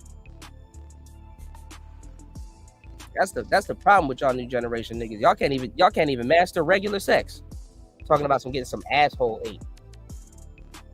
Now you niggas out here with a genuine itch. You better stop, boy. You better, man. Look, stop indulging in abnormal pleasures because they kill the taste for normal ones and shit. That's how these women making that money. They all, you know, they be fucking them white boys. Them OnlyFans girls. I already know what's going on, bro. I done dealt with hoes, nigga. I know how hoes move.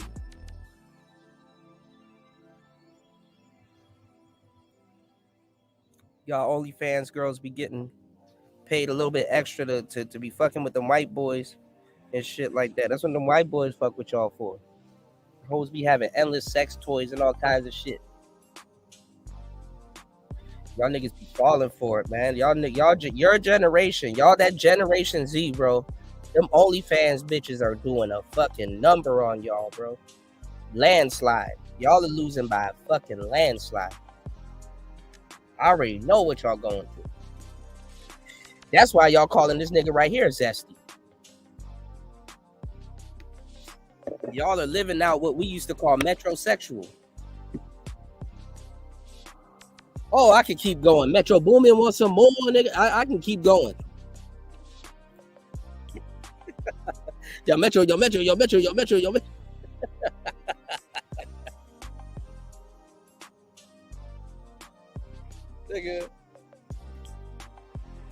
Nigga, being metrosexual to us was a fashion statement. Y'all niggas living that shit out.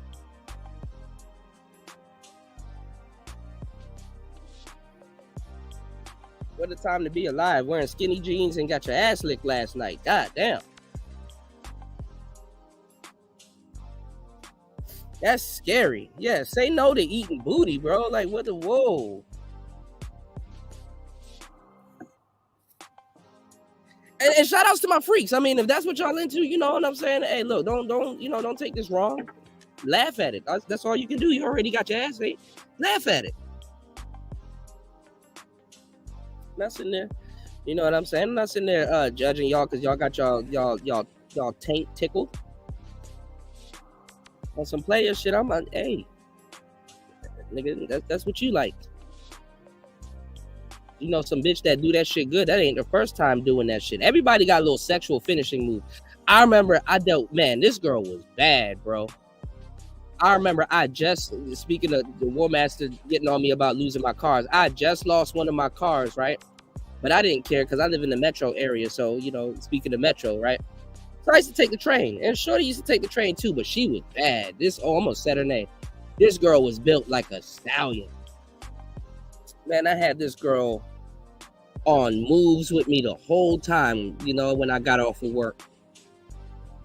Baddie down.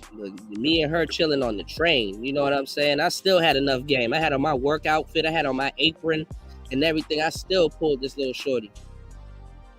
I remember too, and she was thick. Like, this woman was full size. Like, the woman, not War Master, but Ism be getting on me because I be talking about those skinny broads, no petite girls, because I'm into petite women. But nah, you should know that if you have a preference, sometimes you do get your preference, but you get like a variation of your preference. So I be into petite girls and stuff like that, but I end up getting this thick joint. I used to get a bunch of little thick joints. I just go, man, I ain't gonna lie. One time I was like 5 for 5. I got this thick joint, light skin and everything, and she just cool. She just cool little shorty, right?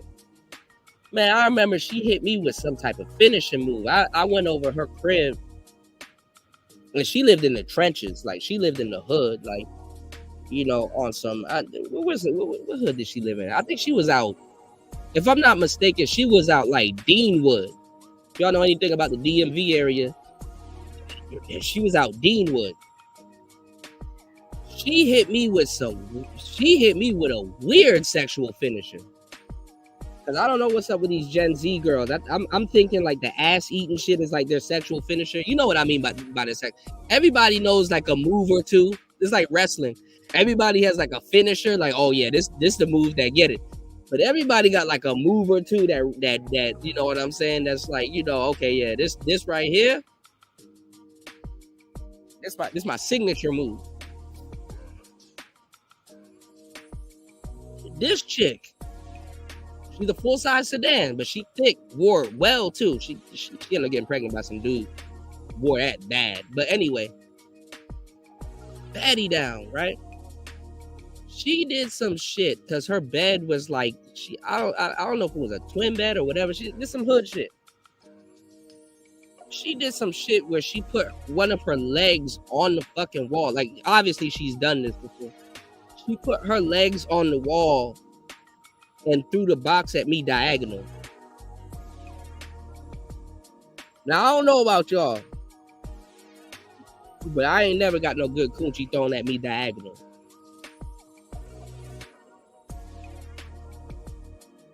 I had to brace my nigga. I almost fell a couple of times. I had to brace myself. Like, oh.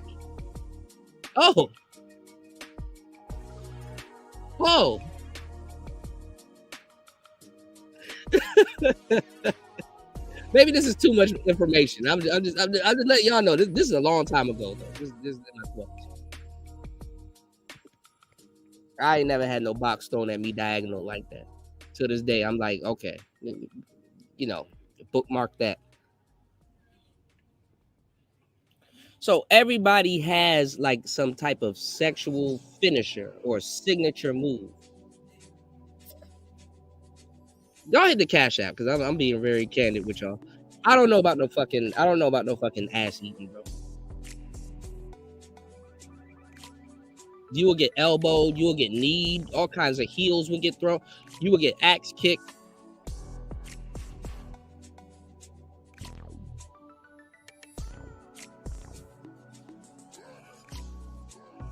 Even when I used to mess with stripper women, they wasn't eating that. But shout outs to Raven. Raven said it. We said it on the show a couple of times, y'all. Be careful out here in these streets, bro. Ass eating is standard, bro. I hate to see what's next.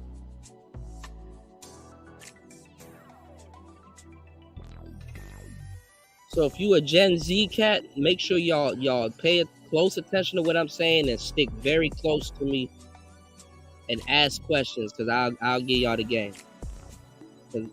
For real, out of all of the generations that's here, I think y'all deserve it the most. You know, millennials know better. We kind of know better.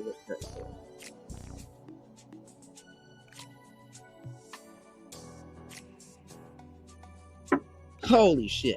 All right, we'll get into the video that Spawn sent. Let's get back into this because there's a reason why y'all calling this dude zesty for some odd reason.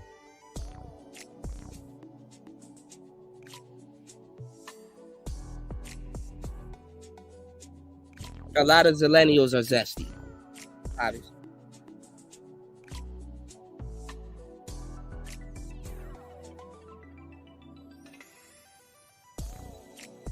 Because they were supposed to be the generation that accepted the L Gibbet.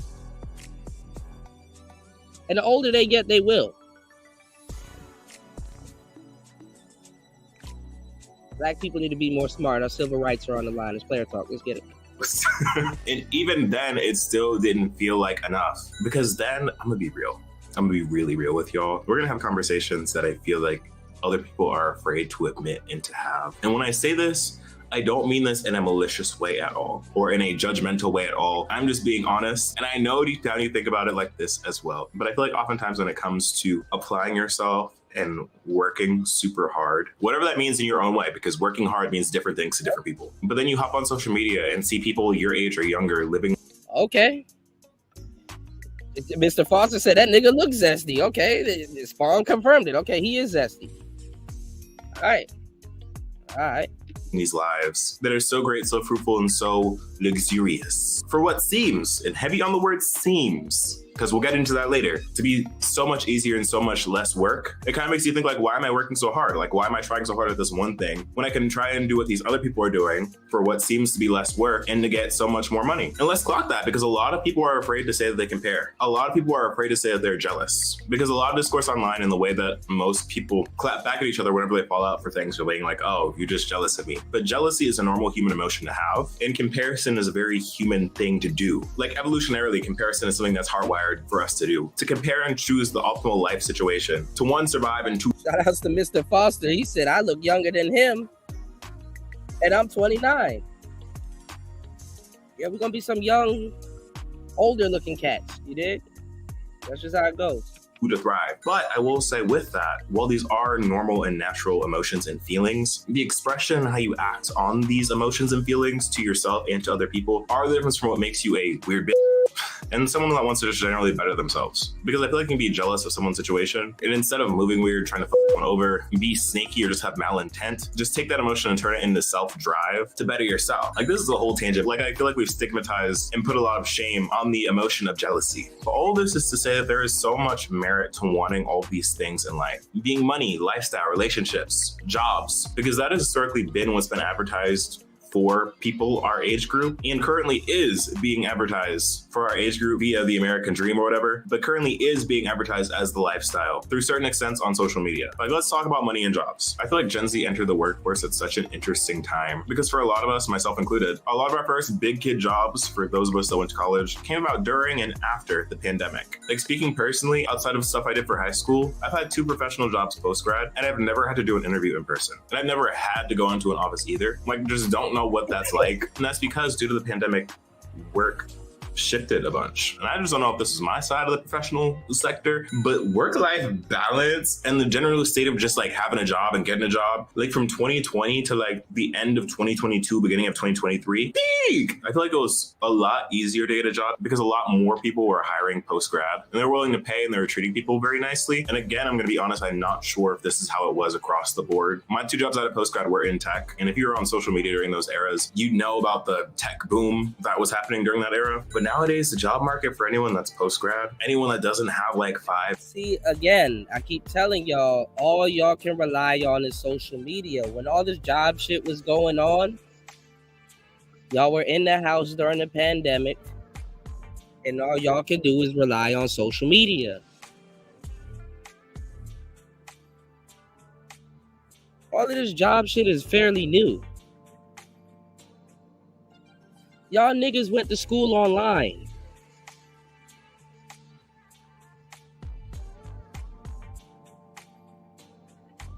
Everything is the internet.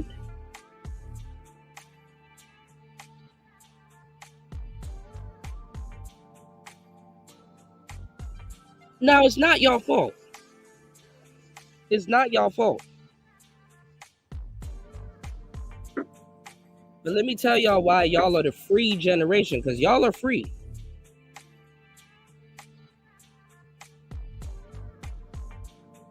And also free to be done. Don't leave that part out, because y'all gonna have to remember that part, even amongst dealing with each other. Because some of y'all are gonna deal with y'all peers or have dealt with y'all peers and be like, yeah, we are free, but not everybody took advantage of that and did something productive with it. I think every generation goes through that. But y'all can't put the toothpaste back in the tube, bro. Like, America has given up on Gen Z. Them niggas ain't even trying to sell y'all the American dream. They're like, listen, we just got to bring in immigrants because y'all niggas, first of all, y'all know how much money y'all need to be paid for a certain task. So y'all are spoiled.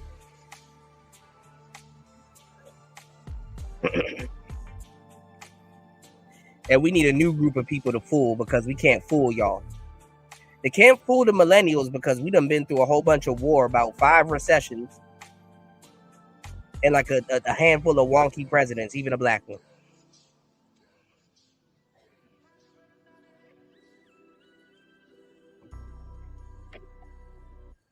Gen X, y'all just have to get y'all foot in the door. Hey, y'all just have to get y'all foot in the door, and it's like, you know what, it's smooth sailing from here.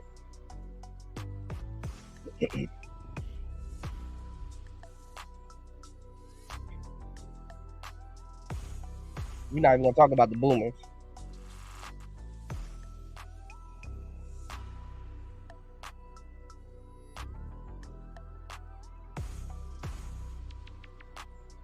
So the Gen Zs, you're not of use. I'm not gonna lie, y'all not of use for the government, for real. Other than like economics and stuff like that, because obviously y'all not spending y'all money on real estate and all that other shit. Y'all spending y'all money on just trivial things, which they forced y'all to do that. They forced y'all to do that. Like a Z can break down to y'all how y'all really don't really own a house and shit like that. You know what I'm saying? And other little nuances and stuff, and they'll be correct. You know what I'm saying? Hell, millennials, they're trying to convince millennials to stop renting, but millennials are like, nigga, we don't own this shit anyway.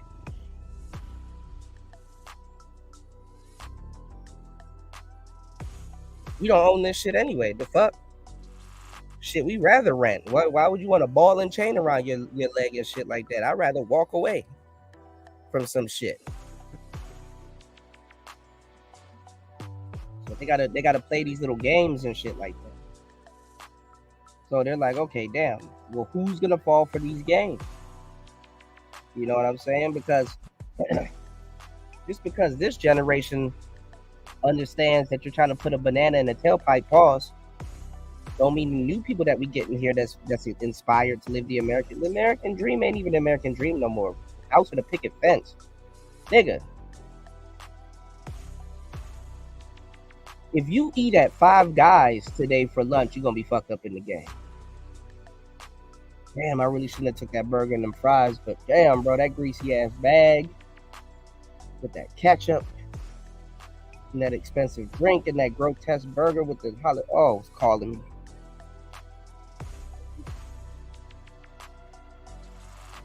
You won Five Guys meal from being fucked up in the game. So, house with a picket fence. Then you at work 24/7. Who gonna cut the grass? You on a lawnmower, nigga? Do you have a hedge cutter? Do you know what a hedge cutter is? This generation don't even use hedge. Don't even get me started.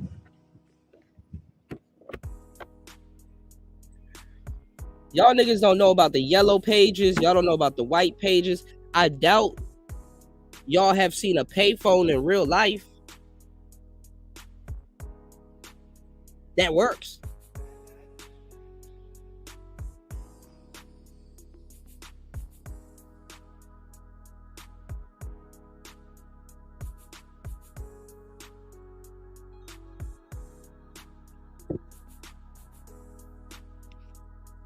Come on, man. And this is not to make fun of y'all. I'm really trying to show y'all how different the world is right now, bro. And this happened not too long ago, bro. Yeah, 1-800 call collect. They don't know how to dial down the middle.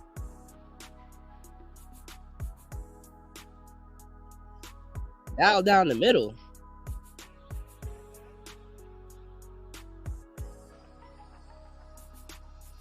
Bro, the era that I lived in, if that was to fall on y'all, it will scare the shit out of y'all.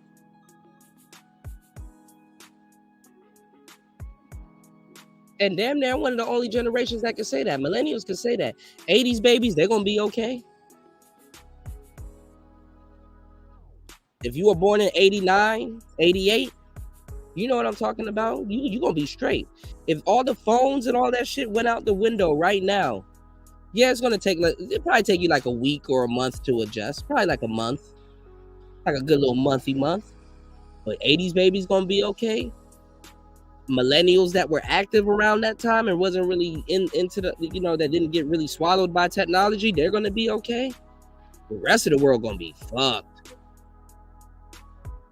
Cause where the hell are y'all gonna go? What YouTube video you gonna watch then? You'll be more worried about you'll be more wary about your personal life, who you're around, who can actually teach you shit.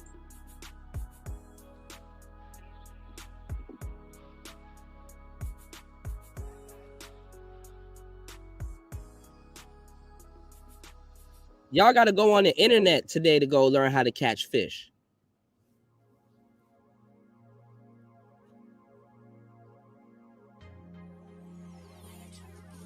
Imagine learning how to fish off of YouTube.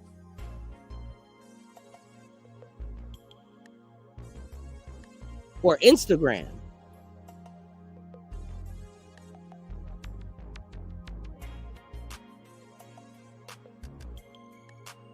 Y'all don't be subscribed to those channels and shit like that, and how to back a boat, how to tie something to an anchor.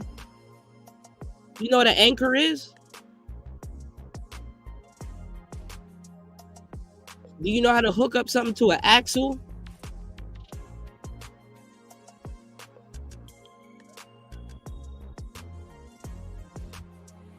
And these are some hard skills.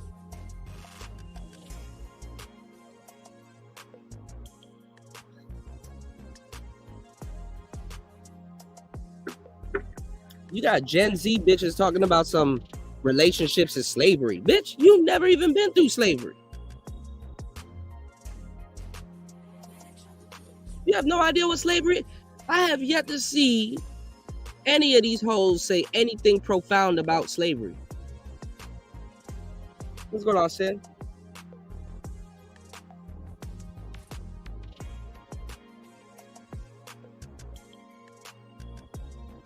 Y'all niggas slaves with iPhones in your hands and Galaxies in your hands. Oh, nah, this slavery. You got Wi-Fi. It's slavery. You got Wi-Fi. I never seen a slave with Wi-Fi. Actually. Actually.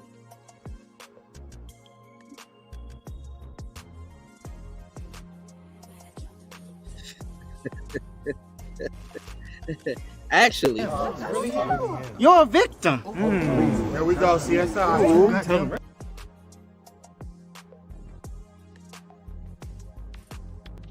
So I'm not trying to down y'all generation. I'm just trying to tell y'all, bro, this right here, this a different world, man. Do y'all know how dial-up works? Have you ever dialed up before?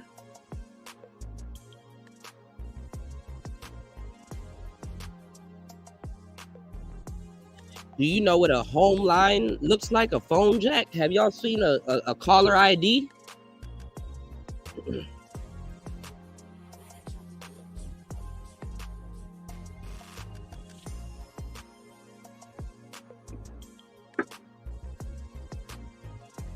Like, if you never had to set up a date,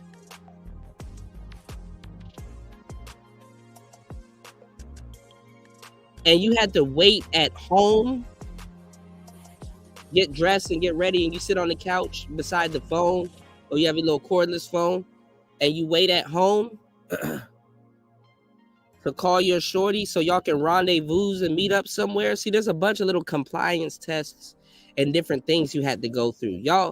Y'all are worried about some bitch answering your message, where back in the day, you had to have a mouthpiece to make sure shorty got dressed.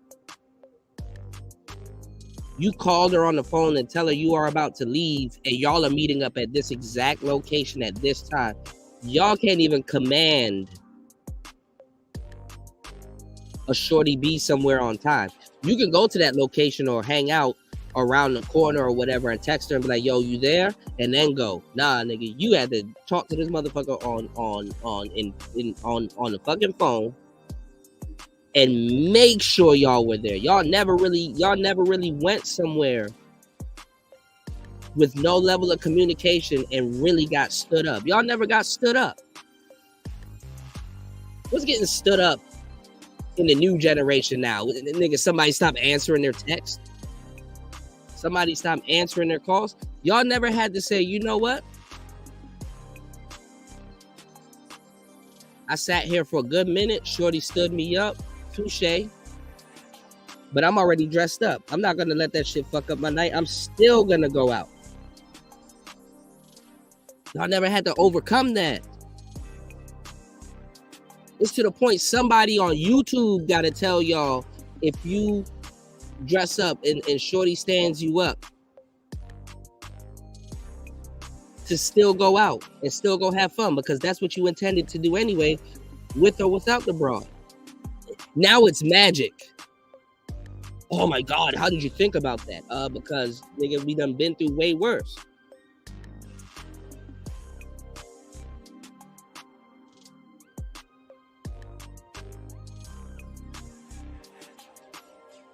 So I'm trying to tell y'all the type of like things that y'all want and are trying to command from women now, bruh. There was an era where that was there, but it's gone now. And those women are using that shit for leverage to play y'all. Gen X couldn't tell my generation we headed into some fucked up shit because they were indulging in it also. Now to a certain degree, it was my generation's job to tell y'all that y'all are gonna go through some fucked up shit. But then again, like I said, first world problems, bro. We didn't know the ramifications of technology. Now we can look back at hindsight and be like, okay, now we're a couple decades in. I'm gonna let y'all know y'all fucked. With what y'all are trying to accomplish, what y'all are trying to do, what y'all are trying to, you understand what I'm saying? I'm gonna let y'all know that was right before the internet. The internet destroyed that. And then you being Americanized. What do you mean by being Americanized, Kuda? You have no patience. Your patience is shot. I have patience. You know me, I'm cunning. I'm black-pilled. I'll wait. I'll stay down till I come up. I'll be fucked up in the game for years till I come up. I look at it as a learning experience. My mind is on record. I'm sitting up here learning. I will wait. 30 minutes for grits, cool. Let me go sit down, pull open my laptop, and go learn how to use QuickBooks or something like that. We have a realistic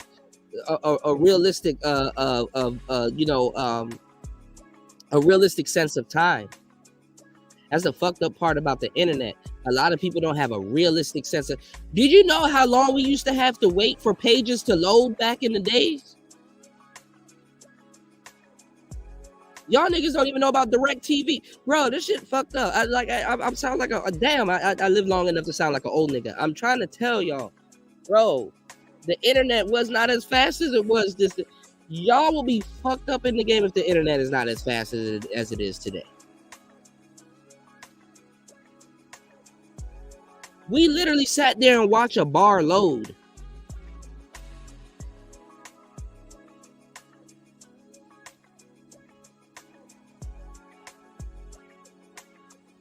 Go ask a nigga that was playing computer games back in the day. Nigga, how long did it take for you to fucking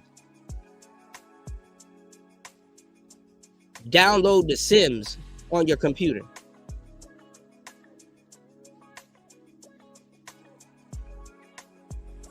Nigga, you was asking for trouble. You damn near had to spend the whole night waiting for The Sims to download on you. Nigga, if you bought The Sims at 8 p.m. from Walmart and took that bitch home, and let's say it's 9 p.m., you wasn't playing the game till like 6 a.m.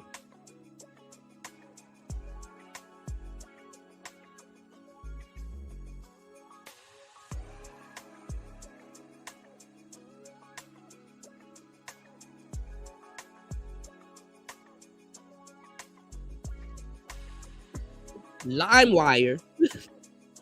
LimeWire?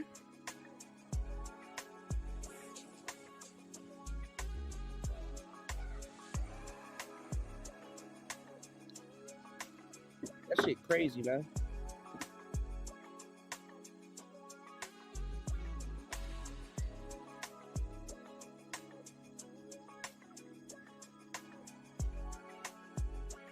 Sometimes I gotta remember myself, like damn, I ain't worried about no fucking text message, man. I ain't worried about no fucking text message, man. That shit crazy at this point, getting mad because some bitch didn't read your text message and shit like that. But, nigga, I be in my own world. Nigga,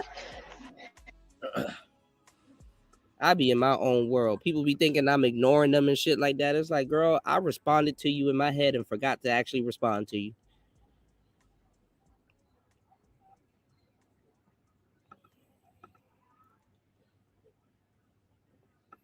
That shit don't even be intentional. So I have the patience to deal with a lot of brothers, but I like y'all women problems, bro. I really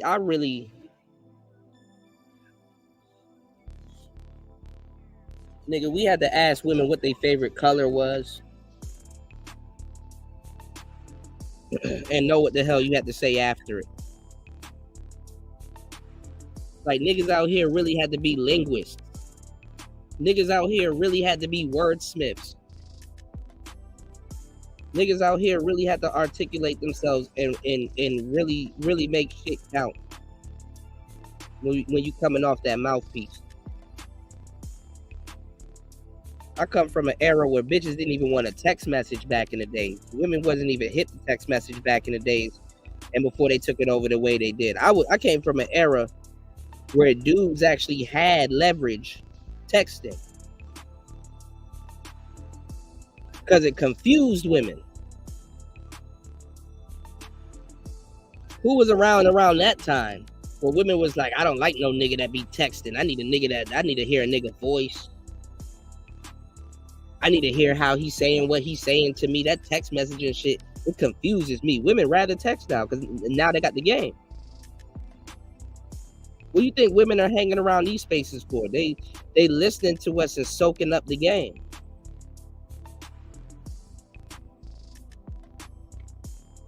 Women actively adapt. Men used to have leverage with text messaging. Used to command women to call them. Like, what do you mean? Like, you text me this and I don't know what you mean. I don't know how you said it. I'm from an era where niggas brain couldn't even understand how you was saying shit. They could try to picture you saying it, but it's like I can't picture him saying what he's texting me. Right, Star P. Shout out to Star P in the building. He know. Party line. Y'all niggas call it Clubhouse now. Thinking y'all doing something. Like, the party line? Uvu? Tiny chat? Yo, Kuda, have you heard of that new app? Fuck out of here, man. Shit was better. Like, nigga, you'll go to a girl's MySpace page and you can hear the music that she listening to. It's like, okay, she's sweet. Bitches know how to manipulate the page. So little stars and glittery shit used to come down from the ceiling and shit. And it's like, okay. Shorty had a top 10 list. And then like towards like when you scroll down on her MySpace page, it's like top 10 things that she likes, like her favorite ice cream and all this other stupid shit. You still had to play guess games and shit like that. You still have to slide in Shorty DM and kind of figure out what she got going on. Like her MySpace page wasn't giving y'all the smoking gun, so y'all, you still had to like reasonably speak to her in her DMs. They weren't even called DMs back in the day. You sent the girl a message, you was in the inbox. Nowadays, it's too easy for y'all. Y'all niggas can walk up to bitches. Let me get your Instagram. You can see what her kids look like. You can see the outfits that she wore last week. You can tell where she works. You can see the food that she took a picture last night before she ate it. In my day, I couldn't slide in no bitch DM talking about some bruh. That spaghetti that you had on your page last night looked torched. I know you was knocked out after that and get a decent response. Niggas don't even think like that. Niggas got all this shit in front of them and don't even think like that. You can see what tattoos she got last week. You can see who she was twerking on last week. Not even that. Who she was twerking on last week is tagged in the fucking video. So literally you can get her Instagram, but then go to her friend's page and holler at her friend and get the same information off her friend's page.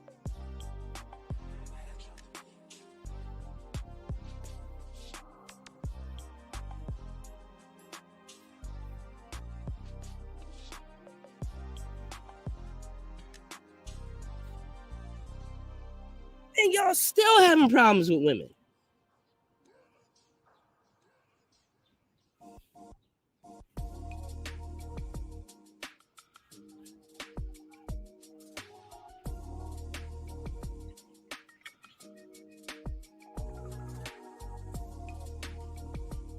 If Jesus can't save these hoes, why are you trying? What make you think you greater than Jesus? Bro, you can get information that women willingly give up that you had to go through hell to extract back in the days. And see, if you never got this information told to you directly from the girl or from observation or anything like that, you don't know what to do with that material. Because that's material. You don't have to be an expert in women. All you really got to do is know a little bit of basic psychology and ask open-ended questions, and a woman gonna talk her way into your bed. Women teach you how to catch them. You talk to a woman right, you can catch the bitch on accident.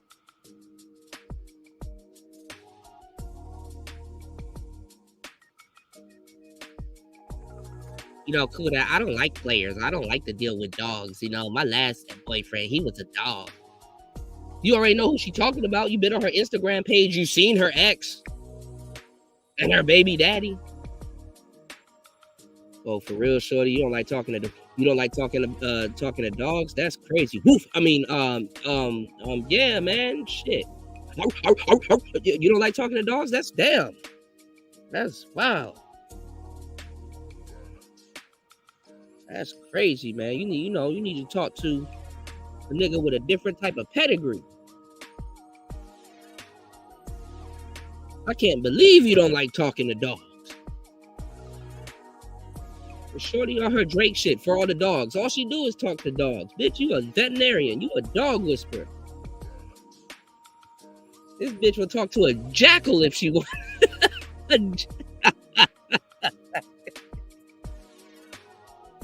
Telling me she don't like to talk to dogs. Bitch, I see you talking to jackals and shit.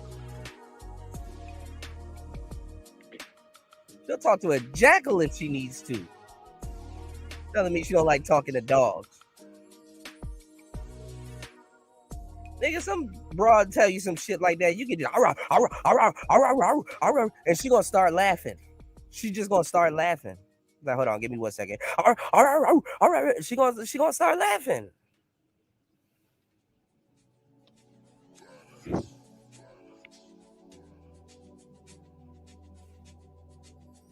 Goes up here talking the whole Cane Corso's talking about, I don't like talking to dogs. Bitch, you the dog. You the dog.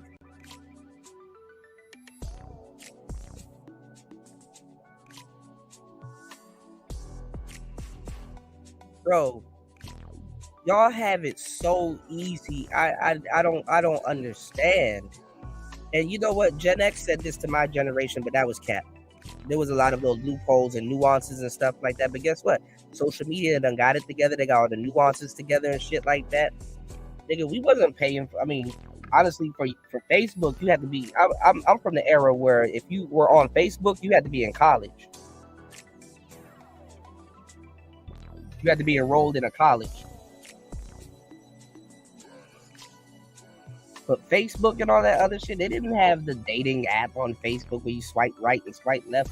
They didn't have none of that bullshit, none of that nigga commercials and shit like that and paying for it. And all that niggas was really dating when shit was pure. Didn't have to pay for no subscription.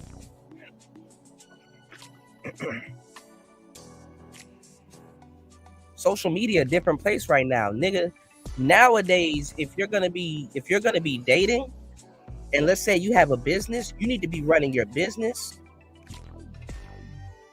and you're dating on the same profile, because you'll be surprised how much traffic that comes to your dating profile and won't swipe right, but they might need your services. Oh, I'm giving y'all some rocket fuel. Yeah, I ain't gonna talk to you, but you know what? I saw that crypto shit on your page, and my brother, he's in the crypto. Is it okay if I pass pass my number on to him? Pass my number on to him. Yeah, I'm not trying to talk to you or whatever, but my girlfriend, her toilet stopped up, and I see you do plumbing. Can you?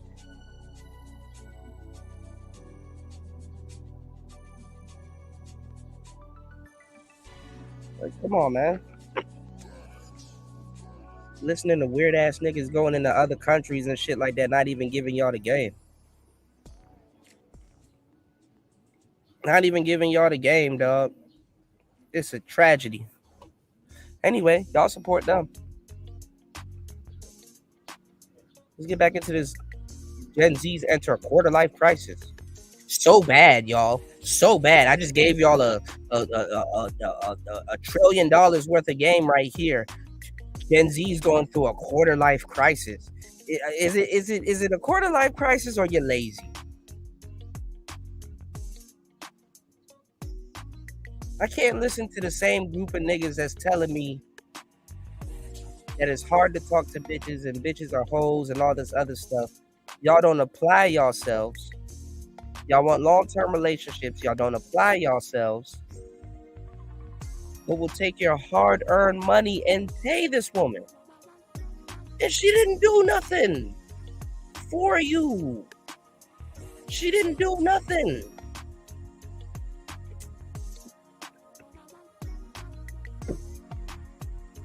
Shout outs to my bro Spawn dropping the huge. I appreciate you, bro. Spawn be soaking up this game. Dropping a huge $3 on the Cash App. I would like to thank God Almighty for giving everybody so much and me so little. I hate you. I hate you. I don't even know you, and I hate your guts. I hope all the bad things in life happen to you and nobody else but you.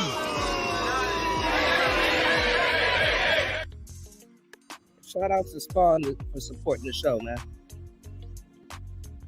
I appreciate all the support. All right, let's get back into it, man. I'm just telling y'all about a world that exists, that the internet is duping y'all, bro. I don't want y'all Gen Zs to fall into that, bro. We need y'all to help push the modern man, whatever that is. Stop getting duped by social media, bro. If you want romance, if you want chivalry, if you want public display of affection, if you want foreplay, and what's the other one? You know, my memory is gone. How do I got a fucking top 5 list? And I never remember the top 5. Hold on. You got chivalry, you got romance, you got public display of affection, you got foreplay. Fuck. Hold on, y'all. Y'all know this shit more than I do.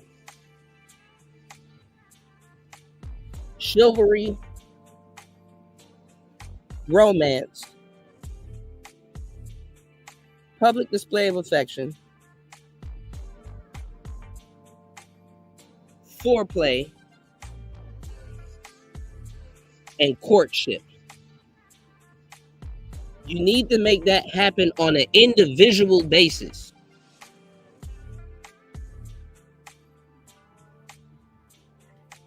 Your problem is, though, and this has always been every man's problem, is finding a woman worthy enough to reciprocate that.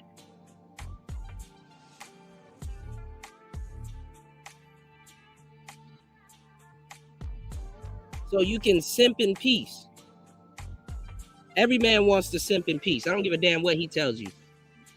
It feels good when a man receives romance back, because that gives him the green light to be more romantic.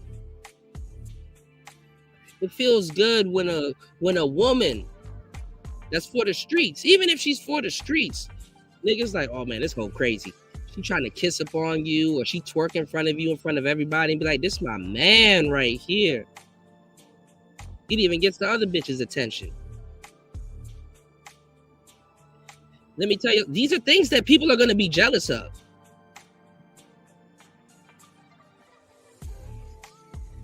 But the thing is that it can be very embarrassing if she's for the streets. This is why y'all get locked out of it. This is why y'all get locked out of it, because if she's kissing you or you're showing public display of affection to a hoe, everybody gonna be laughing at you because she done hugged the bouncer. She done hugged all the D-boys at the club. She tell you to go in the club. She about to stand by this Chevy and talk to this nigga about some shit. You in the club like, oh, okay, baby, I'll go get the drinks. So all of the shit that niggas would want from a woman, it has backfired on y'all. Damn, can't buy her no roses, which is romantic. It's Valentine's Day, can't buy the bitch no roses. You rather smoke weed. Can't light these on fire. Women have duped dudes into paying top dollar for way less.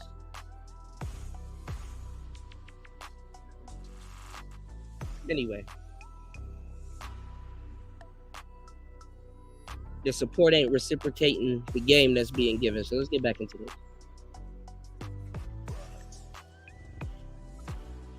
Get back into it. I have 6 years of experience already. As an early 20-something, good luck. Honestly, good luck finding a job. And job security is super low for us as well. Like, I've known so many young people that have lost their jobs already 2 years into their career. Like, I graduated from college in 2022. And the reason that I worked at 2 different places in a year and a half is because I got laid off. So with the instability of work, and especially decent paying work, coming out of college and high school is just really wild, because you think entering your 20s is when you'd start building that foundation, really starting your career, starting doing work that you hopefully would love, or at very least would tolerate, but that's becoming even more and more of a rarity than it was before, which then you take into account this hustle culture that is very prevalent within Gen Z, of turning all the hobbies you have into some form of monetization. And all this is done in order to keep ourselves afloat. And in the back of our minds, well, not even in the back of our minds, because it's very much in our face all the time, we face this pressure to just be successful super young, because we see that all the time. We see young people on social media blowing up, being insanely successful super young, before the age of 25, living extravagant lives and having these flourishing careers, having all these accolades, which for someone who isn't in that position creates a lot of confusion, a lot of doubt, being like, why aren't I there yet? When it seems like so many people are. And that comparison causes a lot of stress or pressure to have our lives together really young, or else we feel like we're failing. Like, there's this one Pink Panthers interview where she talks about this, and I feel like I relate so much to what she's saying, where even she talks about this pressure of like racing against time to be successful and to make this money and to live this lifestyle for her by the age of 19. It's crazy. Where do you think that comes from? What do you think, being someone who's kind of felt that way at 19, coming through the other side of it and knowing you have space to continue to create and you have a lane and you are successful? What do you think was motivating that? Any idea? I think there's a bunch of things, honestly, and actually it gets kind of deep at some point. I think there was part of me which was like, okay, I'm in my prime right now in every sense. My vocals will be the best they are, because as you get older, like, I don't know how aging works, but I just assume that they will decrease in time and quality. I thought I'm young, like, I look probably the best I'm gonna be able to look like now. Like, it's crazy. Like, this is really what I was thinking. I was like, I'm in the best shape I'll be. I'm in the best mindset. I have the most time. I don't have a family yet. I don't have a partner yet. Yeah. My parents are away in a different country right now, so they can't survey what I'm doing. Like, there was a bunch of things that made me think that, but also obviously the added pressure of seeing online media and seeing people starting things at 16. And FOMO is real. It's a real psychological thing. Yeah, FOMO, you said? Yeah. Yeah, I had fear of it. I literally had fear of it. I was like, oh my God, these young people doing all these parties and like having money and being able to buy cars. I was like, okay, I really need to figure this out. And I feel like if Miss Pinky is feeling this way, girl, everybody must feel this way too. Like, the pressure is just always on. But now let's talk about the relationship piece, because I feel like relationships are also a undercounted part for why a lot of us go through our quarter life crisis. Like, yes, jobs and money are important, but the people around us as well, or lack thereof, also really do impact our lives. Because I know for certain, back in elementary school, middle school, high school even, when we thought about our 20s, we thought, okay, first year out of college, maybe I'll be in a little relationship or whatever, and then like by 23, 24, I'll be engaged. Maybe by 25, I'll be married. Have kids by 27. Ooh, girl, how's that going for you?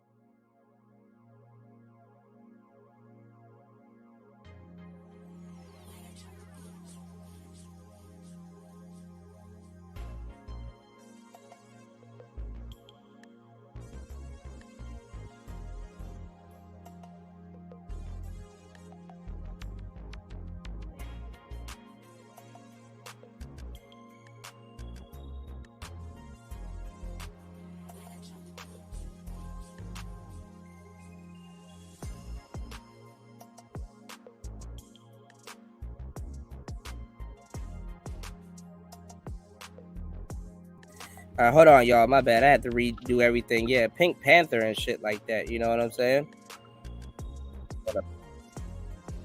Real psychological FOMO. thing. Yeah, FOMO. You said? Yeah. Yeah, I had fear of it. I literally had fear of it. I was like, oh my god, these young people doing all these parties and like having money and be able to buy cars. I was like, okay, I really need to figure this out. And I feel like if Miss Pinky is feeling It's everywhere I go. All my bitches wasn't. Hey, hold on, y'all. Bitch, I just woke up. No, I cannot hit a stain. Hold on, y'all. this way, girl, everybody must feel this way too. Like the pressure is just always on. But now let's talk about the relationship piece, because I feel like relationships are also a undercounted part for why a lot of us go through our quarter life crisis. Like, yes, jobs and money are important, but the people around us as well, or lack thereof, also really do impact our lives. Because I know for certain, back in elementary school, middle school, high school even, when we thought about our 20s, we thought, okay, first year out of college, maybe I'll be in a little relationship or whatever. Yeah, and like by 23, 24, I'll be engaged. Yeah, on that side of the fence, right? Maybe by 25, I'll be married. Have kids by... We're talking about kids and shit. Gay.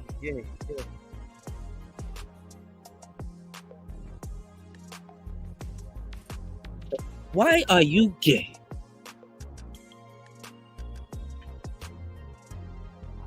Yeah, he definitely rooting on that side of the fence, bro.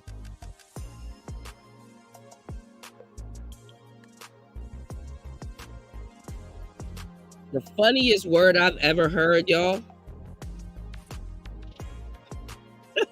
I still laugh at it to this day. Is transvestite.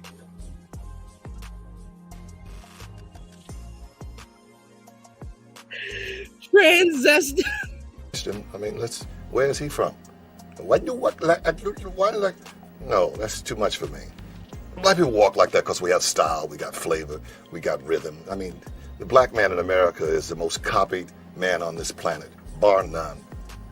Everybody want to be a nigga, but nobody want to be a nigga. How about that question?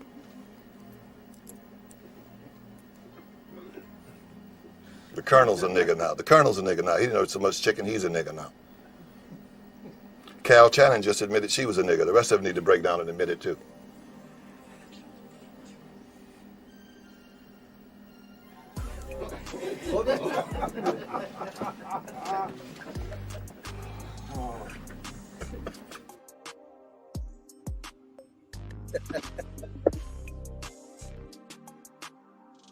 All right, let me get into this before I get up out of here because my shit about to die, y'all.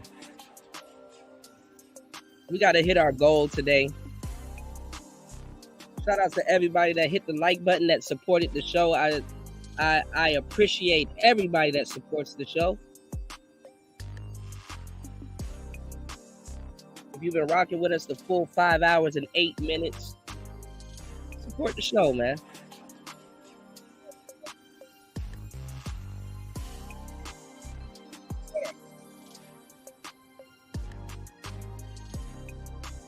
That's a video of me giving y'all the game about Laos. Just hit our goal, y'all. Y'all hit the like button, support the show. 5 hours and 9 minutes of Wizard. And I'm still entertaining. Let's get it. Today I want to talk about something. You know, there's a lot of videos I want to make because I don't know what the answer is anymore. I really don't. If I'm lucky, I will maybe like once every 3 months I'll get an adventure with a quote unquote friend, which I truly think, I don't exactly know what a real friend is, if I'm gonna be. Now listen, shout outs to my gamers. I don't knock y'all playing video games. Try to get this in before my shit dies. I don't knock y'all for playing video games. But if your social life is not intact, bro, you can put the games down for a little bit. Because you can always come back to it. I like the best thing to do for real, is go out and go find a broad that's into games. Bring her back to the crib and y'all play the games together. It's not foreign for you to have two TVs in your house, and she can play her Xbox on that TV, and you can play your PlayStation on this TV. Put y'all together.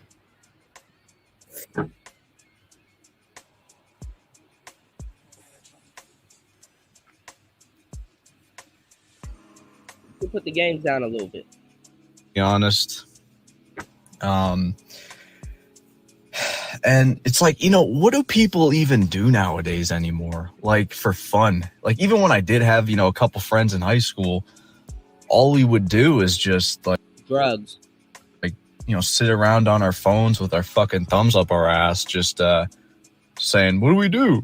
What do we do? You know, just like on our phones, sitting around on the couch and whatever. And it's just like, what do people even do nowadays? You know, like the dude that I've been talking to, you know, recently that I just kind of met, you know, he did go to my high school, but yeah, like Saturday and then this Tuesday were the first times I hung out with him. And, you know, the previous, you know, since January, I've been on a really strict diet, you know, heavy training. I lost about 35 pounds, probably maybe a little bit more. I do plan on making like a physique video update, you know, eventually, but you know, just like working on myself, you know, that's pretty, because like I got nothing, like I say this a lot, but you got to understand, like most of my days, like months on end, I'll just be driving around and doing nothing really, you know, I'll just be by myself all the time. And it's like it's sort of like a treat, you know, I get to go out. And yeah, so Saturday, I mean, Jesus Christ, you know, I just I didn't drink as much on Tuesday when I went out, but yeah, I mean, Saturday, you know, I just drank a whole bottle of Fireball like it was fucking avian water or whatever it's called, and a whole 12 pack, and I mean, that was bad. But Tuesday, you know, I drank responsibly, like a normal amount. Didn't get me, you know, nearly drunk at all. I mean, I had a 6-pack, got me a little buzz, you know, just like a normal amount, you know, to where I was functional. I wasn't, you know, mad at all. I was actually, you know. All right. And this is a problem. And it's not just Gen Z, because I don't want y'all to think I'm going in on Gen Z. This is with every nigga. See, me, I do longer shows, so I get a little bit of leeway. So I'm well aware of the leeway that I get. Nigga, get to the point. We're seeing you slash people. This nigga done got surgical with that blade about 50 times. No, he slashed them in the face about 50 times. Okay, that's cool. Now it's Keanu Reeves and shit like, and you still haven't got to the point.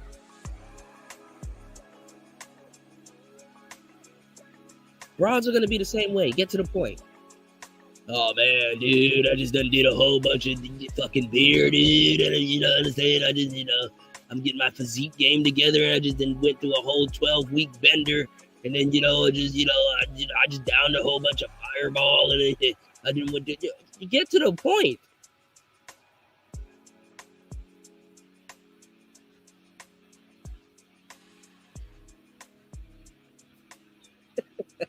Very calm and felt good, you know. And the thing is, right, again, like I just don't know what people do nowadays. It just seems like every normie like just wants to go to the strip club.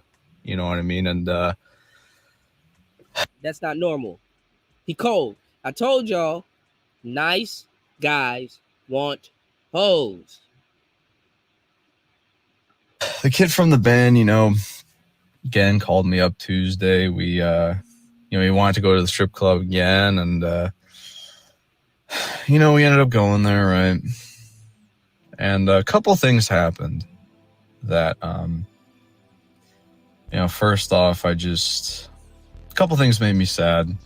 You know, I just kind of been sitting here just thinking about it, because I don't, like, that's the thing, you know, it's like you're so miserable alone, right? And then like you finally like hang out with somebody and that you still end up miserable, you know? Like it's just like this never ending cycle of just hell. You know what I mean? Like, I don't know, of course, like my fucking mom, you know, like, oh, you gotta see another therapist and psychiatrist because you're angry and depressed, and it's like I've done that shit more times than I've changed underwear. Like, what am I gonna do this time? I'll go see someone. Hey, I'm sexually frustrated, and I'm not gonna lie. I know a therapist is spelled the rapayist. Put two and two together, y'all. I know a therapist is spelled the rapayist, but they be rapaying y'all. What the fuck were you gonna go to a therapist and talk about? You better off coming to the manosphere, chopping it up with me, player. What the hell is a therapist gonna tell you, man? I went to the strip club after going through a bender. I just feel lonely. Well, first of all, nigga, do you have enough game to pull a stripper if you wanted one out the strip club? And were you conservative with your money to save enough to pull her out the strip club and sneak her into your mom's house and bang her, or get a little hotel?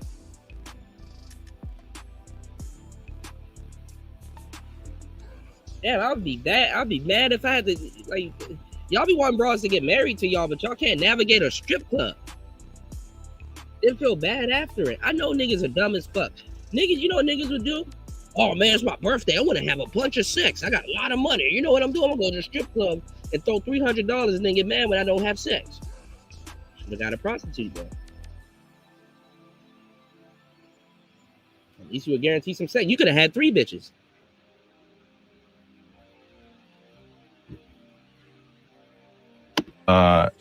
People treat me like shit and I have no friends. They're gonna be like, oh my god, mental illness, let me put you on blah blah blah. It's like, dude, what? He is not black pill.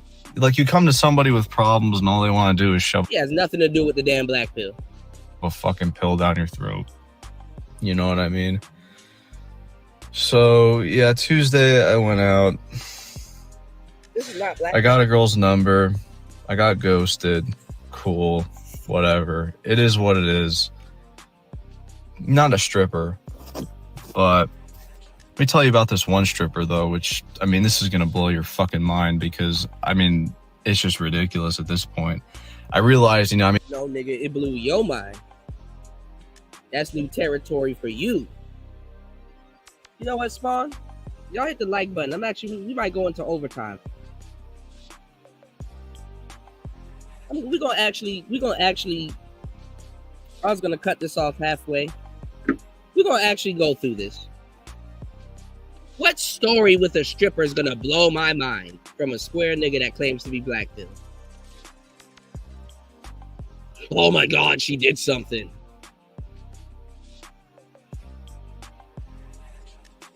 I'm actually y'all support the show. I'm actually plug in my laptop and sit down for maybe another hour giving y'all some game. And maybe open up the panel. What did she do now? Again, good guys want hoes.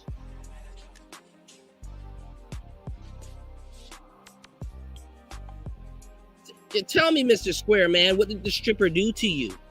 I mean, you know, of course, like, I'm desperate, but I'm not this desperate, you know. This woman, man.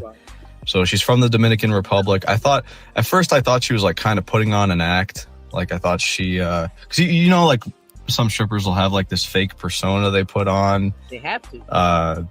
Yeah, just like an act. And I told her like multiple times, I'm like, you know, you can drop the act and talk to me like a normal person. And keep in mind. Yeah. Mr. Blackpill Man, saying that's not gonna get her to drop the act. You gotta kind of get her off topic because she has you on what's called a routine. So when you get her off topic, just be like, I don't even know why y'all even be doing that routine. But look, my name is Marcus, and you got to lead the conversation for like a good 5 minutes.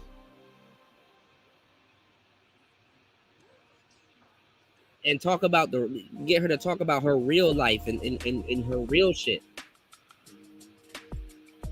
You're not the first person that says drop the act.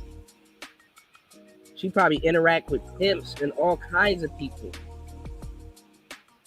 You go like, hey man, drop the act and you be real with me. That's not gonna work. Lord have mercy.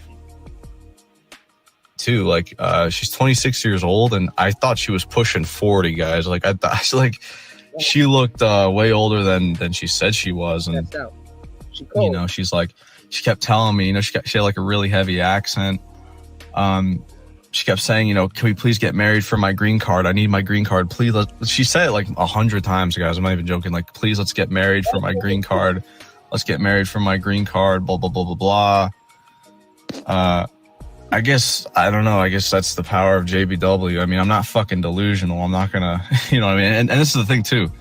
She pretty much, you know, I asked her, I was like, you know, do you have any kids? And obviously, she's 20. You know, she was like, oh, you know, I got a kid. And I was like, son or daughter? And she goes, I got a son. And I was like, oh, fuck, it is over. You know what I mean? And then she asked, you know, if I got a car, and told her, yeah. She got all happy. She's like, can you please, you know, drive my kid to school, be my new baby daddy? And I asked her too, I'm like, you know, where's the baby daddy? She was like, fuck him, my baby daddy's a piece of shit. And I mean, guys, like, it's just, I was like, holy fucking shit, man. Like, I don't feel comfortable in strip clubs too. Like, this is the thing. I only do this shit for the normies, right? The only reason why I go to them is either like peer pressure, or I'm so drunk beforehand that people just talk me into it, you know? And I mean, that's how you know it's over, when you're going to strip clubs, just to like, and this is, all right, I'm like kind of like thinking too fast right here. Let me just calm down a little bit. Go back to the baby daddy. You know, she's just talking shit about her baby daddy. She's got like, you know, multiple baby daddies from, you know, the Dominican Republic, and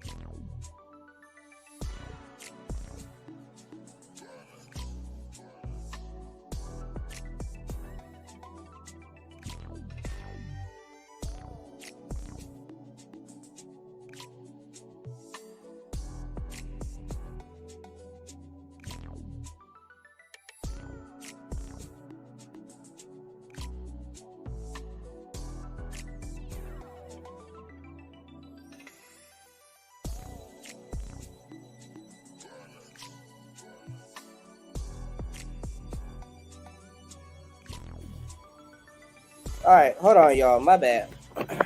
And my bad if I'm getting a little bit irritated, and because this shit is just obvious. What's going on, Rainwater? Shout out to Rainwater. Shout out to Pablo. You did. You said dudes are never black pill, just variants, like mutations. Yeah, laugh out loud. Just give that dude some weed and he'll get. You're right. Like, the fuck. Oh my god, I went to a strip club, dude. Dude, she got a kid, dude. Yeah, because strippers, strippers are the wifey type that y'all are supposed to be meeting. Remember? Oh my God, fucking Spawn, dude. Pablo, dude. Rainwater. Chris G, dude. I did a strip club. And she got a baby, dude.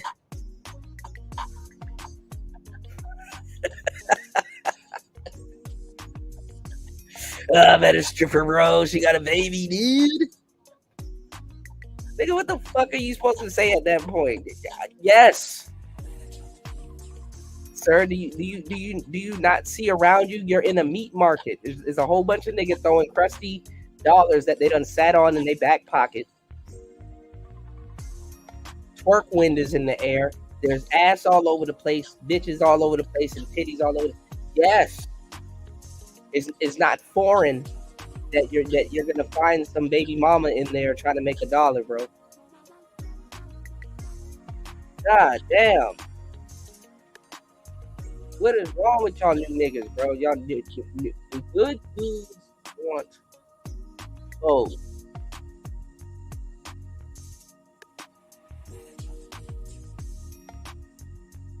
I don't know how much times I gotta say this, reiterate it. Dude, she's from Dominican Republic, dude. Trying to be a passport, bro, dude. Republic, and he's got this one son, 6-year-old son in America. Like, guys, it's just like, holy fuck, man. And she was like, oh, for $300, I'll do whatever you want. I'll do whatever you want. And then, because yeah, I mean, Jesus Christ, that's just ridiculous. You know what I mean? $300, like, and then she goes, I'll do whatever you want for free if you be my next baby daddy. If you're my next baby daddy, I'll do whatever you want for free. If you get me my green card. Hold on. Oh shit. I done got rid of the damn tab. Hold on, yo. How do you reopen a closed tab?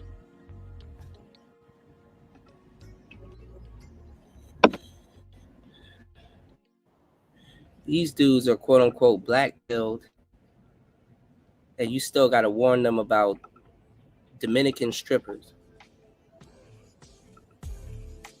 You can't make this shit up. You got to warn them about Dominican strippers.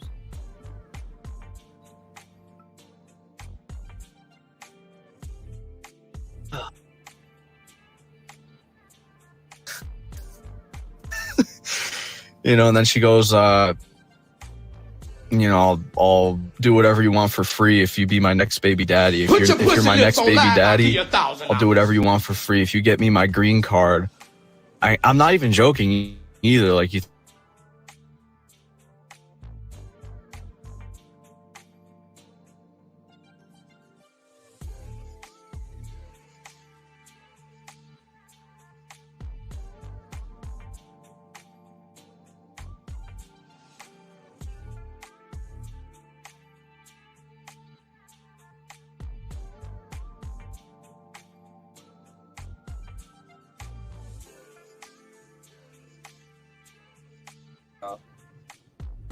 This nigga said a fake cell. A fake cell. Yeah, looking for love in all the wrong places. A fake cell? What in the blue fuck is a fake cell? What is a fake cell, bro? You want to be real? Where's the prize, my guy? Dude, fucking the Dominican stripper, dude. It's like, and then she goes, I'll do whatever you want for free if you be my next baby daddy. If you're my next baby daddy, I'll do whatever you want for free. If you get me my green card. I'm not even joking either. Like, you think I'm joking. I'm being dead serious, guys. Like, she just, oh my God, man. It just kind of like rotted my brain. You know what I mean? And I mean, if you comment, like unironically, like, oh, you're a fake cell, bro. It's like, dude, you really think I'm gonna fucking, drive some random woman's kid? And this is the thing too. Like, I told her, I remember asking her, I'm like, what do you do for a living? And she goes, I fuck big cock. and she was talking about like she does like cam shit, and oh my god, man, it was just like, and she was talking about like dildos, and I'm like, you know, stop, like just I don't want to fucking hear it, you know what I mean? I told her like straight up, I'm like, just stop, don't talk about it, like just, you know, just drop the act, just talk to me like a normal person. But I think that this is, you know, She did, you goofball.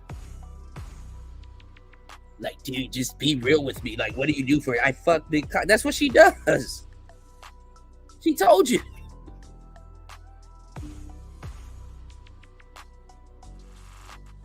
No, I don't want to hear about it. You're not as black pill as you think. the only thing she knows, you know? So yeah, you know, I was like, what the fuck, man? And she made me buy her a coffee too, which kind of pissed me off. How can she make you buy her? She just ordered one, and she's You're at a strip club. How can she make you buy her?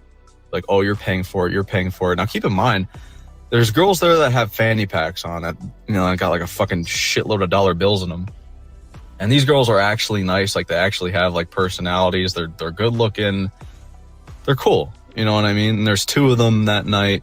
You know, again, it was like on a Tuesday night. There's like just nobody there. None of the bouncers. We even stopped at the other one where the guy said I was walking too fast or whatever, and you know that one was fine. Like they weren't. I keep telling y'all, good dudes want hoes. This nigga is actively trying to date in a strip club.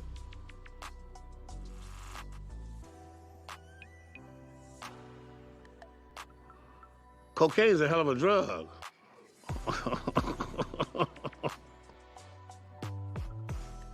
Weren't mad at me. Nothing happened at that one. The kid just ended up. He's like, "Oh, bro, can you spot me, bro? Can you know, I don't have any money. Can I please get a dance, bro?" And blah blah blah blah blah. So again, it just I'm just like sitting there fucking miserable, man. Like seriously, like I'm tired. I'm just so tired of life. I'm tired of everything. You know, it's just like when I get out of the house, I end up doing this shit that I don't want to fucking do. Like I'm thinking, like, and I'm seriously like begging you guys. Like I never ask for advice ever, but it's like what the fuck do you like? How do you hang out with people nowadays? Like there's just nothing. Like where do you go to meet women? Not ones that want their green card and want me to drive their kid to school. You know, normal ones. Like I just can't. Like online dating apps don't fucking work. I've been on them for 5 years. Nothing has fucking happened. I'm just over it. Like I'm just so fucking tired of it. Like I seriously am. And it's just like every fucking day is so boring. Like it's just so I just can't like do anything, you know? Like, and then finally, you know, when I get the fucking chance, I end up like doing something stupid. Doesn't even matter if I get drunk or not, because like Tuesday I was just like slightly buzzed, you know, normal functioning. I was happy, I wasn't mad, and I'm still depressed afterwards. It doesn't matter, you know? And like, you know, the past like 3 months, was feeling good, fucking lost all this weight. I mean, yeah, the progress started to slow down. I kind of got discouraged a little bit, but like, yeah, I'm thinking, you know, something's going to change this time, and it's just the same fucking bullshit. Like it really is, you know? But anyway, what was I talking about? I guess like the fanny pack girls. The Dominican Republic woman who bought the coffee. Like, come on, you know. And I was like, you're making me pay for this shit. She's like, you're gonna be my new baby daddy. Oh my god, can you imagine that, guys? I lose my virginity to her, get her pregnant. Oh my god, you wouldn't hear that. That's like something straight out of like a horror movie, you know. Because then guess what's going to happen? You know, I'm going to end up paying child support. I'm going to be making MGTOW videos. I'm going to be the next hammer hand coper for the rest of my life. Oh, my God. But, yeah, you know, she buys the coffee. I call the, like, so, you know, the stripper, she's, like, sitting. You know what I've noticed, y'all? I've never understood why dudes will sit on these panels and these forums and listen to all of this stuff, call themselves black pill, and like literally get into I mean, but this is a guy thing. Guys would just throw their lives away. We're disposable, to tell y'all the truth. I can't even get mad at bro. But we'll do all of this stuff and just throw our lives away to a Dominican stripper. Like, I don't get it, man. And then claim women are the problem. Dudes are not seeing how they are the problem. Why do I have to tell quote unquote good guys that's been in this space from whatever sector they're in? Why are you looking for love? At a strip club looking for love and then give us a half-assed wants from you. Interesting. Very much interesting. You know, to my right, like on the, like sort of on my lap. And, the fanny pack girl brings a coffee over, and I called her over, like, to my left, and I whispered in her ear, I'm like, she's kind of scaring me a little bit. And then she just like burst out laughing. And, the stripper was like, what did you say to her? What did you say to her? And I was like, nothing. She's like, how come you make her laugh? I was like, I don't know. I don't know what I said, but yeah, I don't know. I was just like, cause I didn't know what excuse to make, you know what I mean? But, yeah, that happened, the band kid, I don't know where he was at. Now, let me tell y'all something too about race. I don't really want to bring race into this. But y'all white boys are going to get it the worst. Shout outs to my white players, man. The real ones that can soak up this game. Y'all white boys are the worst. I'm glad being black. Cause y'all niggas be like, oh man, cool, when we go out of town or when we deal with foreign women, we gotta the white boy. Well, that's good. But even though it's more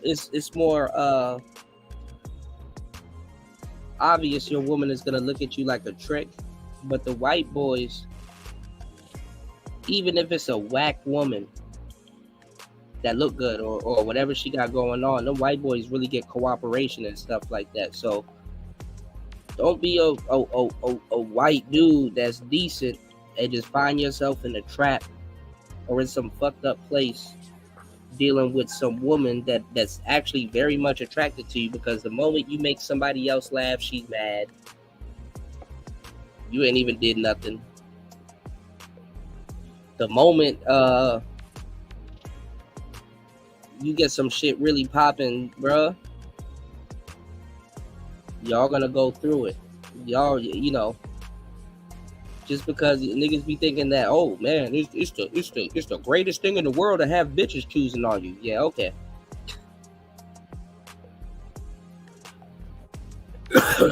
Nigga, you will get talked out of so much shit.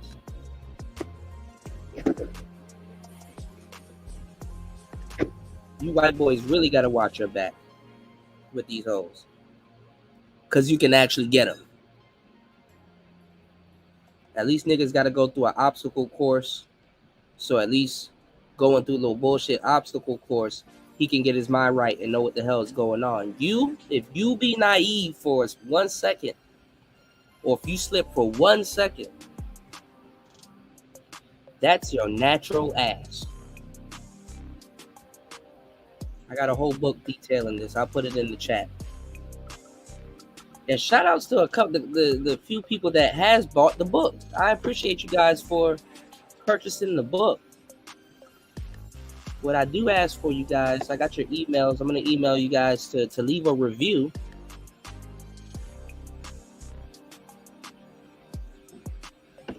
We do have an audio book that I've recorded and self-produced. I believe it's a couple of white boys that bought the book. So I appreciate you guys supporting the game. I wish the brothers would get on board, but hey, it is what it is. And shout outs to my bros over at Reddit. I appreciate you guys. I'll write a book for the white boys because y'all got a lot to lose. All right, let's get it. And this is the thing, bro. Like, he had to stay at my house because apparently he got kicked out. And he's like, I need a place to stay. Even when he picked me up, he's got like his whole trunk was like filled with a bunch of shit. And he's like, I need a place to stay for the night. Can I please crash at your house? And I'm like, all right, dude. Like, he's just like asking me for like money and all this shit. And I'm like, dude, like, I don't know, man. Like, I'm not a fucking asshole, right? Like, I did give him some shit. But it's like, I'm just so tired of like, because it just seems like every human, like I've been saying this for years, and it's like, human interactions are so transactional. It's like you got this one fucking stripper who's, oh, marry me for my green card, marry me. Oh, you can't do that. Get me pregnant so that you can be my next baby daddy, and drive you got a car. Oh my god, even better, you can drive him to school. Like, and then I'll do whatever you want me to do to you if you. It's like, it's just crazy shit. And then, this kid like, oh, bro, just like, please, just like help a brother out, bro. Just help me out. And it's like, okay, it's just. And let me tell y'all something about these strippers that be doing OnlyFans content and all kinds of shit, right? When they deal with guys in the industry, this gives them power. You know what I'm saying? This gives them power to believe that they have dominion over square guys or guys that they think is square or don't know what's going on.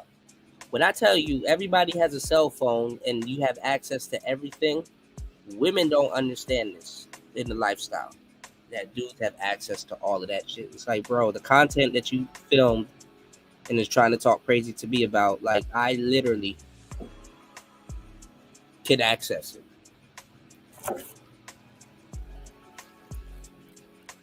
easily. I don't have to look at you like you did me a favor.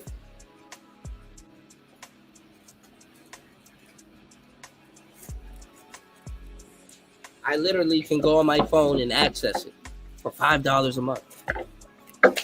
Jesus Christ. Hold on, y'all.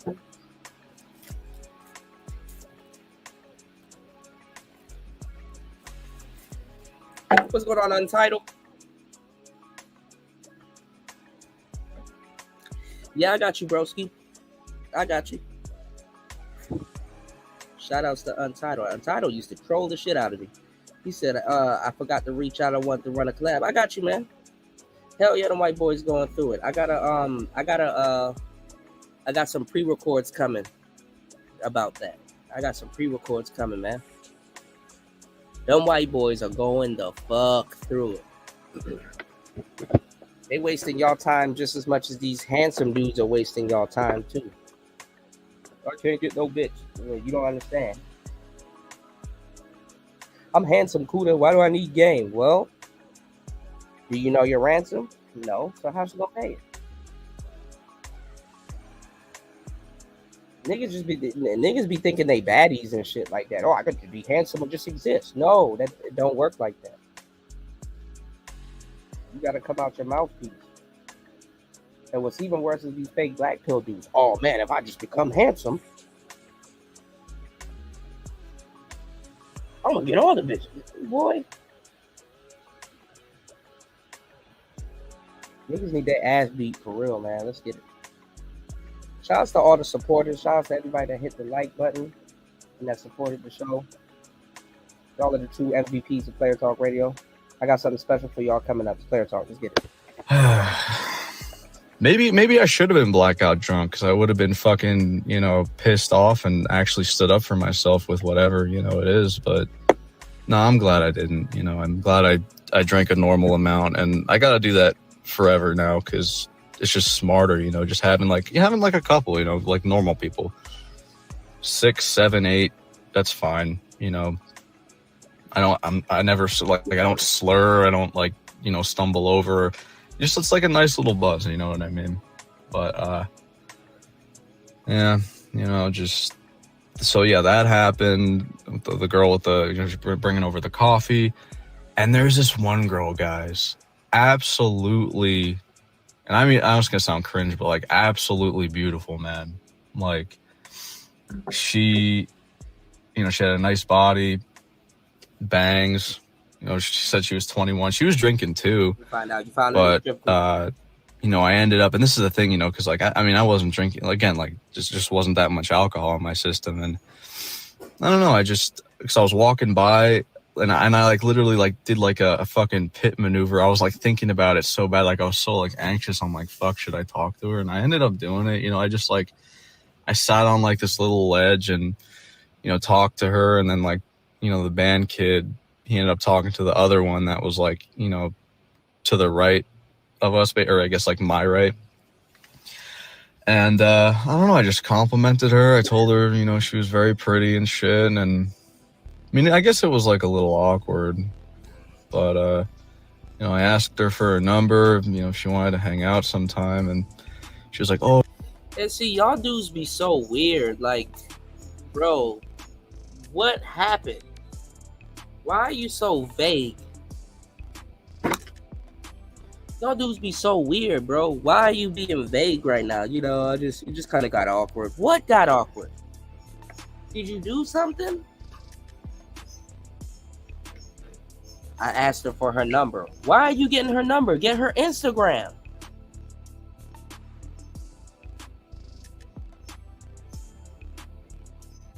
Like, this is vital information, and you, I'm just gonna be vague. Dude, I just don't understand. I'm gonna be vague.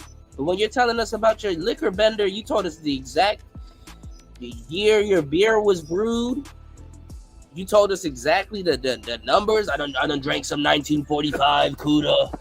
Oh my god. Now when you're talking about bras, oh, I'm just gonna be vague. It just got weird. I just asked her for her number. Come on, man. Oh, do you have Snapchat? You have Snap? And I was like, nah, I don't. She's like, yeah, I don't have that fucking bullshit. And, you know, I ended up giving her my number. She gave me her phone because you're not allowed to have your phone in there. And I, you know, put my number in, sent myself a message. And okay, so you know how in the the casino, there's slot machines, and you pull the thing and it just keeps spinning. And now you're trying to pick up bitches in a casino. Okay, again, y'all. Good dudes want hoes.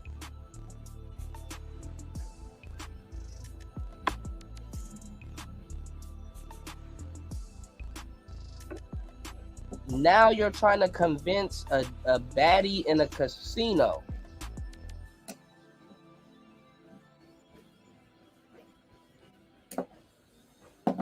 Oh my God. Swear to God. I can't deal with y'all niggas, man. No more, man. And spinning like there's just like a shitload of them just spinning. Guys, so I went back, you know, I texted my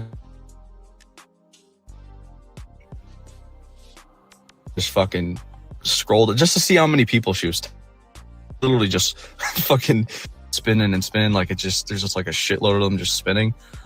Guys, so I went back, you know, I texted myself, I pressed back, and, you know, she got an iPhone, and I got my finger, I just fucking scrolled it just to see how many people she was texting. Like, I literally just fucking like scrolled it like a fucking slot machine. It just kept, guys, it did not stop. I scrolled it.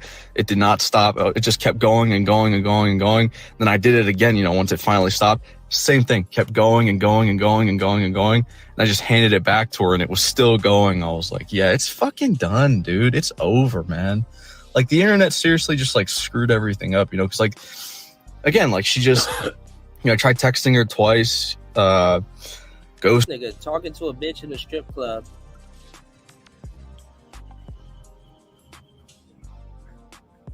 Mad because he scrolled down on her phone like it's a damn slot machine. She could have owned her iPhone for a long time.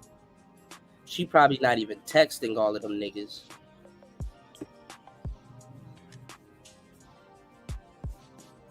And that's what he's judging off of.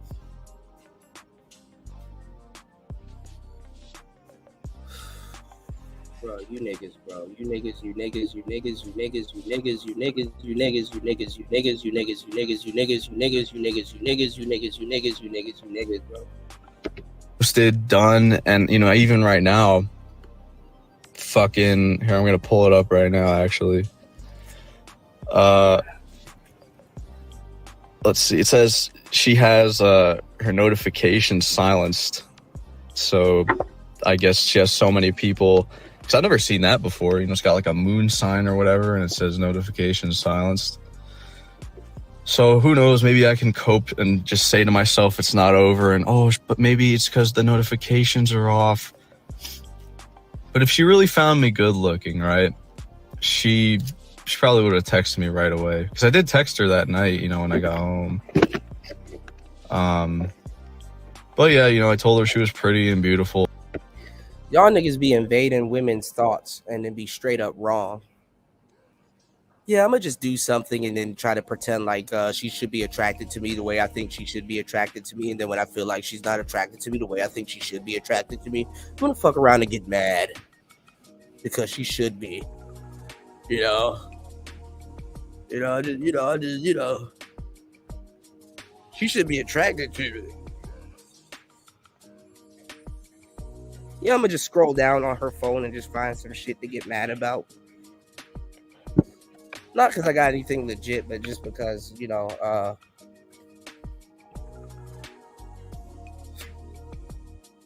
I want to get mad about some shit. Like, what the fuck? I'm gonna just do the thinking for her and just, you know, get mad at y'all because I'm thinking for her. She didn't really say it, but, you know.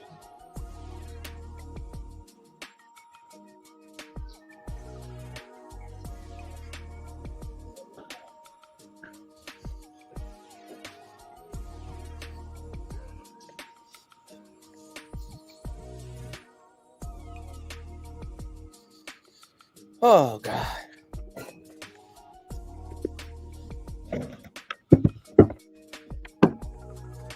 Y'all hit the like button and support the show, man.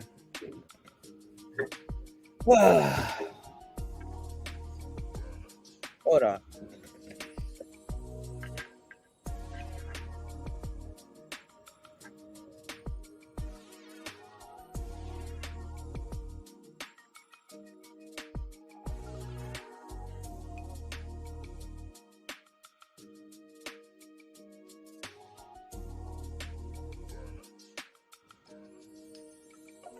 Yeah, dude, I'ma just, you know.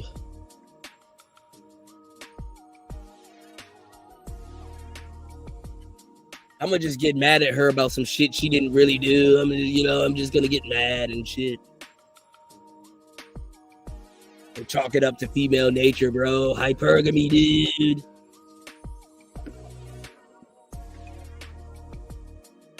A couple times and fucking talked about some stupid shit.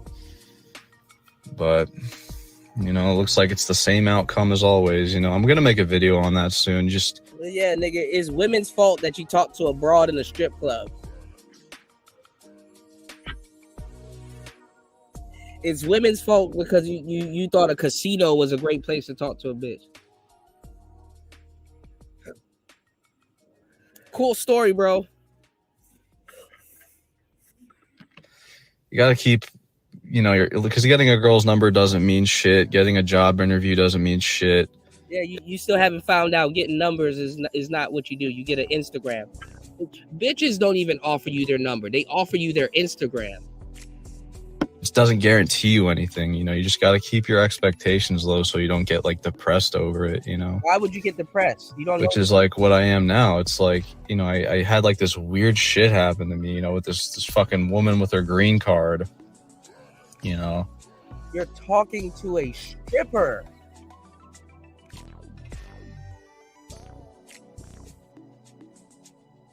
A stripper. Put your pussy lips on live, I'll give you $1,000. A stripper.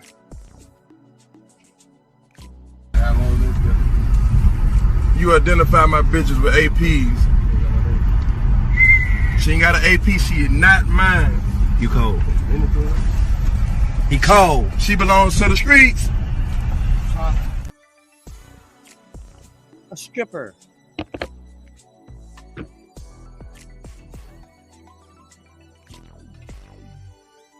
I can't even feel sorry for you, bro.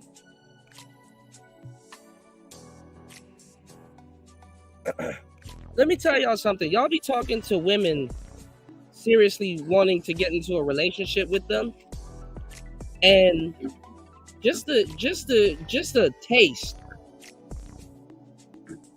You want to sit up here and talk to a stripper, but the taste of the reality of the life that she's living, you fold under pressure under that.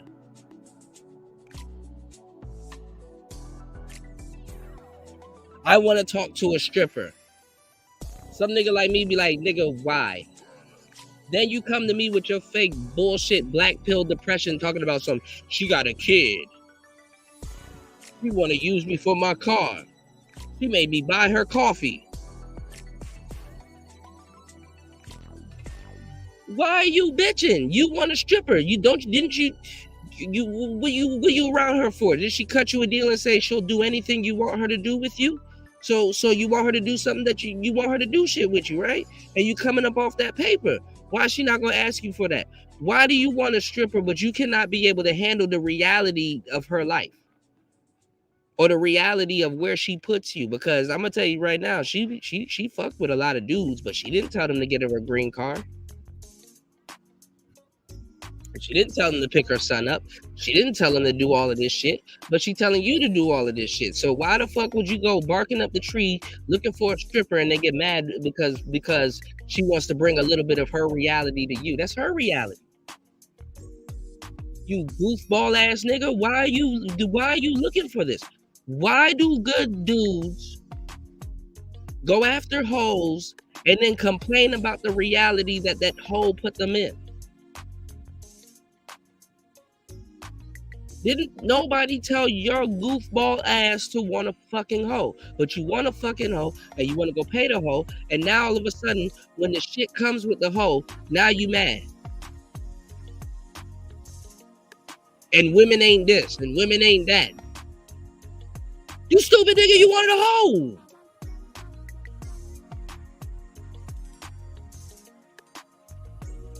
This ain't no UFO. That right? Where is him at? Oh my God, I'm talking to a broad in a strip club. It's an unidentified object that she has a kid.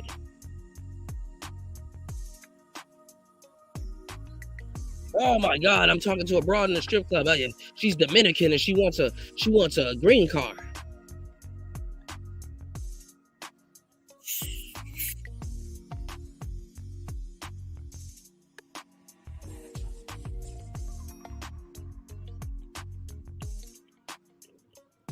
Yeah, you expect this from a stripper. So what is more of this nigga's speed? Some bookworm bitch that's in the library? I'm loathing over my feminism study classes. Go get with a feminist then, you goofball ass nigga. Then y'all fuckboys get mad when somebody makes fun of you. Look what the fuck you doing.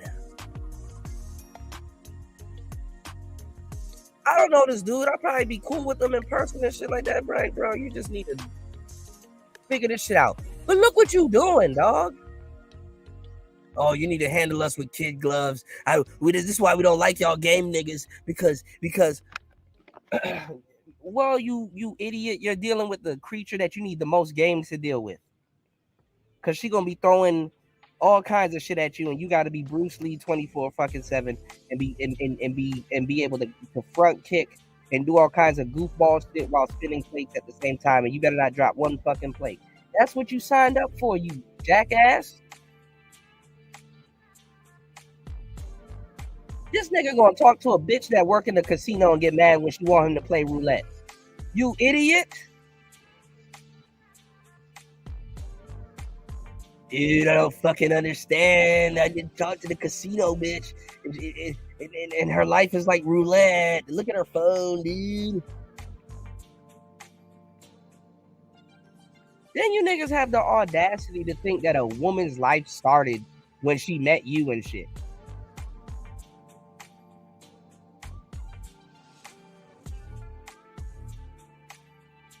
You met a casino bitch, and just because this is your first time meeting her, you think this is her first time dealing with somebody like you.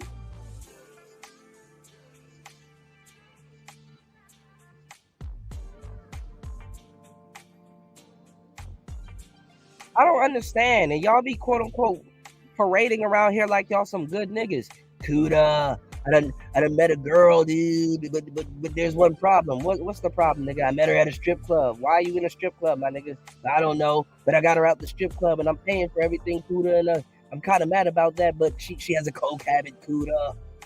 It's not my habit. I'm not trying to do and pay for all this coke. I heard you did a show the other day, Kuda, and Diddy was talking about pink cocaine. That's what she does, Kuda.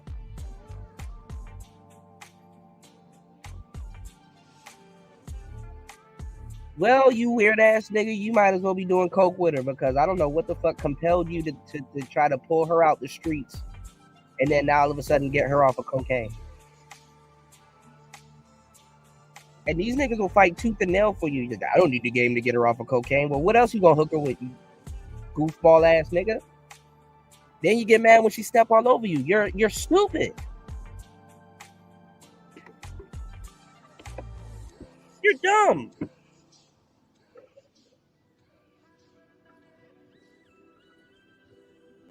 If Jesus can't save these hoes, why are you trying? What make you think you greater than Jesus?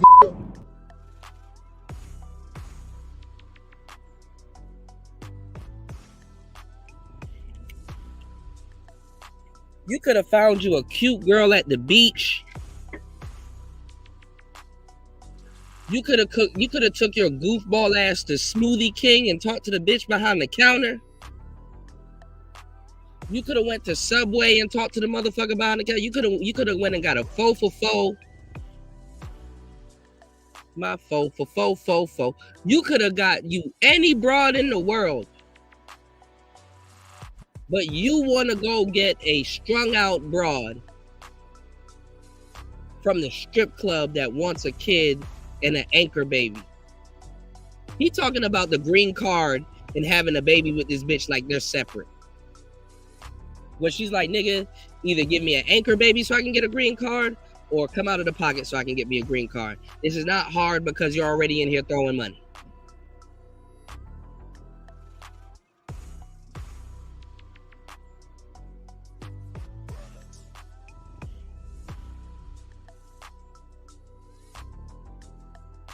But you come to the internet and talk crazy about these women in real life. As if something is wrong with them.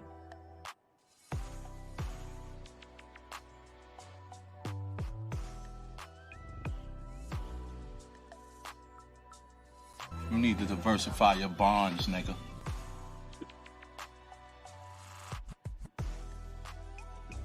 And then, you know, getting ghosted, and it's just like we're back to square one again. You know, like I don't even want to like leave the house like this week. I really don't, but I gotta like push myself. What the fuck is wrong with y'all niggas? Like, why when y'all talk, there's like, at least when y'all hear me when I'm talking, I know I be animated, I be telling jokes and stuff like that. It comes with the territory. It's just a part of the game, y'all. But why y'all niggas got so much defeat in your voice, man? You know, I just believe that, you know, it just doesn't. Nigga, aren't you 20? Don't you have some life in you? How do dudes like you end up at the strip club? Yeah, you know, just, you know, I just feel like she you know, she gonna play me and she's wrong for looking for a kid, and I lent my friend $30 and I done had a 6-pack of beer, and you know, I skipped out on the gym, and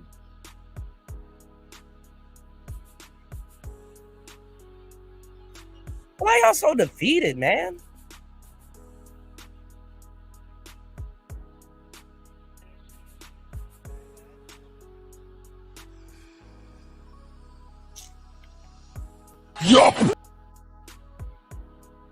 Your pussy! Hey, bring the camera or something. Bring the camera. All the young girls who want to make life with pussy, your pussy will perish with you in hell. May your pussy perish with you. May your smooth pussy, creamier pussy, and tight pussy perish with you.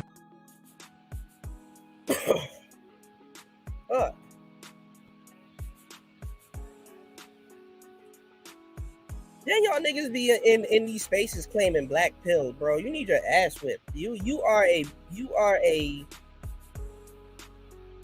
are blue pill raging.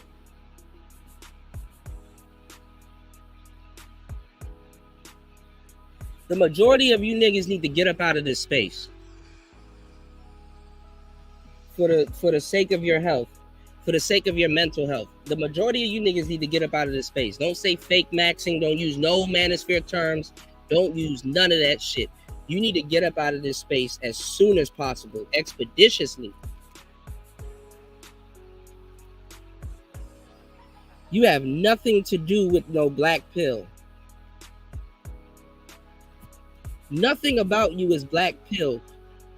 You're crying over a Dominican prostitute.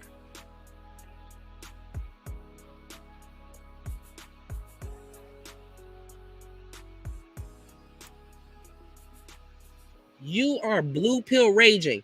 You didn't take no pills at all, bro. You didn't take the red pill. You did not take the black pill. You did not take no pills. You niggas are sniffing pixie dust.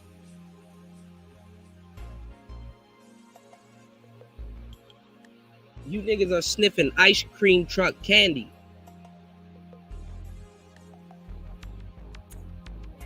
I don't give a fuck how much terms you know and how much video games you play. You are not black pill. You are blue pill raging.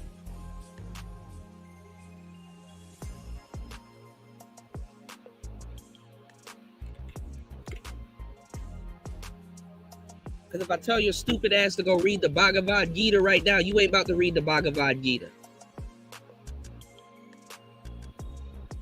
If I send you some Earl Nightingale videos, you ain't going to read it or listen to it.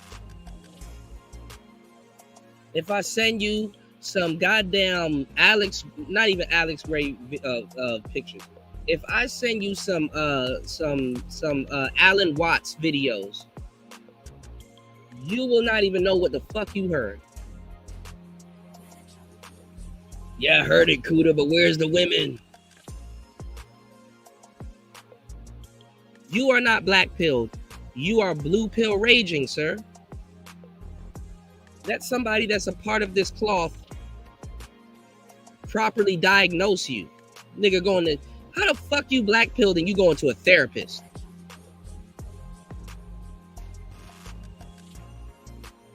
What's going on, cool man, cool man? How are you black pilled and you're going to a therapist?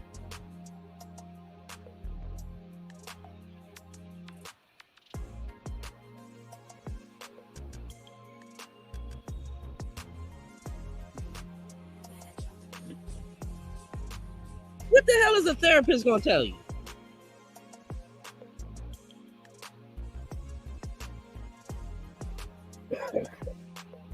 Hell, a therapist will tell your goofy ass to stop looking for a wife in a casino in a strip club like I would.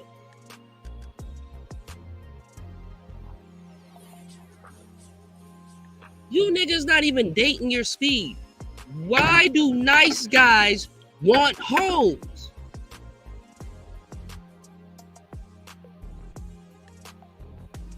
And then complain about the whole shit and some more shit.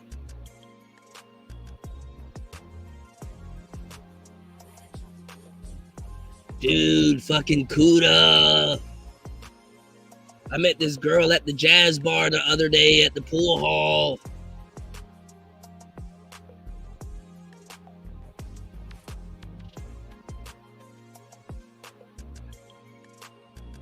She's like a level 54 Charizard, Kuda. I told her to use Dig and Flamethrower, but she won't listen.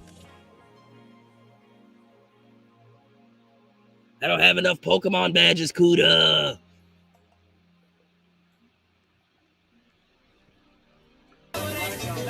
Hey, yo, what the fuck? Nigga couldn't even say, yo, why don't you get a Dominican guy here to have your baby? You seriously, I know your goofballs. I know you seriously sat up there and thought about taking her kid to school and having a baby by this girl. She said she would do anything.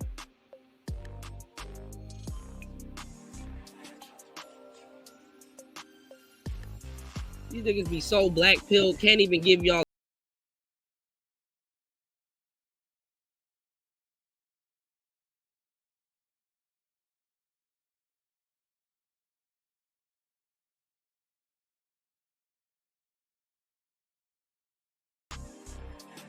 You can't even give him some literature. Okay, so you're black pilled. Okay, well, you got a lot of work to do, bro. You got some required reading. Hell, I'm black pilled, but I walk around red pill. I'm black pilled. I need to reread the Bhagavad Gita. I need to reread and re-listen to Alan Watts. I need a mental refresher. And let me tell y'all something. If you're black pilled, by definition, you're deep because you understand this shit. A deep man, I mean, I know niggas throw themselves away for nothing, but a deep man that understands this shit, they're not worried about a Dominican stripper with a kid that's trying to get a green card. That's just another face in the strip club.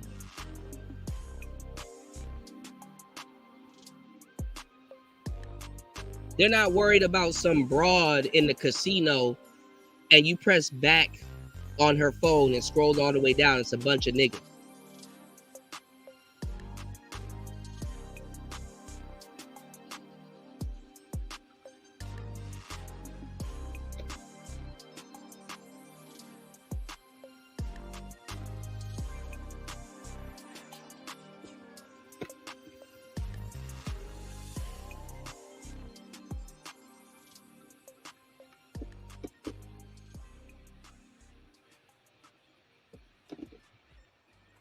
I couldn't hang out with no dude like this. We'd fight. All kinds of chests will get caved in. Nah, bro, I'm good. You stay on that side of the club. Or I'll holler. I got you, bro. I'll holler.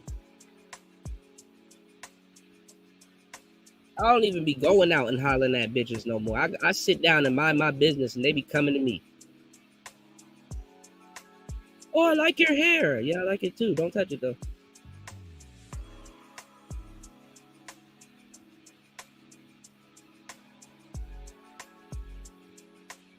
I've been jumping in pools all summer. I need to get these shits retwisted.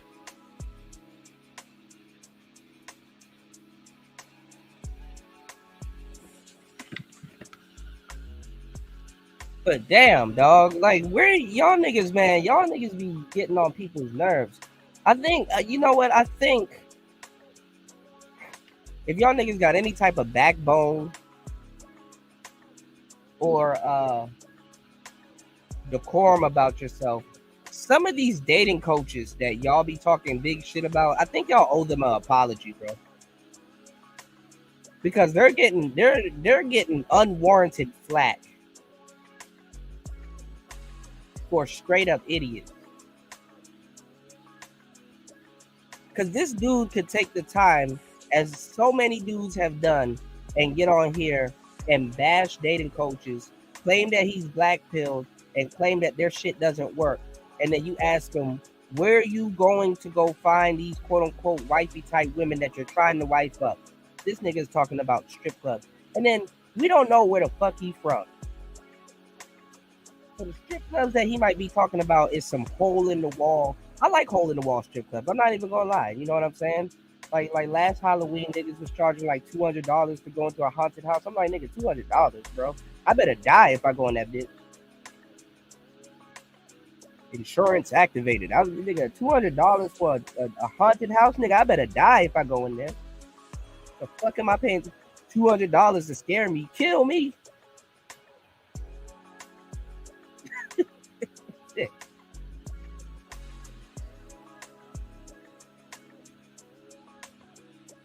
hole in the wall places, bro. You know, I'm not gonna lie, I'm a nigga. Every so often you go to little hole in the wall places. Like, if there's not a little bit of fear of losing your life, it ain't legit.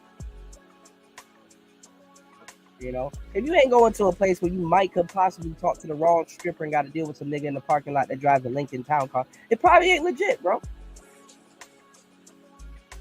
All kinds of shit go down in the hole in the wall strip club.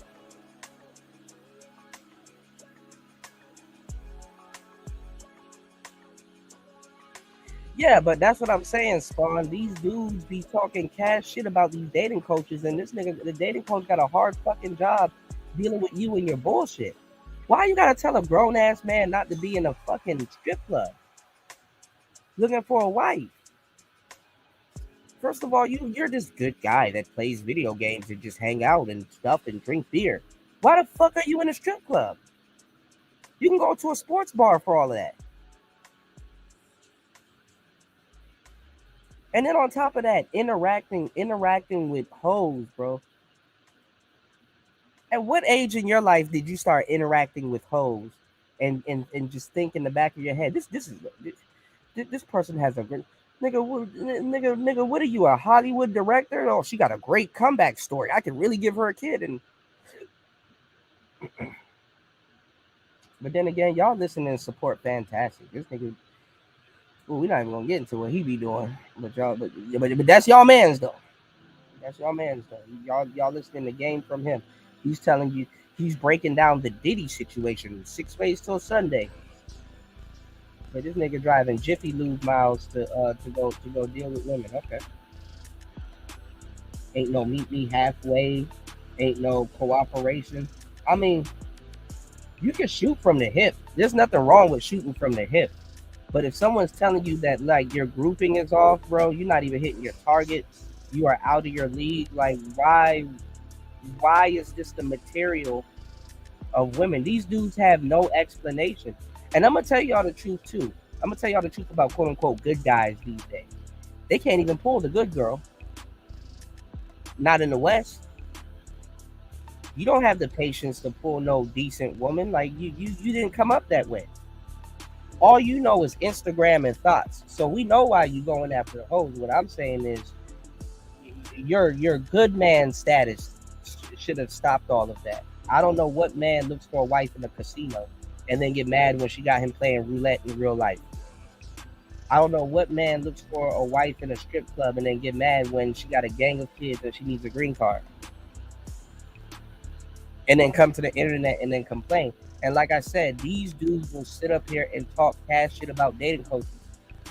I said this a billion times and I mean it when I say it. Black dating coaches need to be the most paid person on the fucking planet because they put up with the most goofball shit.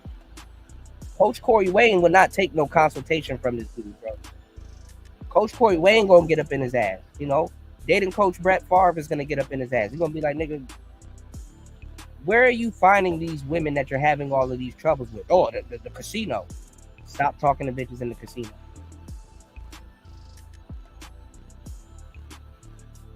Stop talking to women in strip.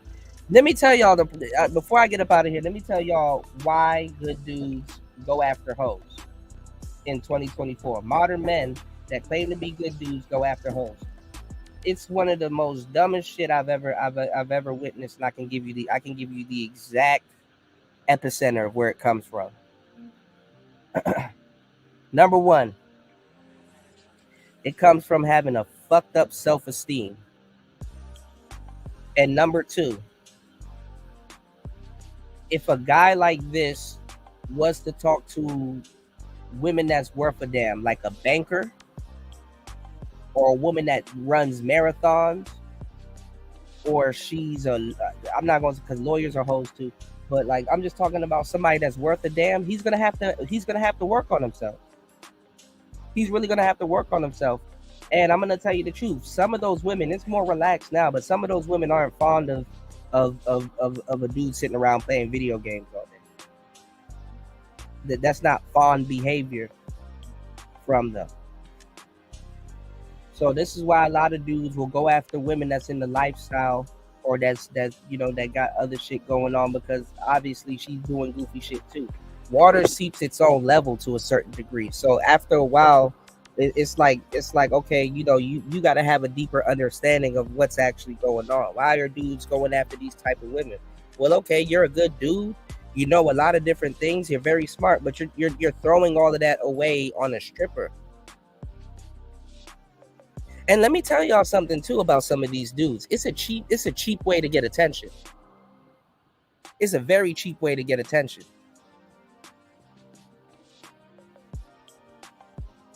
Dude, I had it all, but some Dominican stripper with a kid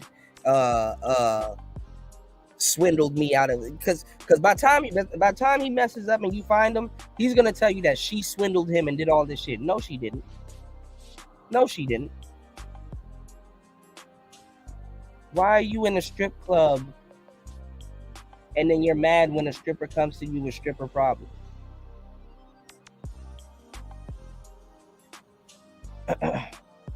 And furthermore, too, man, good dudes used to pull decent women back in the day. Women that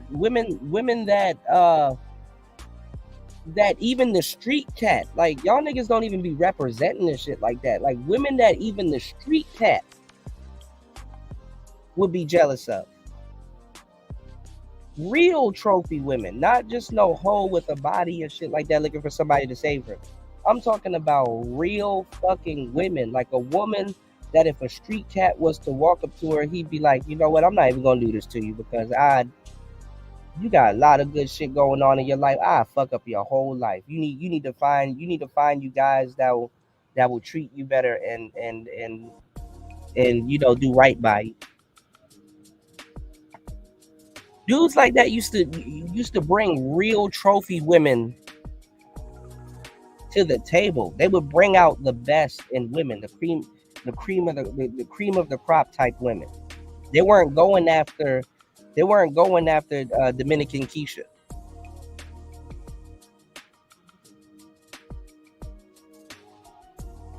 So you quote unquote good guys, man, y'all drop the fucking ball. And at the end of the day, y'all not good as y'all portray yourselves to be. I hate to say it. And I'm a good guy. I'm a quote unquote good guy. And I know this. So I think good guys need to really, really tighten up, man. If you quote unquote a good dude, you know what I'm saying? A fucking good dude is not gonna be present at Magic City trying to pull magic titties and shit like that. Like a fucking good guy is not about to be. He's not gonna get caught up in all of that. Y'all make squares look bad. Y'all make dudes that really work hard for what they do look bad. And the manosphere needs their ass whipped, sending these boys to Brazilian blades and all of these other places and shit like that. You a young ass man. You don't need to be walking up and down the boulevard of broken dreams in another country. It's even worse because it's another country. You walking up and down a third world blade.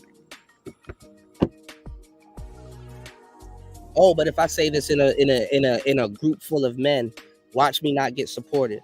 Watch niggas. Oh, he's a troublemaker. He's a rabble rouser. Because I'm telling you that you should. I'm telling you in a place that's built for men to tell other men that they should be doing better or putting men in position to win. And niggas will get mad at me because I don't want you on a blade where you can get kidnapped, where you can get some shit blown in your face, where you can get y'all will get mad at me. Y'all will support dudes talking to hoes all fucking day, and y'all will not support somebody that'll give y'all some real game that's gonna save your life. And with that said, it's Player Talk Radio. I am your gracious host, DJ Kuda, right back at the helm, or whatever the fuck you want to call this, okay? Support the show on air, off air, anywhere, if you fucking care. Good dudes want hoes. It's Player Talk Radio. We out. Peace.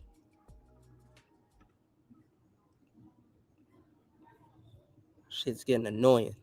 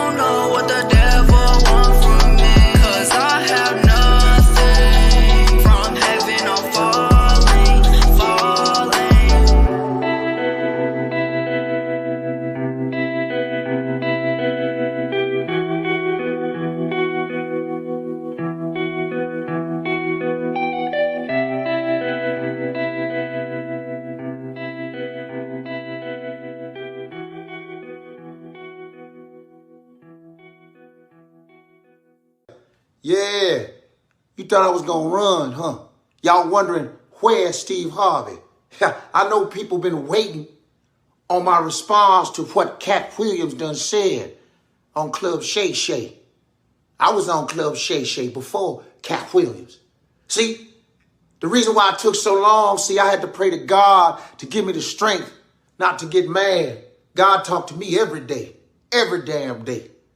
I've been in this business a long time, boy. See, you done messed up with the wrong one. See, you just sitting there talking that bullshit to Shannon Sharp, talking about I couldn't be a movie star. I guess you didn't see You Got Served. Yeah, that there was acting, huh? Then you gonna say, I took Mark Curry's jokes and stole his show.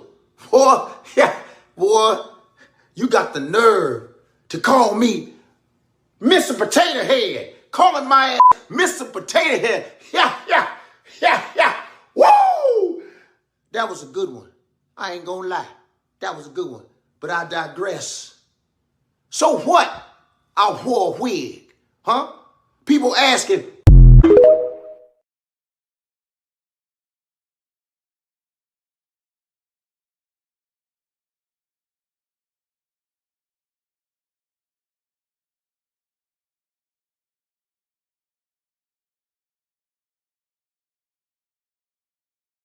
Typing in to show y'all what my label did for me. Basically what they did was they gave me an advance, and they got my vocal cords replaced with auto-tune. It was a very risky procedure, and you know, it was scary, you know. I was nervous, but it came out successful. And hold on, let me show you how it works. Basically what I do is I tap on this tooth 5 times, and then you see it's lit up now. That means it's working. You hear it? Woo! Woo! Yeah, big bag! So yeah, now my voice is auto-tuned. And then, you know, everything I say is auto-tuned. You know, it helps me perform easier. You know, just going insane, bro. But I can still turn it off, though.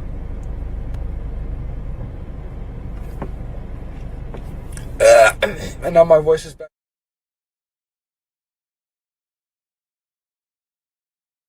Put your pussy lips on live.